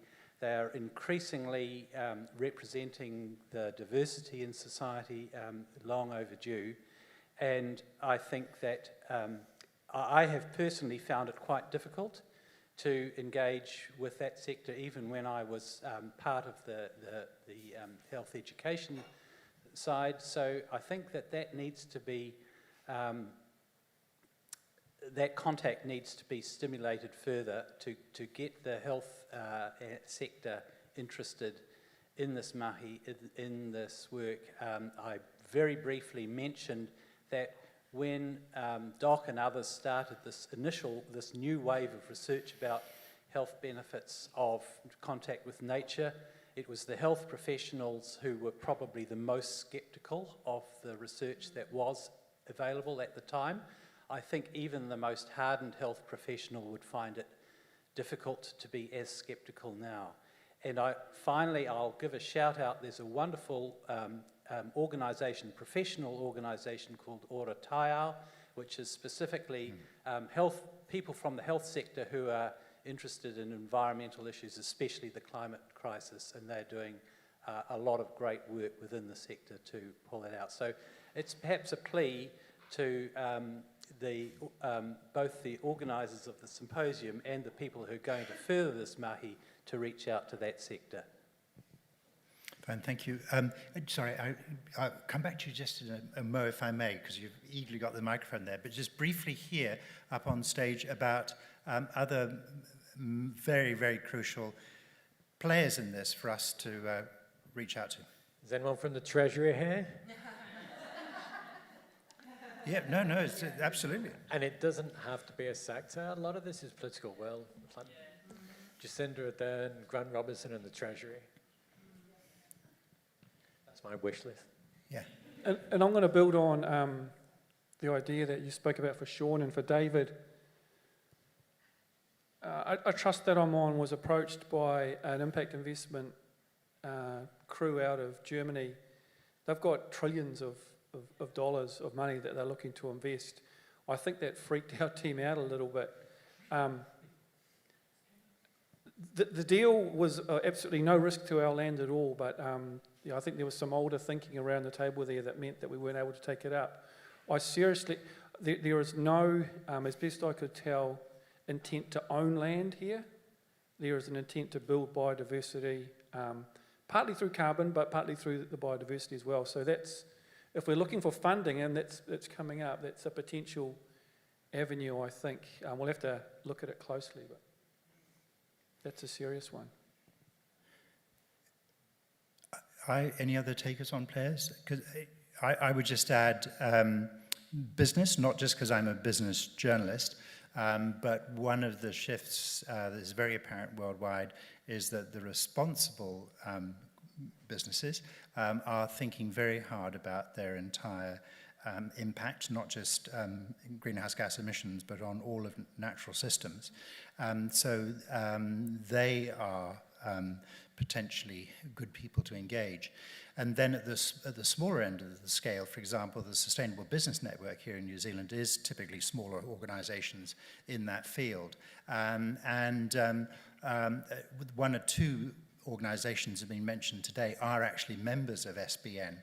So it's a good place to, SBN's a good place to meet people who care about these things, but also have some different kinds of skills than some of you might have, because they are in business too. So that would be one possibility. Let me now turn to the lady there who's been very patiently waiting with her microphone. Thank you very much. My name's Frances Forsyth and I'm a stream specialist. And my questions are for the people who gave talks today about streams and rivers. I see a lot of restoration work done, and I work with a lot of community groups in the Wellington region, and I am constantly being called by people who want to know what they can do for their stream. I think that streams in urban areas have a really important part to play for how people feel about the natural areas in their cities. And what I am seeing constantly is people who think that it's enough to merely plant the side of a stream or river and that will do. People who think that nothing will do except putting rock riprap on both sides of the banks and that will do. And people who have hard engineering solutions that look on the surface like a river or a stream or a picture from a book, but actually that's not how rivers and streams work. They constantly move their banks, their bed, their water, constantly, and yet no one ever allows them enough space to do that. And I want to know why that happens.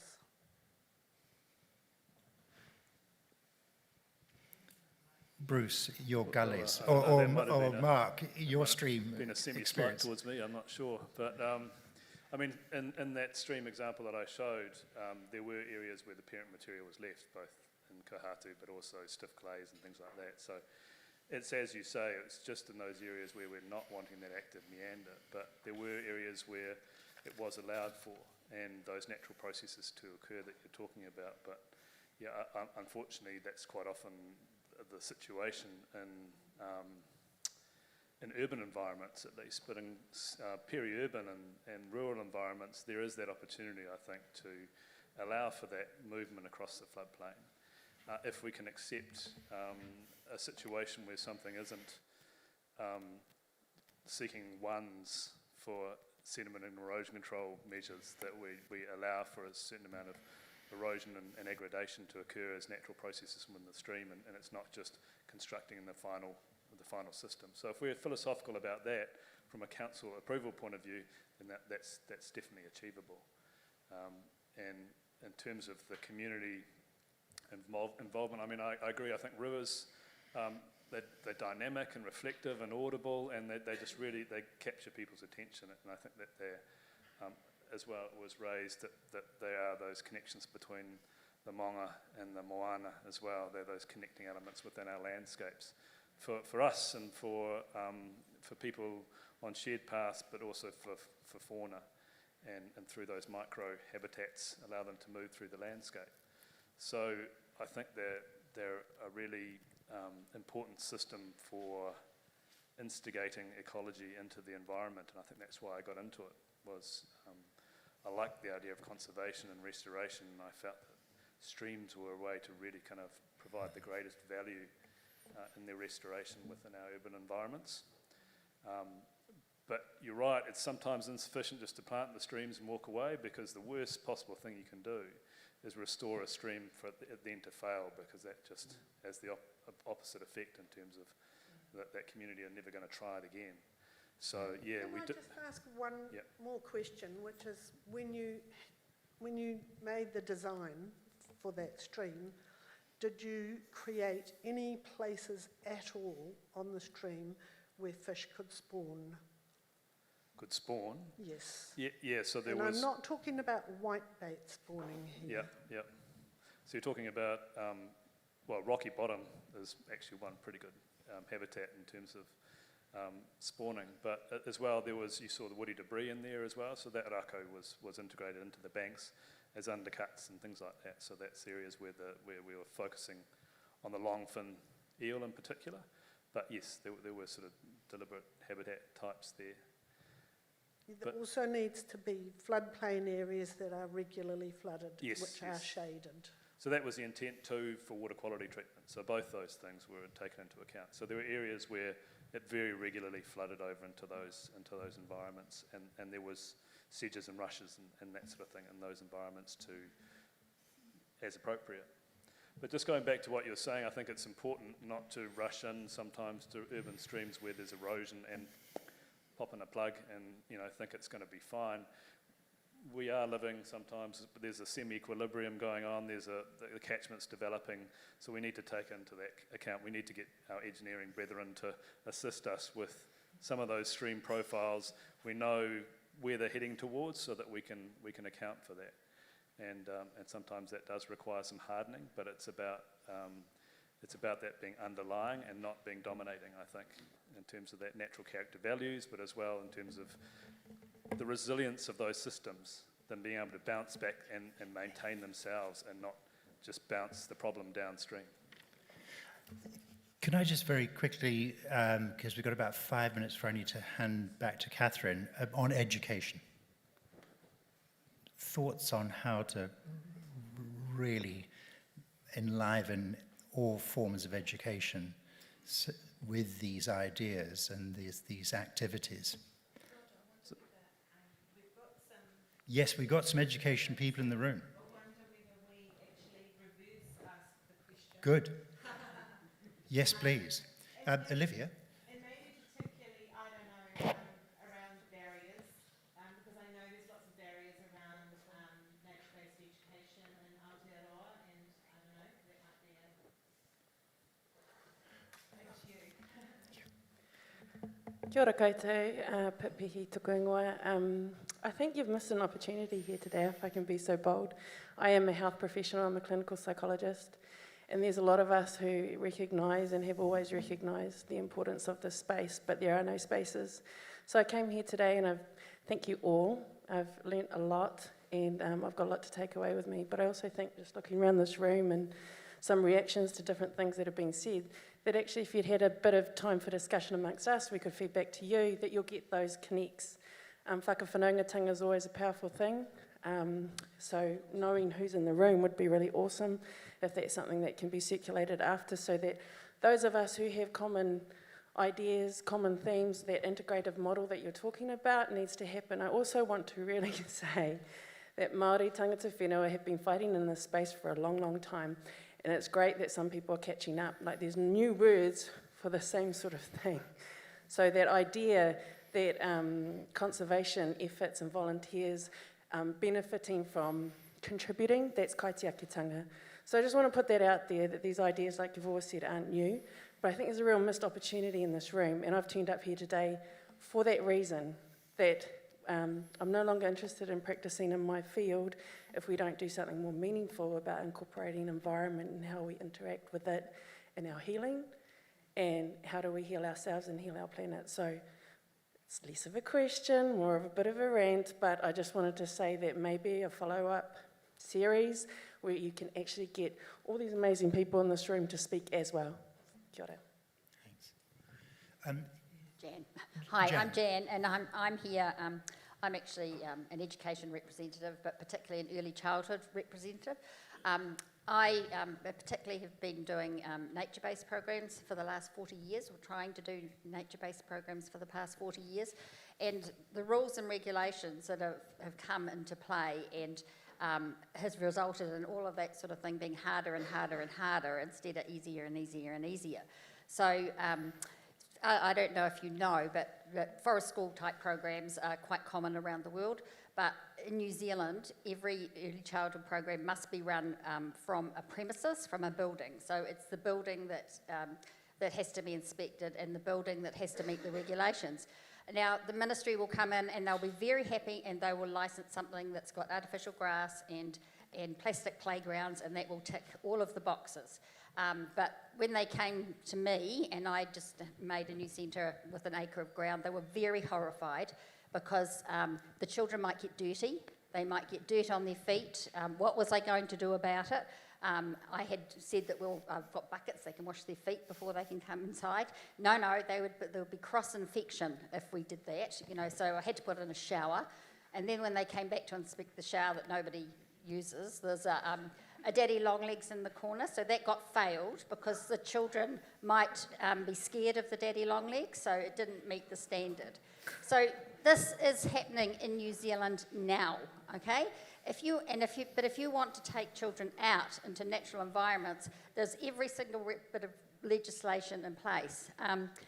Whereas, you know, we all know that for the last couple of million years, people have grown up roaming in the outdoors. We only came inside, you know, 100 years ago, or 50 years ago, really, you know, and everyone knows about the studies where children who play in nature when they're young, they're the ones that connect with it and are the ones that turn out to be the environmentalists. Then you've got all of this health information that supports all of that. So, you know, as far as the Ministry of Education is concerned, and the Health Department, what is health? You know, they're not looking at the bigger picture of health.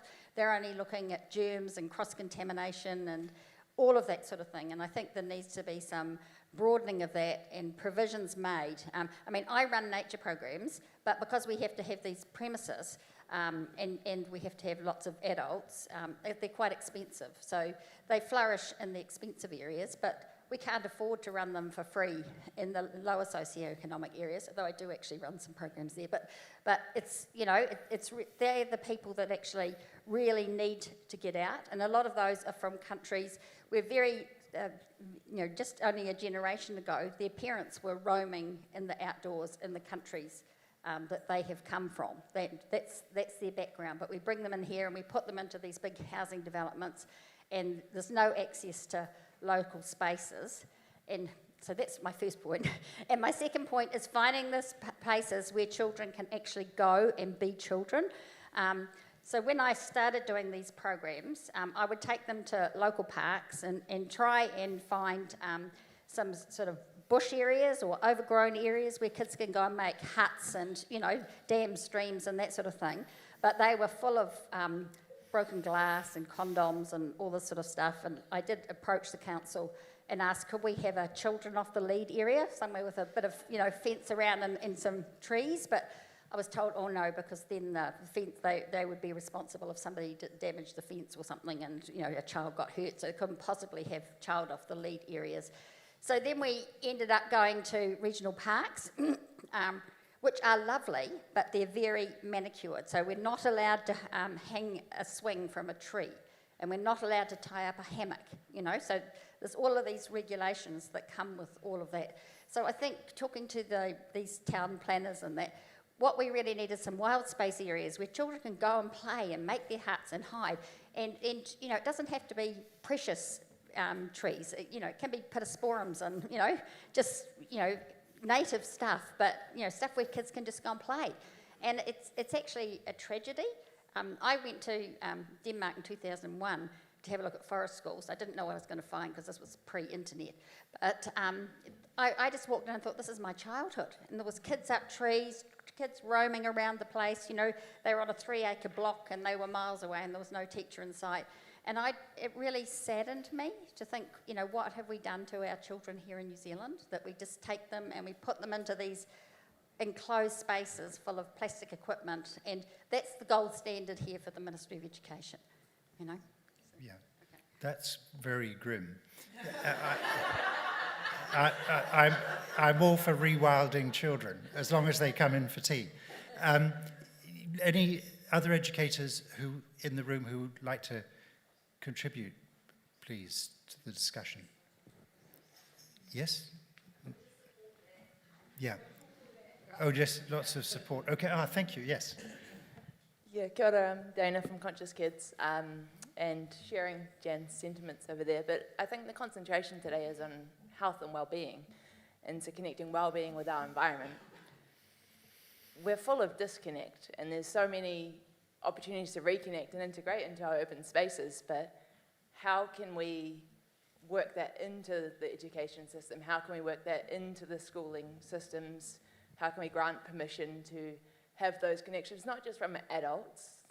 It's the separation that we're all feeling that is creating that lacking well-being. And I think when it comes to our tamariki and our rangitahi, it's so important that they come out loving their environment and become the advocates for it. So with all of your expertise, what are the focus points there that are helping, you know, inclusion?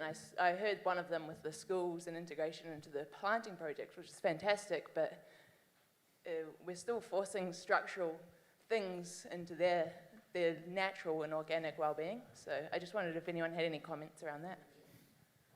Yeah, kia ora. I'll speak as a chair of a board of trustees and a member of a couple of others. Despite the rules, we just get out there and do it. And we give our teachers permission, and we fill our RAMS forms, and we fill our LOTCs, and we have our right numbers and stuff. But the reason it works is not because we prescribe to the kiddies, this is what we're going to do. We say, what do you fellas want to do?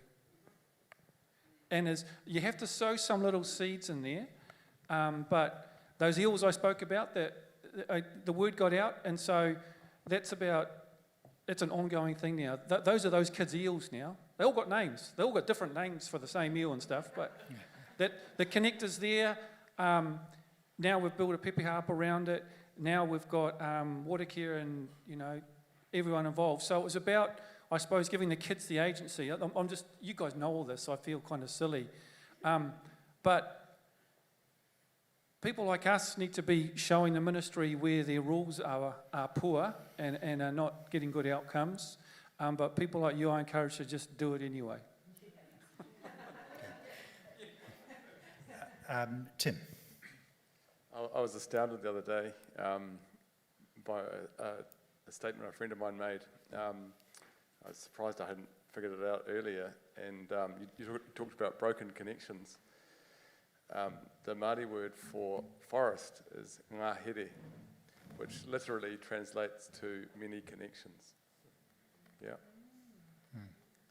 And I've written that word hundreds of times, probably thousands, and I didn't think about what it actually meant. So, yeah.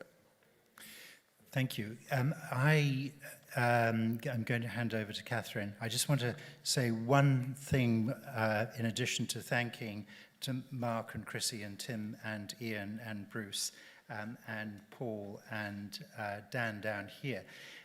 So thank you very much for your presentations. Thank you for organising all this. Thank you for all the people who have helped make this happen today. Thank you for being here.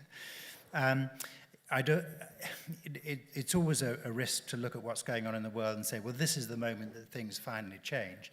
But if you look first at New Zealand, as what's going on, as we were discussing earlier, about very big legislative change, the climate crisis framework actually is an incredibly powerful driver of change. And then we've got this big overhaul of environmental legislation, whether it be on water or on planning and the rest. So here in New Zealand, this is absolutely the right time to make sure that when we're trying to put in place a whole bunch of important things that happen to happen, we are very energetic, so that vested interests, people who don't want to shift, don't squeeze out all the things we need. So this is the time now more than ever to be very actively engaged. But this is also true globally. It is completely extraordinary to see the number of countries that are signing up to something completely impossible, which is about rewilding 10% of their land and 30% of their oceans. They actually, I mean, the UK do that, it's completely impossible. But the point is, there's a whole bunch of stuff going on where the link between biodiversity and its loss and ecosystem degradation and the climate crisis are very intimately linked. And so we've seen this just last month with the first dual report out from the climate change part of the UN and the biodiversity part. So watch out for the biodiversity's big conference in China in October before we move on to the climate side of the UN in Glasgow in November, because I think in both those we're going to see these issues coming together very powerfully. So this is an amazing time for change, because I think it's beginning to dawn on a few more people that the rate with which we are killing off our life support system, you know, the rest of the living earth, is that if we don't do it, if we don't turn this around now, we are truly doomed. And I think that message is finally getting through to a few more people. So I think this is a fabulous time to build out from here, at which point, thank you, and I'm going to hand over to Catherine. Oh, thank goodness. Thank you, Rod. I was feeling so positive there as you sort of built up to this being an amazing opportunity, and then you hit us again with the doom and gloom, but you finished with the opportunity again. Thank you, because I didn't want to go home feeling depressed. So thank you, Rod, for facilitating that session, and take the point earlier, maybe that lady is gone now, about perhaps a follow-up session that is more workshop-y, more where participant-led. So let's look at making that a possibility in the future. So I really didn't feel that an hour, 55 minutes, what we had was anywhere near long enough. I myself had about 5 questions to cover all the multifaceted aspects of this topic. But I do feel that it is the beginning of a conversation that through the networks we've established here, that we can carry on and create some momentum behind. And I think the real benefit of this symposium has been bringing together people from different sectors. So let's carry that work on, let's carry that kaupapa on. So I'm going to keep this very brief because I know we're all tired, all want to get home or perhaps go and have a beer. That sounds good to me. So I'd like to finish just with a few acknowledgements. Today would not have been possible without the hard work and support of a number of people, and I'd really like to recognise them before we close out for the day. So first of all, our speakers, panel chairs, and our facilitator, Rod, thank you for giving your time and your expertise today. When I first thought about this symposium, I had a wish list of people I would like to come and speak today and share their knowledge, and never in 1,000 years imagined that we'd get all of them, so it's been absolutely fantastic. I would also like to thank Ben, our online facilitator, for his work from the Lentil Intervention. Check out his website and other work. Ben has done a really great job keeping our online attendees engaged all day and making sure the questions and comments, well, at least some of them, got through to us. So thank you for that, Ben. And I would like to again thank Vicky and the Ministry for the Environment team. Thank you for your support and your sponsorship of this event, holding it in this beautiful venue. A number of people have commented on this being such a lovely space, and in particular, it was because of their support for this event that we were able to make it free of charge. Otherwise, this would have been quite costly to attend. So thank you so much. Vicky is not here anymore, but I would like to acknowledge her enthusiasm for this topic and her desire to use her leadership to take this forward. So we will be following up on that. I would also like to thank Trina and Michaela from the ministry team and the rest of the team who've worked so hard in the background to make things go so smoothly today, apart from a couple of minor blips like text disappearing from slides, which would have been a bit awkward for those poor speakers, but these things happen. So one last bit of housekeeping before we head away for the day. So I do encourage you to make some connections, to swap details, have some final conversations before you head home for the day. But can you please just move away from the seating area so that the staff, the venue staff, can come and do prep for the next event that they have this evening. They've got quite a fast turnaround, tight turnaround for that, but please feel free. There's also the entrance area outside if you wish to go out there. Probably. Oh, do we want the? Let's recycle. Yes, please pop your name cardy thingies back on the table there. I'm sure they can be recycled, and I'm sure you would all like us to do that. So finally. I think it's appropriate that we close the day with a karakia as we started, and we've got the words. So if you would like to join me in this karakia, I welcome you to do so. Kia whakairia te tapu, kia wā tea ai te ara, kia tūruki whakataha ai, kia tūruki whakataha ai, haumie, huie, tai kie. Thank you. Kia ora.